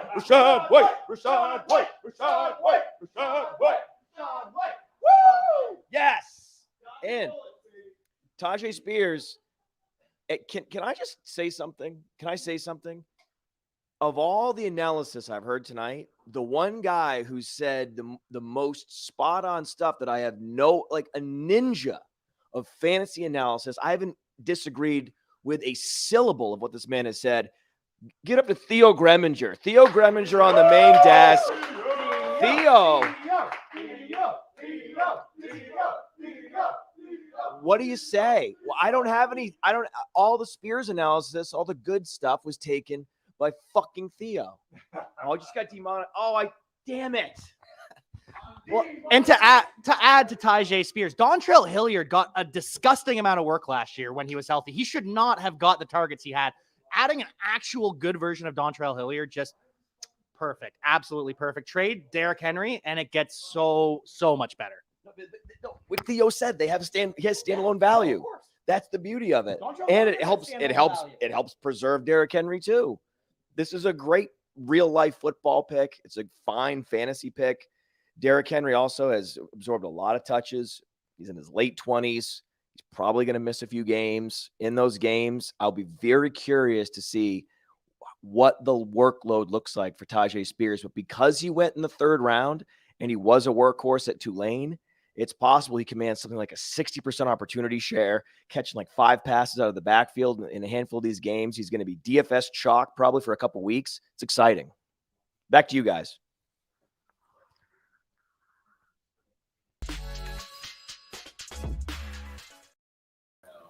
Gervon, he's not Darrington Evans. He's Dion Lewis. He's Dion Lewis's carbon copy. Hopefully he's not. Don't even wish that on somebody like that. Yeah, Nobody why? wants Darrington Evans to be wish casted. Who brought the upon Debbie them. Downer? I mean, The Broncos have traded up with the Seattle Seahawks right now. We're waiting for that pick to come in, but we're going to go down to projection corner and hear a little bit of Tucker Kraft because I have a feeling that Luke Musgrave and that Jaden Reed projection may have been adjusted. Actually, surprisingly, those two were not adjusted much. There was still a lot of vacated targets inside this offense. Tucker Kraft comes in as tight end 44, 37 receptions, 37 targets, 23 receptions, 230 receiving yards, 1.1 touchdowns. We do expect them to run a little bit more 12 personnel going back-to-back tight ends. Go ahead and walk us through it, Dario. Yeah, this is kind of, I think that if you draft a tight end in the 2nd round and the 3rd round, these guys are both going to get the opportunity to ascend to that role. So this does hurt Musgrave the most. I think that Jaden Reed, we didn't even touch his projection with this. Yeah. So Jaden Reed, I think, is still very secure in his target share, but Tucker Kraft and Luke Musgrave is going to be very interesting. I think that this is a very strong chance that they cannibalize each other. This hurts Musgrave. He falls down to tight end 29, probably thereabouts. And then, like you said, Tucker Kraft is tight end 44. They're both, that optimism about Luke Musgrave is definitely wearing off a little bit with this. I think it's going to just be a waiting game to see how that depth chart shakes out between these two guys. Yeah, more camp news to be determined, but like I said, we do expect some 12 personnel inside of this team now. All right, we do have some breaking news. The Broncos are trading up again with the Seattle Seahawks. They are moving up to pick 83, and the Denver Broncos are sending Seattle pick 108 and a future 2024 3rd-round pick. So here the Broncos moving up. I wonder who they're going to take. I wonder what the direction they're going to go. Cody, I'm going to shoot it back to you. With pick 83, we have a DB off the board to the Denver Broncos. As Seth said, they traded up for him. This is another Iowa defender, Lucas Van Ness, Jack Campbell. We saw Sam LaPorta go. Riley Moss, 6'1", 195 pounds. He was at the Senior Bowl as well, as if that wasn't already a trend. Riley Moss, white corner, going to Denver. What do we think? Solid pick. I mean, the kid is an athlete, the 12th most athletic cornerback in this class, according to Player Profile's athleticism score. He's a 75th percentile or better athlete in 40-yard dash, speed, burst, agility, all of that good stuff. The Seattle Seahawks, they've already shown proof of concept in terms of being able to get and develop and really get the most out of cornerbacks. They went Devon Witherspoon round 1, Riley Moss here. Oh, Denver Broncos took him. That's it. Not what the Seattle. I thought Seattle Seahawks. That's my fault. But either way, Denver Broncos get him, and he's going to go ahead and play with Patrick Surtain Jr. Great pick. All right, boys. This is where the rubber meets the road right here, right now. Pick 84, pick 85, and pick 87. The Miami Dolphins, the Los Angeles Chargers, and the Minnesota Vikings. Even the Ravens in between there at 86. Absolutely. I wouldn't. My guy. Achane, baby. Announce it, Cody. Pick number 84, the Miami Dolphins select Devon Achane. Okay. Devon Achane in a McDaniel. Spot. We wanted it at 51 for fantasy. This is the same landing spot. Guys, I am ecstatic. This is the landing spot I wanted. This is a Mike McDaniel offense. This is where speed goes to succeed. Yeah. We see it with Waddle. We see it with Hill. They add the fastest running back in the entire draft. Well, was he faster than Keion though? No, okay, fine. The fastest running back that's like Devon Achane can fly. And this is a perfect landing spot. And also we talk about the running back by committee. This is the running back you want out of the running back by committee. He's insulated with veterans around him that can take a thumper role in Jeff Wilson and Raheem Mostert. Those guys have some juice. But Devon Achane in like a 12-touch-a-game role is going to be an exciting player. And earlier this morning, you took him at the 202, and I said, this guy has the lateral ability and the lateral agility of Tom Brady because of his knees being so tight. The thing is, in this offense, this zone offense, you don't need to have the best bend at the knees. One cut. It's one cut, gone. And what is he best at? One cut, gone. And this is a guy that I think can also be an exciting player as a receiver. And it is the perfect offensive coordinator / head coach for him. They're going to max out Devon Achane. We really wanted Miami to use that second-round pick on a running back, but this is like the ideal landing spot. You could not pick a better landing spot for Devon Achane than going to Miami. He is going to rise up rookie drafts. We saw Kendre Miller was a big winner landing spot-wise, and Devon Achane is a big winner landing spot-wise. The weight is concerning, but we have a coach that knows how to get these fast athletes into space. Devon Achane is going to be a big play specialist. I think that he is going to provide us RB3 numbers year one and have some like potentially like game-winning weeks if you really need to use them because he's that good. Good pick by the Miami Dolphins. At the very least, they got someone who's very fast to get the water for Raheem Mostert and Jeff Wilson. At the very most, I was kidding. This is awesome. His best comparable player on Player Profile is Chris Johnson, Mike McDaniel in company with this scheme. This is the best landing spot for him to go to achieve that best player comparable in Chris Johnson. So, as much as I hate on Devon Achane, it's a great spot.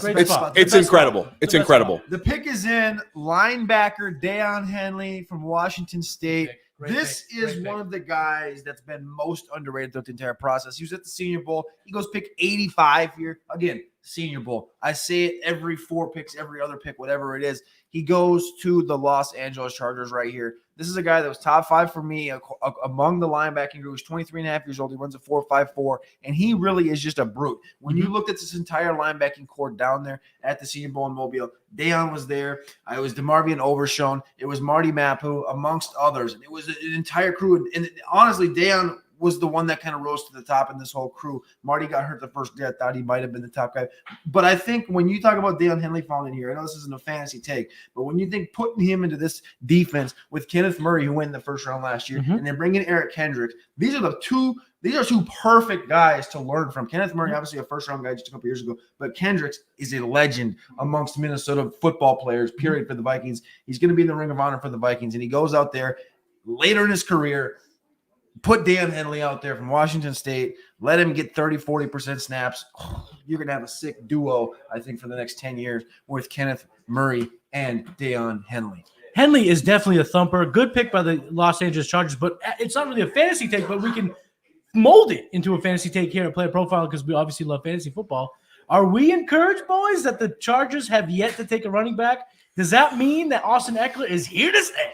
Yeah, I think Austin Eckler, based on the moves that they have not done, right. I think that over the next few days we're going to hear that Austin Eckler has settled in and they paid him the money.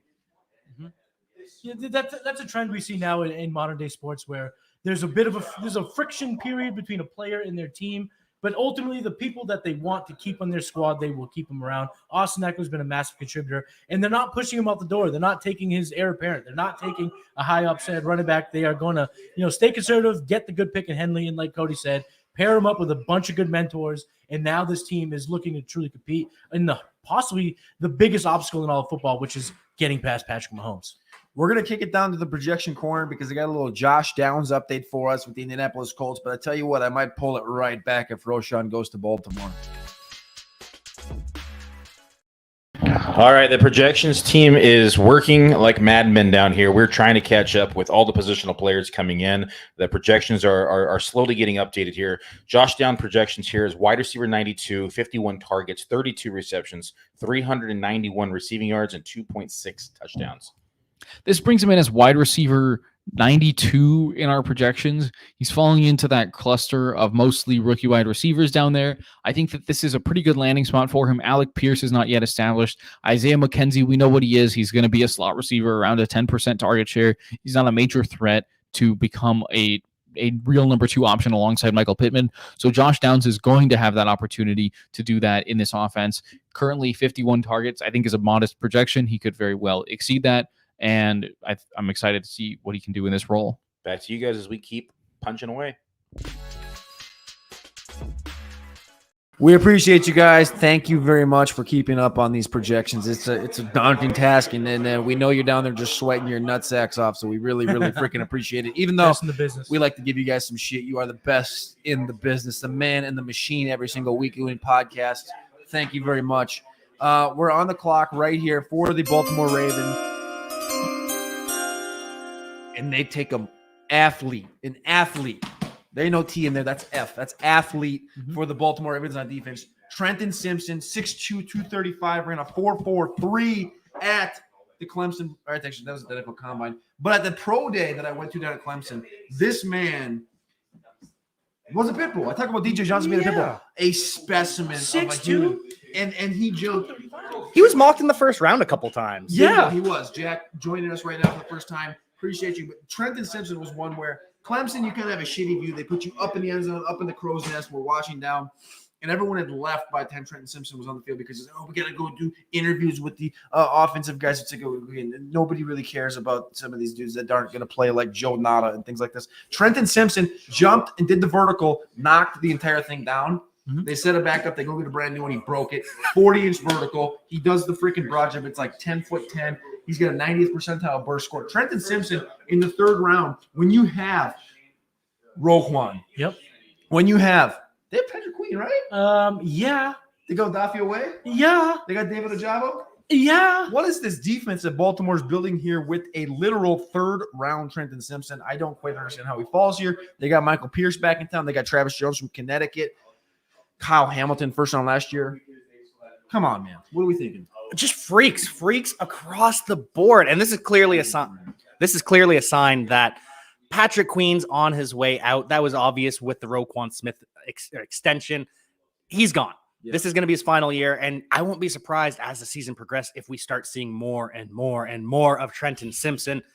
Seriously, just freaks across the board. That is the only way to describe it. The Baltimore Ravens, they do this every season, every draft.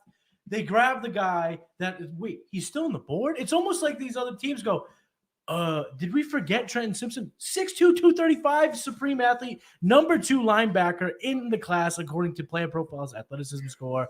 Great pick by the Baltimore Ravens, and they are just building up a strong defense. There must be some good vibes down in B-More right now. Lamar Jackson is here to stay. Zay Flowers in the building. Trenton Simpson is going to join that nice rookie class. We have a new team on the clock, and they've got trade details already. Ooh, Seth is just smoking with peanut oil upstairs. Let's send it to him.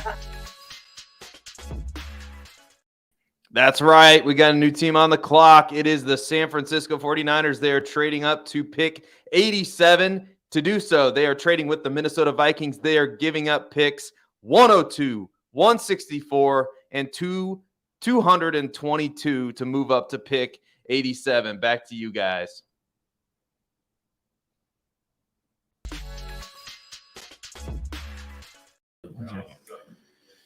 Jair Brown, baby. That's the pick. Jair Brown is headed to the San Francisco 49ers. We got takes from the couch. I can hear it sniff. Couch is heavy. Couch. All right, it hasn't been long enough since we've talked about Devon Achane, so let's talk about some more about Devon Achane. Devon Achane is not the most versatile running back. He doesn't have great lateral quickness. He's actually quite flawed and limited in a lot of ways. But if you're going to be a straight line-ish, fast running back, there's one particular offense I have in mind for you where you can have maximum success, as proven by another similar running back that weighed the exact same as Devon Achane with a similar skill set coming out, though Devon Achane was much more productive as a running back than Raheem Mostert was at Purdue. The perfect landing spot. I imagine Devon Achane is going to take over the RB4 spot in Dynasty on PlayerProfiler.com. That'd be a begrudging acknowledgement of his potential in that offense. I think that drafting him over a superior player who also is going to get great opportunity in Kendre Miller is going to be a mistake. And I think we're going to see an overdrafting of Devon Achane because of the landing spot. You see the landing spot chasing happening all the time. And most of our subscribers go get the all-in package. You can get access to the dynasty rankings, data analysis, our draft kit. We have the skinny draft kit out now for seasonal leagues, but also the expanded draft kit's coming out end of May. The code is DRAFT. The code DRAFT to get the all-in package. $20 off the all-in package.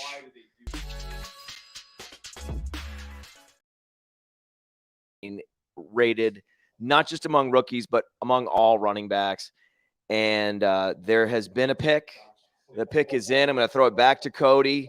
I want him to talk about one of the pukiest picks we've seen. Well, it's the pukiest pick since Zach Charbonnet. Do you know why it's pukey? It's pukey in the Charbonnet way that it does potentially throw it down to the guys with the spreadsheets down in the basement with the projections, and it's not only going to be something where we're not going to get the best potential out of this player, but something where it's going to hurt a player that's a. I'm just going to say it. Bigsby to the Jaguars. Guys, talk about it. This is terrible.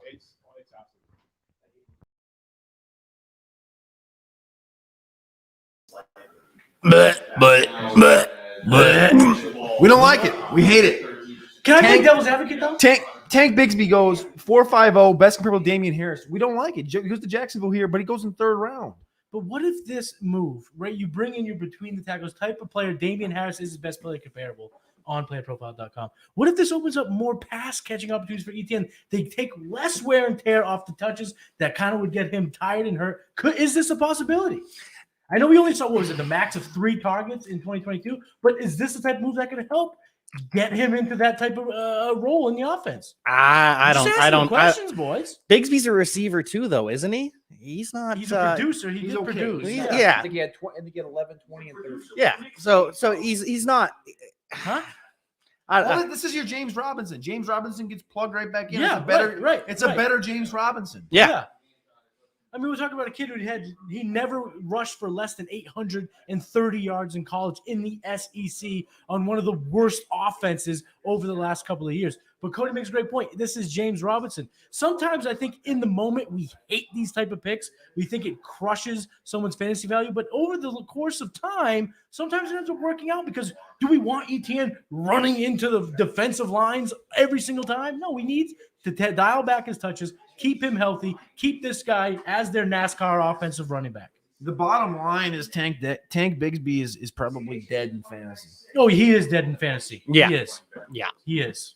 He's never going to usurp Travis Etienne, unfortunately. But Tank Bigsby went to a landing spot. I think this is a good football pick. It's a terrible fantasy pick because we lose a rookie running back, and we are going to lose a little bit from Travis Etienne. I'm sure the projections will not be nice to Travis Etienne.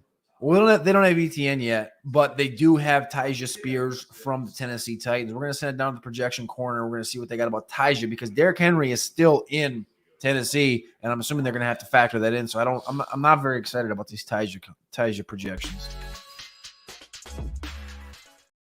Yeah, Tajae Spears was a little tricky with Derrick Henry still in Tennessee. If Henry does get moved, as they had been kind of rumors circulating, it definitely changes things. But initial projections still have Derrick Henry on the team. Tajae Spears comes in as RB62, 361 rushing yards, 3.1 rushing touchdowns, 106 receiving yards, and half a score in the air. Dario, break down the rest.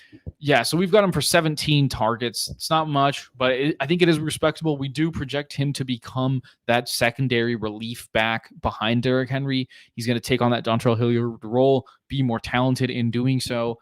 And like you said, it's about 5 or 6 carries a game, just enough to be spelling Derrick Henry, and that brings him in as our running back 62 on the season. He's definitely going to be a very good upside handcuff in 2023. And a little spoiler, Achane, the projections crew is very excited about Achane right now. So we'll get back to you shortly on that. Back to you.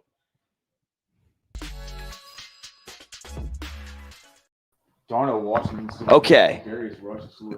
These are the cold hard facts. I don't like it, but it's true. Devon Achane is going to go top 5 in single quarterback rookie drafts. Fantasy gamers are going to be picking him over Zay Flowers, going to be picking him over Kendre Miller. As they shouldn't. What do you think of that, Alex? I think of course they're going to be taking him over Zay Flowers. Anybody that's already drafted who took Zay Flowers got a huge kick in the nuts last night. I feel like it's true. As somebody that has Jackson Smith and Jigba in all my Devy leagues and stuff like that, it feels like a little bit of a kick in the nuts until you realize Tyler Lockett's 31 years old. They're going to upgrade. They've already. Okay, 30. 30. He'll turn 31 towards the end of this season, though, right? So, look, man, you look at the top of the board in non-super flex, and it goes Bijan, it goes Gibbs, and then it's probably, we just said, probably Addison, JSN, because it's probably going to be hard to choose between Kendre Miller, but now the choice is between Kendre Miller and Devon Achane. No, I'm saying what I said earlier was our subscribers are going to be getting a lot more Kendre Miller, and we're not going to be drafting much Devon Achane. He's going to go at 5, and we're just going to let the drafters draft the landing spot, and we'll take the value at 6, 7, 8. Right, Theo? Can I just say that it reminds me of the bit that you've gotten probably the most mileage on of any from the Sonic Truth Bobcast that now Theo's part of. It with the just you take the more talented player over the landing spot novelty player, and the more talented player, the better profile is Kendre Miller. What do you think, Theo?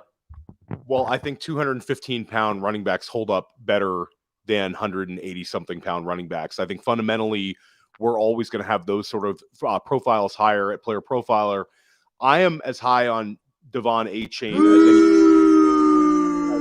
I still think Kendre Miller is a better long-term investment for your dynasty team. I'm happy. Interesting, Alex, when you talk about Devon Achane versus, Quentin Johnston and those sort of players. He certainly locked himself into the first round. That's for sure. Go ahead and announce to America's team, to the most valuable sports franchise in the whole world. Is it more valuable than those soccer teams? The Dallas Cowboys? Yes. The Cowboys are more valuable than Manchester City and Manchester United and Chelsea.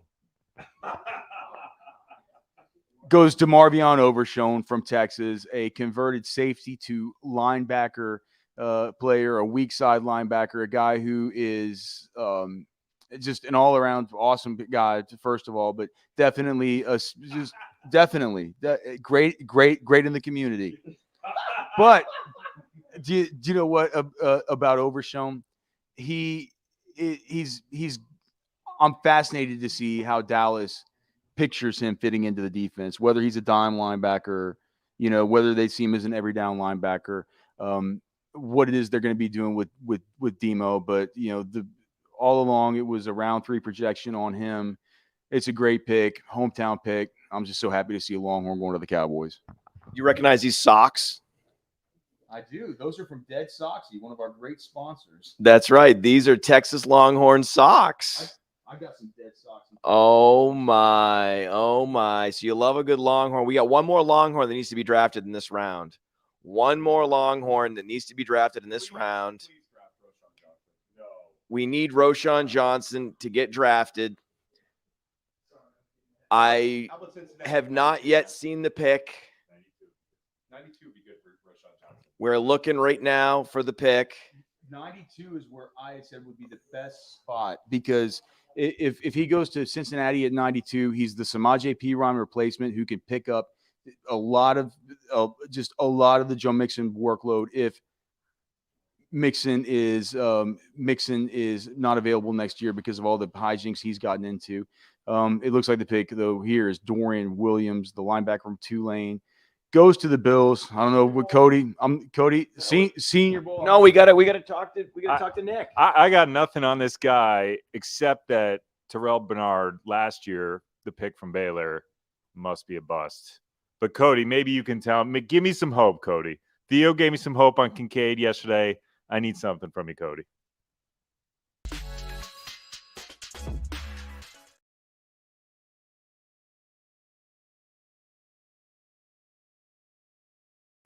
Dorian Williams is a guy that's got a lot of hair, all right? He went to Tulane. He was at the Senior Bowl. He's an athlete. He ran a 4.49 at 6'1", 232, and he's a dog. But unfortunately, like Marty Mapu, he got hurt as well at the Senior Bowl. We didn't get to see a complete week from him down there in Mobile.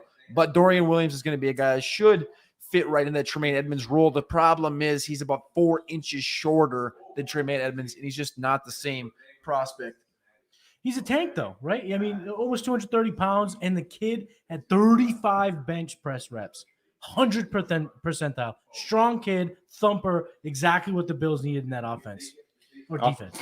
We got some projection updates from Devon Achane, and then I think we got a trade coming through. So we're going to go back-to-back projections to Seth right here. Let's go to the projection corner first. All right, All right, the guys. projections corners is loving the Devon Achane here over to the Dolphins. Speed is what we can say here in Miami.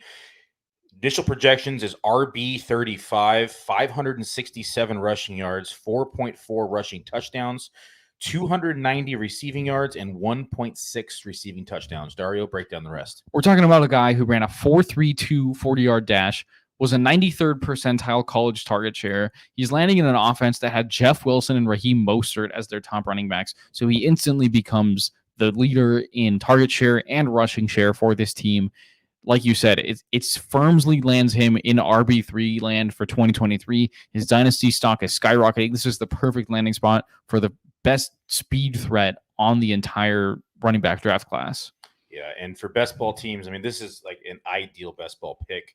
And we're expecting him to climb boards pretty rapidly in the next coming weeks. Back to you.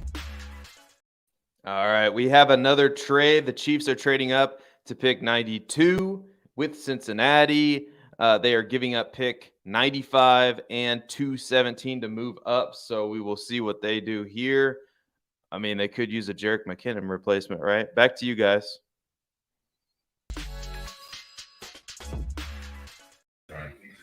We got a trade, man. The Chiefs are moving up. I don't quite know what the Chiefs are going to do here. I have one guy in mind, but it would nuke Isaiah Pacheco. They already took a receiver. What tight end has fallen so far here? What tight end is sitting here that they could potentially put behind Travis Kelce and let his knee, the degenerative knee, mold? Well, I'll say a tight end that would not be anything like Travis Kelce that's still on the board stylistically for a team that runs 12 personnel and could help Isaiah Pacheco a lot is Darnell Washington. Extra offensive tackle? It's out there. They're running 12 all the time. He's almost the same size as Orlando Brown. There you go. They're running 12 all the time. We've talked about them potentially bringing in another tight end. It would be an interesting spot. Dude, the pick needs to come in because I can see them on the board, on the screen. They're about to announce it, and I just got these weird jitters right now that I just think it's Roschon. I don't know. I mean, if it's Roschon, Cody might faint. I'm getting ready to catch Cody right behind him. Tank Bigsby, Kobe Turner. Kobe Turner's one we missed. He went to the Rams with pick 89, defensive tackle. The Rams, again, doing the right thing, taking an interior defensive lineman. But, I mean, we're in beta suspense here, these final 10 picks. It's Chiefs, it's Steelers, it's Cardinals, it's Bengals, it's Cardinals. And we have not seen Roschon. We have not seen Darnell Washington. I'm waiting. This pick is just my nerves. I think everybody now. Wanya Morris, offensive tackle, Oklahoma. Very good value here. Very good value here for the Kansas City Chiefs, which is something they did last year and the year before, getting Trey Smith, getting Creed Humphrey. They get Wanya Morris, a guy that going in third round right here is probably the perfect spot for him. He can play tackle directly for the Kansas City Chiefs. And quite honestly, they just lost Andrew Wiley. They just lost Andrew Wiley and Orlando Brown, and then they needed a tackle. The question was, are they going to go tackle round one with Anton Harrison? Well, Anton Harrison was never going to make it to 31 after we got near the draft, and it became apparent. They take King Felix Anudike Uzama in round one. They take Rashee in round two, and they come back here in round three. They take the tackle out of Oklahoma, not Anton, but Wanya Morris. Again, right now at tackle, they got Lucas Niang, and at left tackle, they got Jawan Taylor that they hooked from Jacksonville. Lucas Niang is going to be competing with Wanya Morris, and I would not be surprised if Wanya takes that right tackle job by the time training camp comes around. Protecting Patrick Mahomes' front side. And Cody, not to get away from the Chiefs, but that would have been a great landing spot for Roschon Johnson. But we do have two actually 3 picks in a row that could be running back selections coming up with Arizona, Cincinnati, and then Arizona once again. Those are actually very good. Cincinnati would be, as good as Achane type landing spot. And then the 2 Arizona picks would be exciting as well. The pick is in for the Pittsburgh Steelers here at 93, and they, in fact, do go tight end, even though they have Pat Freiermuth in the building. Maybe it's a tackle. It's Darnell Washington from Georgia. He goes 93 to the Pittsburgh Steelers. Does this matter? I mean, I think that it depends on how we're looking at Darnell Washington. I think he helps the offense because he's going to be a fantastic blocker out of the tight end position. Can he ever have fantasy success? I think that's a difficult bet to make, especially with a very talented tight end in Pat Freiermuth there. I do think he is a sneaky late best ball guy because he's going to catch a few touchdowns. And I think that he does help. Dan Williamson, one of my co-hosts from the GOAT District, makes a great point that he helps Najee Harris a lot. Absolutely. I mean, you can make a case that he's going to step in and be one of the better blocking tight ends in the league. Those kind of guys really matter. They don't necessarily help our fantasy teams, but Darnell Washington is an absolute beast. All you need to do is watch his highlights of him moving the sled at the combine. It was impressive. The offensive lineman, great. Yeah, the Steelers love this kind of guy. Zach Gentry, 6'8", 280 pounds. They just re-signed him. This is the Zach Gentry replacement. That's what it is. It's basically an extra offensive tackle. Yeah, this certainly crushes Darnell Washington in terms of rookie drafts. Yeah, we have a take. We already said that. We already said Harris, but we'll kick it to the couch though. This helps Najee Harris, does it not? Does Darnell Washington? That's a sneaky Najee Harris bump. Yeah, well, I mean, what it is with Najee, whenever they go outside zone, he never runs the outside zone to the 3 technique. He bounces it out occasionally. They give him help with that because you bring in a guy like Washington.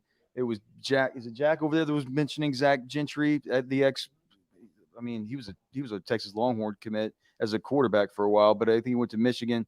Now he weighs 280. He's like a blocking tight end, right? You get a huge upgrade on Zach Gentry. You get a guy who can actually do some things up the seam if you need him to, while also being the kind of guy, getting those double teams on those 5 techniques, getting the double teams on those talented outside edge rushers. If Najee does bounce it outside, clearing up some space, I think this is a helpful move for him. Okay. We talk about how player profilers write all the time. We also do take some not L's. We take some hits. Okay, we take no L's, but some hits. So we are underwater on Roschon Johnson at the moment. He has not been picked yet, and that's bad. We had him ranked ahead of Kendre Miller, ahead of Devon Achane. This is full transparency. There's one more guy that has not yet been drafted that's starting to become a problem.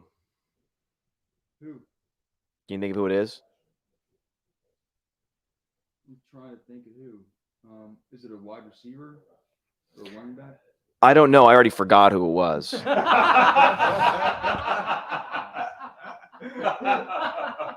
to you, Cody. All right, we have the Tank Bigsby projections in. We're not crazy about this one, the landing spot. It took a little bit away from Travis Etienne as well, but on the rushing side, he comes in as RB57, 418 rushing yards, 3.3 rushing touchdowns. Dario's going to break down the receiving game. That's right. So keep in mind, Tank Bigsby, we talked about Devon Achane's elite involvement in the passing game in college. Tank Bigsby is also on that level. He had a 15% target share at Auburn. So that we think is going to pencil him in for a tiny bit of Travis Etienne's workload through the air, and about 26 targets is what we have him for this season. 27, actually, if we're rounding up. And then that's going to come out to about 18 receptions, and then also 118 receiving yards, a little bit less than 1 receiving touchdown, but Tank Bigsby is going to be involved. This hurts Travis Etienne in redraft. This obviously hurts Travis Etienne in Dynasty. And Tank Bigsby is clearly the number 2 back in Jacksonville now because JaMychal Hasty, Snoop Connor, Dearness Johnson, what are we talking about there? Tank Bigsby, this 3rd-round pick is an investment in that backfield, and he's going to be the direct backup to Travis Etienne. Back to you guys.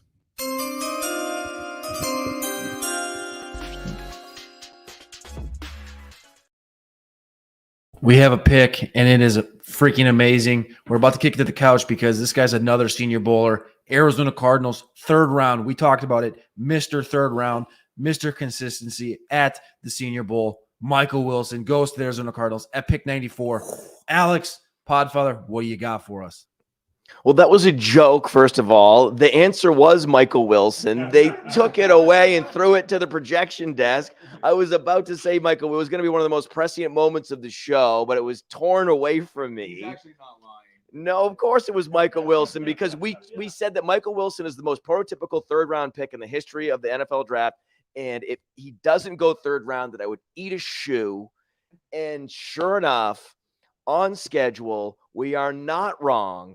The only thing that's left for everything to fall into place for us is number 1, Roschon Johnson to the Bengals. Right now. And it would also be nice if Trey Palmer went in the 3rd round. That would also be nice. But at least Michael Wilson, the most 3rd-round player I've ever seen, goes 3rd round. We were right again.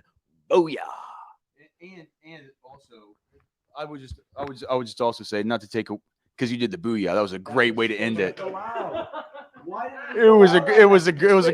Cody didn't do it in time, so I did. Come on, man. So let me just say this though. If there's no DeAndre Hopkins, can you imagine a better landing spot for Michael Wilson? Can you imagine? Booyah. Double booyah.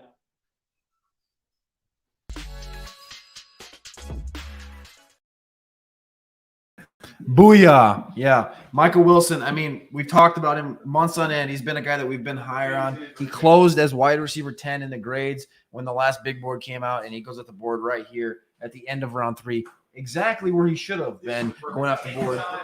Michael Wilson, Arizona Cardinals, he slots in. I mean, think about this. When DeAndre Hopkins gets traded tomorrow, Michael Wilson.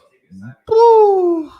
No, I mean, I mean, this offense is going to blow this year. Don't get me wrong, yeah, but he's going to have an incredibly high snap share for a 3rd-round wide receiver if DeAndre Hopkins is moved. Projections aren't ready yet, but I'm going to bet money right now. I don't know if they can hear me or not. 86 targets. If Hopkins is gone, with Hopkins there, they're probably going to come out. I bet you, I would say about 39. Yeah, I would say having to project this with Hopkins, it's going to be ugly. It's going to be terrible. It's going to be terrible, but yeah, I mean, it's a big, strong wide receiver. This has been a guy that we've been high on at Player Profiler, probably higher than the market on. Another Senior Bowl winner. The NFL is clearly valuing the Senior Bowl. They're showing you exactly how they view these guys that thrive at the Senior Bowl based on the draft capital they're spending on them, with all of these Senior Bowl standouts going on day 2. There's a trade that has just come through. The Arizona Cardinals are supposed to pick at 94 and 96. The details are already in, so we're going to kick it up to Seth quick before we come back down here for the Cincinnati Bengals selection. All right, so there is another trade that has been made. The Cardinals are sending pick 96 to Cincinnati, according to Tom Pelissero, for pick 122, 138, and 168. So again, the Cardinals are trading pick 96 to Cincy for 122, 138, and 168. Back to you guys.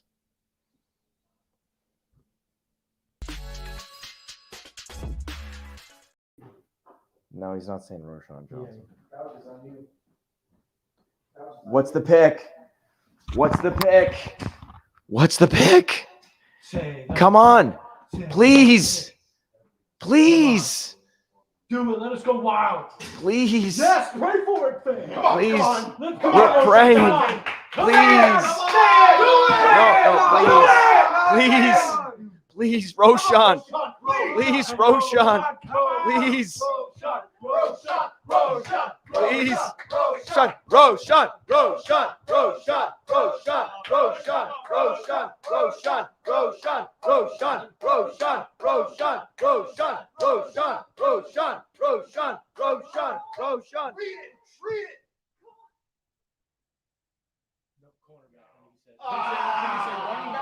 He said quarterback.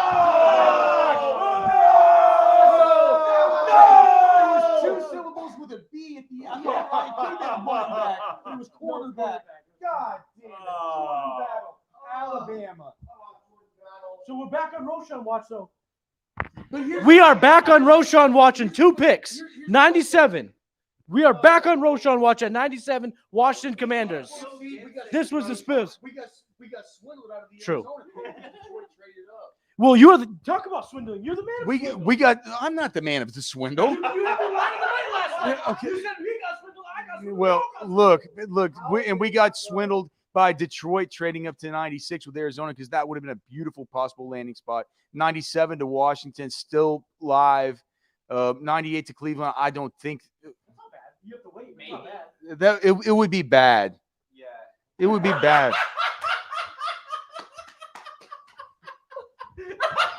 Hey, hand me the mic. I'm going to take it back. Callback City in full effect. Oh my God! Don't do it, Alex. We love you too much. Don't do it. Take this away from him. You got to tap into the stream. This is the best stream in the planet. I'll play it Earth. Broderick Martin, D tackle, Western Kentucky.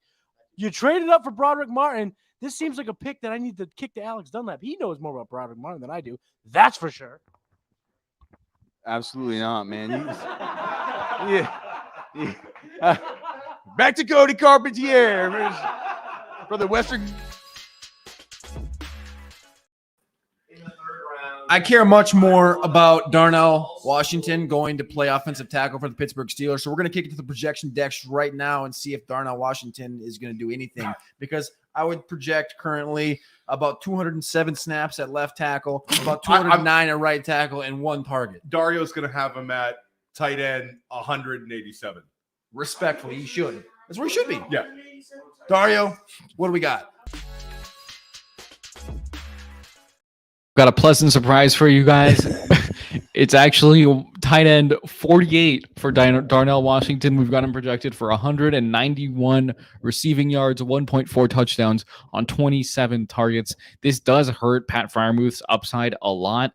And like you said, there's probably going to be a lot of blocking involvement for him here, but we do think he takes over that tight end 2 role over Zach Gentry, and he's going to just get a little sprinkle of pixie dust targets over there in Pittsburgh. Yeah, it's not much. It's only 4.5% target share, so not a large piece of the pie, but he will be involved. It's nothing. It's not going to be any sort of breakout campaign here for Darnell Washington. We do expect him to block quite a bit, but he does get a little bit of target share. Back to you guys.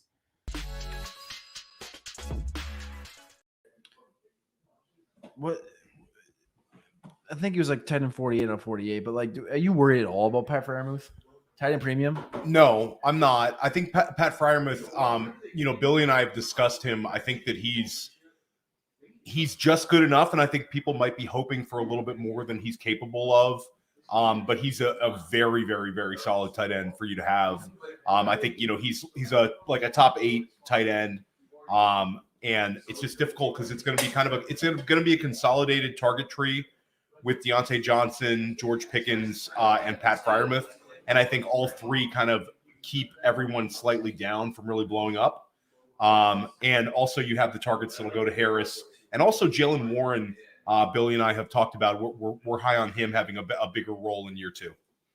It's interesting. We got a pick coming in right now. Offensive lineman from Arkansas, 6'3", 306 pounds. Ricky Stromberg, 91st percentile burst, but that's about it. This guy runs a 5.26. But he goes to Washington here in round 3, the end of round 3. And you look at their interior offensive line. They just moved Sam Cosmi, who's a right tackle, to the inside again. Stromberg's 306 pounds. Chase Royer's there at center. Nick Gates is there behind him at backup center, one of the best backup centers you're going to ever find. Andrew Norwell is at there at left guard. Andrew Norwell's aging a little bit, and they'd probably like to get rid of him. We talked to a couple sources inside Washington that they said Charles Leno was a guy they'd like to move on from, but they did bring Andrew Wiley in. They have an offensive line that's pretty much set up the way they like it, but they need competition. And Ricky Stromberg from Arkansas is going to bring that competition. Now, was there other avenues you could have probably went here? I think there's about 7 different avenues you could have went here, especially when you don't pick up Chase Young's fifth-year option. You could have went after the edge position.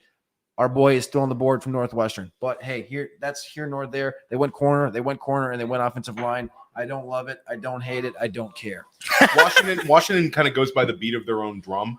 You know, we saw last year with where they took Jahan Dotson. He went much higher. So it's a new regime, and we'll see if this works out. I mean, it's certainly the 2 cornerback selections I think were necessary, and this is just a boring interior lineman pick, Cody. Doesn't really need a whole lot of context. How do you make picks though when you don't have an owner? You're judged by someone you don't know their opinions. Thankfully, the owner doesn't make the pick on 90% of these football teams because, if it was, I mean, Jim Irsay, the Colts would have Will Levis and Anthony Richardson. It's not so much that, it's the fact that the owner's going to come in and say, "You're an idiot. Why did you make these picks?" And you have no idea why. That's brutal.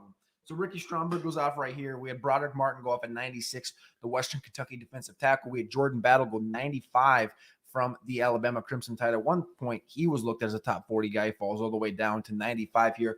2 of the Bengals who lost Von Bell in the last couple of years. Michael Wilson, again, like we talked about before, Stanford at 94, Darnell at 93, Darnell Washington 2, the Pittsburgh Steelers. Before that, Wanya Morris, Dorian Williams. Just recapping the last 10 picks, we only have 5 selections left here on day number 2. That is pick 98, Cleveland Browns, San Francisco, Raiders, San Francisco, Minnesota. San Francisco is an interesting spot because Christian McCaffrey, of course, we know has the injuries. Elijah Mitchell has the injuries. And the way this running style works is they're running back on the board right now that we're looking at. If you scroll that thing down, is there a running back that you're looking at that maybe isn't named Roschon, but we could get really pissed off if he goes ahead of Roschon right here to the San Francisco 49ers in round 3? Well, I'll throw out 2 running backs that I think would make you a little upset, but I think that Israel Abanikanda, and I'll also throw out too much sense. The Israel Abanikanda in a Shanahan system replacing Elijah Mitchell would make some sense, and it would be a nice landing spot for him. San Francisco has 2 shots at it. Also, they were linked to Roschon Johnson at some point recently in the last month. So I think San Francisco is a sneaky one. They still need help at offensive tackle. That is a position that they need to address. Billy Muzio has talked about this. Maybe we should pass it to Billy, our San Francisco 49ers expert, to see what he has to say about which way he would like San Francisco to go with these 2 upcoming picks. All right, we're going to send it to you, Billy, for just 15 seconds. We'll give you a little take for you, little San Francisco 49ers. See if you think they could use a running back or not. Tight. It's going to be OT. So we're down here just getting caught. We were actually caught up on Michael Wilson. We can talk about Michael Wilson at the same time, but I think the Niners need to continue to attack the secondary inside the draft. The secondary was the weakness on their defense. We can continue to try to add strength on the O-line. I don't necessarily think we need to address the running back position. We still have Christian McCaffrey. We spent some capital last year. We still have some running backs that are available in free agency. So I would not like to see them go that direction. I'm hoping they continue to look at the defensive side of the ball as well as the offensive line. That's where I am on the Niners here. Should we switch over to Michael Wilson real quick with those projections? Give us a little Michael Wilson action. So we have 2 scenarios here, and this is the big one here. Is because we have the pending issue with Hopkins. And so the 2 scenarios we have here is option 1, Hopkins is traded, and that takes him to wide receiver 90, receiving yards 445 with 2.6 touchdowns.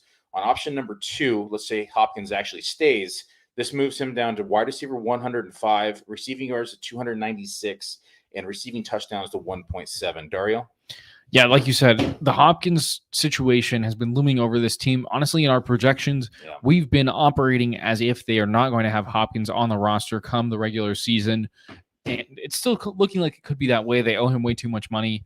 But so that's why we're looking at Michael Wilson through these 2 lenses. Right now, we're making a major alteration to the projections. We're going to switch to a default assumption that Hopkins is still on the team, in which case Michael Wilson's target share drops from 9% to 6%. You talk about him losing 150 yards in the projection, basically a touchdown drops 15 spots in the wide receiver rankings. So currently Michael Wilson is projected as wide receiver 105. He's behind Marquise Brown. He's behind He's slightly ahead of Greg Dortch. He's behind Rondale Moore. He's behind DeAndre Hopkins. And this actually just with the Hopkins potentially staying now, it of course affects the entire receiving core. Marquise Brown hits down. Greg Dortch is essentially the Niners took a kicker. Niners took a kicker. Yeah. Let's go. He took Jake Moody. Jake Moody, though, this is Jake Moody was one of the best kickers Michigan's ever had. Back to you. This is pretty cool. If you're into kickers, Jake Moody, we've seen a number of Michigan Wolverines go on day 2. They had their dream season this year until the playoffs. But Jake Moody was an extremely successful college kicker. One of the best kickers for the last few years, and one of the best kickers Michigan's ever had. So if you're into kickers, this is a fun one, Cody. And when you see a kicker go this early, you know he's going to be starting day 1. So a hat tip to early best ball drafters who took Jake Moody. You won. Is there any chance that, much like the Minnesota Vikings, when they drafted a kicker round 3, get your juice back, bro? Like a kicker at 99. A kicker at 99. It's terrible, but what are we doing? Listen, you're having Vikings flashbacks, aren't you? What? Oh my God. The idea of taking a kicker on day 2 is interesting, to say the least, but at least they took a good one. Moody's a generational kicker. I don't give a shit if his name is Sebastian Janikowski. You're not taking a kicker in the first 2 days of the NFL draft. I agree with you, but they did take a very, very good one. And if we want to get into, we'll have to pass it to Billy shortly to see where Jake Moody slots in our kicker rankings. It's got to be way up there. And a hat tip to Robbie Gould. It was a nice run. All right, no, we're done. We're done here.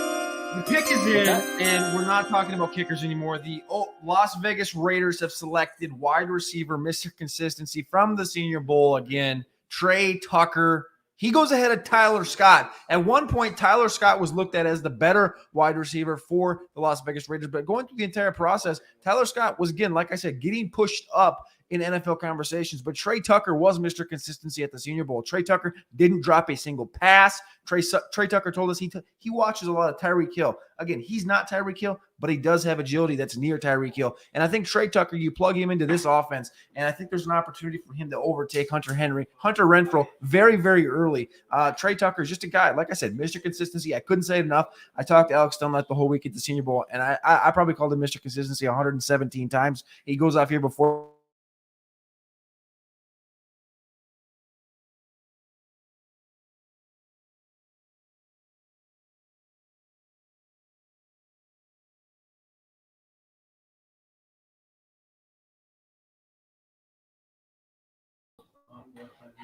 There we go. Are we back? Are we straight? If you're in the chat, leave us a comment if we're back. Trey Tucker, anyways, goes to the Raiders. And I think, like I said, I think he can beat out Hunter Renfrow within the first 8 weeks. Trey Tucker's just a pro's pro at the wide receiver position. He goes up the board here at pick 100. Any thoughts on Trey Tucker here? No, I mean, I think it's a stylistic type pick. I mean, they're He's pretty a stud. set. Yeah, but they're pretty set in terms of the money they gave to Jacoby Myers and the outsized target share that Devontae Adams is going to command. They add Michael Mayer. They've certainly helped their passing game with these 2 additions today. So it's an interesting team right now. The thing that I'm looking at right now is that Jacoby Myers comes over right. Do you think he's a target hog? Devontae Adams is the doctor of target hog right now, right? Yeah. Darren Waller's gone, and Hunter Renfrow's right there. I think Trey Tucker's better than Hunter Renfrow as a prospect. I think he'll be a better pro within the next, I would say, 16. Give him 16 weeks, and I think it's not even going to be a question whether Trey Tucker's better. And what does Jimmy Garoppolo do best? He spreads the ball around. Yeah. As inept as he is, he spreads the ball around. And don't forget, they got Michael Mayer and Austin Hooper there. And Josh McDaniels never really embraced Hunter Renfrow, even after his big wide receiver 11 season. With every move that they've made this offseason, it's been worse and worse for Hunter Renfrow. So, yeah, I mean, they certainly have some decent weapons right now. I love the Mayer selection. I'm intrigued by the Tucker selection. And, yeah, like Jacoby Myers, I think that he's kind of insulated. He's going to get that 110 to 120 targets I believe that's what Billy and Dario had for him. But I think that this is a team that they're in a potential shootouts in that division, and they certainly have added a few weapons. All right, we got another pick in. We have 2 picks left. This is the second to last pick right here. Cam Leatu runs a 4.78 in his pro day. Alabama tight end, 6'4", 242. This guy's as raw dog as it gets. He doesn't wear knee braces. He doesn't wear knee sleeves. He doesn't wear wrist straps. He doesn't wear gloves. He doesn't have eye tape. He doesn't have a visor. He doesn't have shit. He just goes out there and catches passes and catches touchdowns. He's got the Alabama record for touchdown receptions in a season and a career. Does Cameron Latu mean anything? No. To the San Francisco 49ers? No, not a thing. I mean, maybe they want a replacement. Maybe they want a replacement for the guy they just lost. I can't remember, came over from the Jets. It doesn't matter. He's a blocking tight end for the San Francisco 49ers. It doesn't move the needle. George Kittle's still there. They've re-signed Ross Dwelly. He's going to have to beat him out this year. Maybe down the road he can get some snaps, but this year he's going to be buried. Tyler Kroft. Leatu versus Dwelly is interesting, though. No, he's better. Yeah, like Leatu, like we also talk about George Kittle misses time pretty much every season. Like this is a win for Leatu to end up being drafted on day 2. What is our tight end count at, fellas? We are at a lot of tight ends that have been selected so far.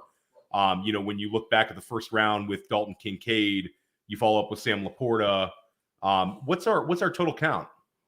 I wish I could tell you. Yeah, I'm gonna check that out while you guys look for the next pick. All right, we got 1 pick left, and it is the Minnesota Vikings. This is our last hope at Roshan, on day 2. The Minnesota Vikings currently have Dalvin Cook under contract, but the way that we've heard for the last month and a half is that deal was done, and then it got nixed, so it's not done. Is he on the way out? I don't know, but I think a 3rd-round running back would maybe do that. Alexander Madison is still in the building. Tykevius Chandler is still in the building, and as is Kene Nwangwu. I don't think the Vikings do it right here. I would absolutely freaking love it. I just don't think they do it. Well, I wanted them to take Kendre Miller. That's who I'd been hyping. He'd be the perfect guy to slowly be brought along. Alexander Madison can start for 4 weeks, and then Kendre runs away. Roshan, from day 1, he's better than Alexander Madison. That's not even a question. I mean, I thought, like I said, I thought Kendre would have been a beautiful fit in round 4. The pick is in right here, and it's not offense. It is, in fact, defense. And this guy's represented by Octagon. I think it's Octagon Agency. Mekhi Blackman, USC cornerback, goes to the Minnesota Vikings. They need cornerback help. Patrick Peterson was there, and Cameron Dantzler departed. They need cornerback help. It's where they hurt. It's where they hurt the most in the last 2 years, is just stopping guys over the top. Now, of course, there's no Aaron Rodgers. It's Jordan Love. It's Jared Goff. Justin Fields. Not really worried about that, but they do need depth there. They're aging and they're inept. Mekhi Blackman goes here, last pick, 3rd round. I'm still depressed. No Roschon Johnson. Yeah, that's heartbreaking, really. We've been gassing Roschon Johnson up for so long, and now he's going to plummet. He's got to plummet down the projections. What are we doing? Not necessarily. I mean, Damian Pierce was a 4th-round pick. Yeah. Abanikanda not off the board yet. The 4th round is the new 3rd round. Yeah. As long as he goes early enough, but now I'm worried. Relax. At least he didn't get Zach Charbonnet. This is true. So go, Roshan. There's still hope. All right, boys. That is all for day number 2 of the NFL Draft Extravaganza. Again, 4 hours deep for you guys, back-to-back nights. Click that like button, click that subscribe button, and click that bell, because tomorrow morning we'll be live again. Wake and Take starts at the crack of dawn. Shout out to Jason Allwine for that. And we're going to have shows throughout the day. Well, actually, the NFL draft starts at 11 a.m. So we're going to be back live for you guys for rounds 4 through 7. Click that like button, click that subscribe button, and stay tapped in, because we will definitely be back tomorrow. Thank you guys for tuning in. It's late. Go get some sleep. Go get some food. And tune back in, because tomorrow's Saturday, and I know you ain't doing jack shit. Hey, you like that video? Be sure to subscribe and activate those alerts so you get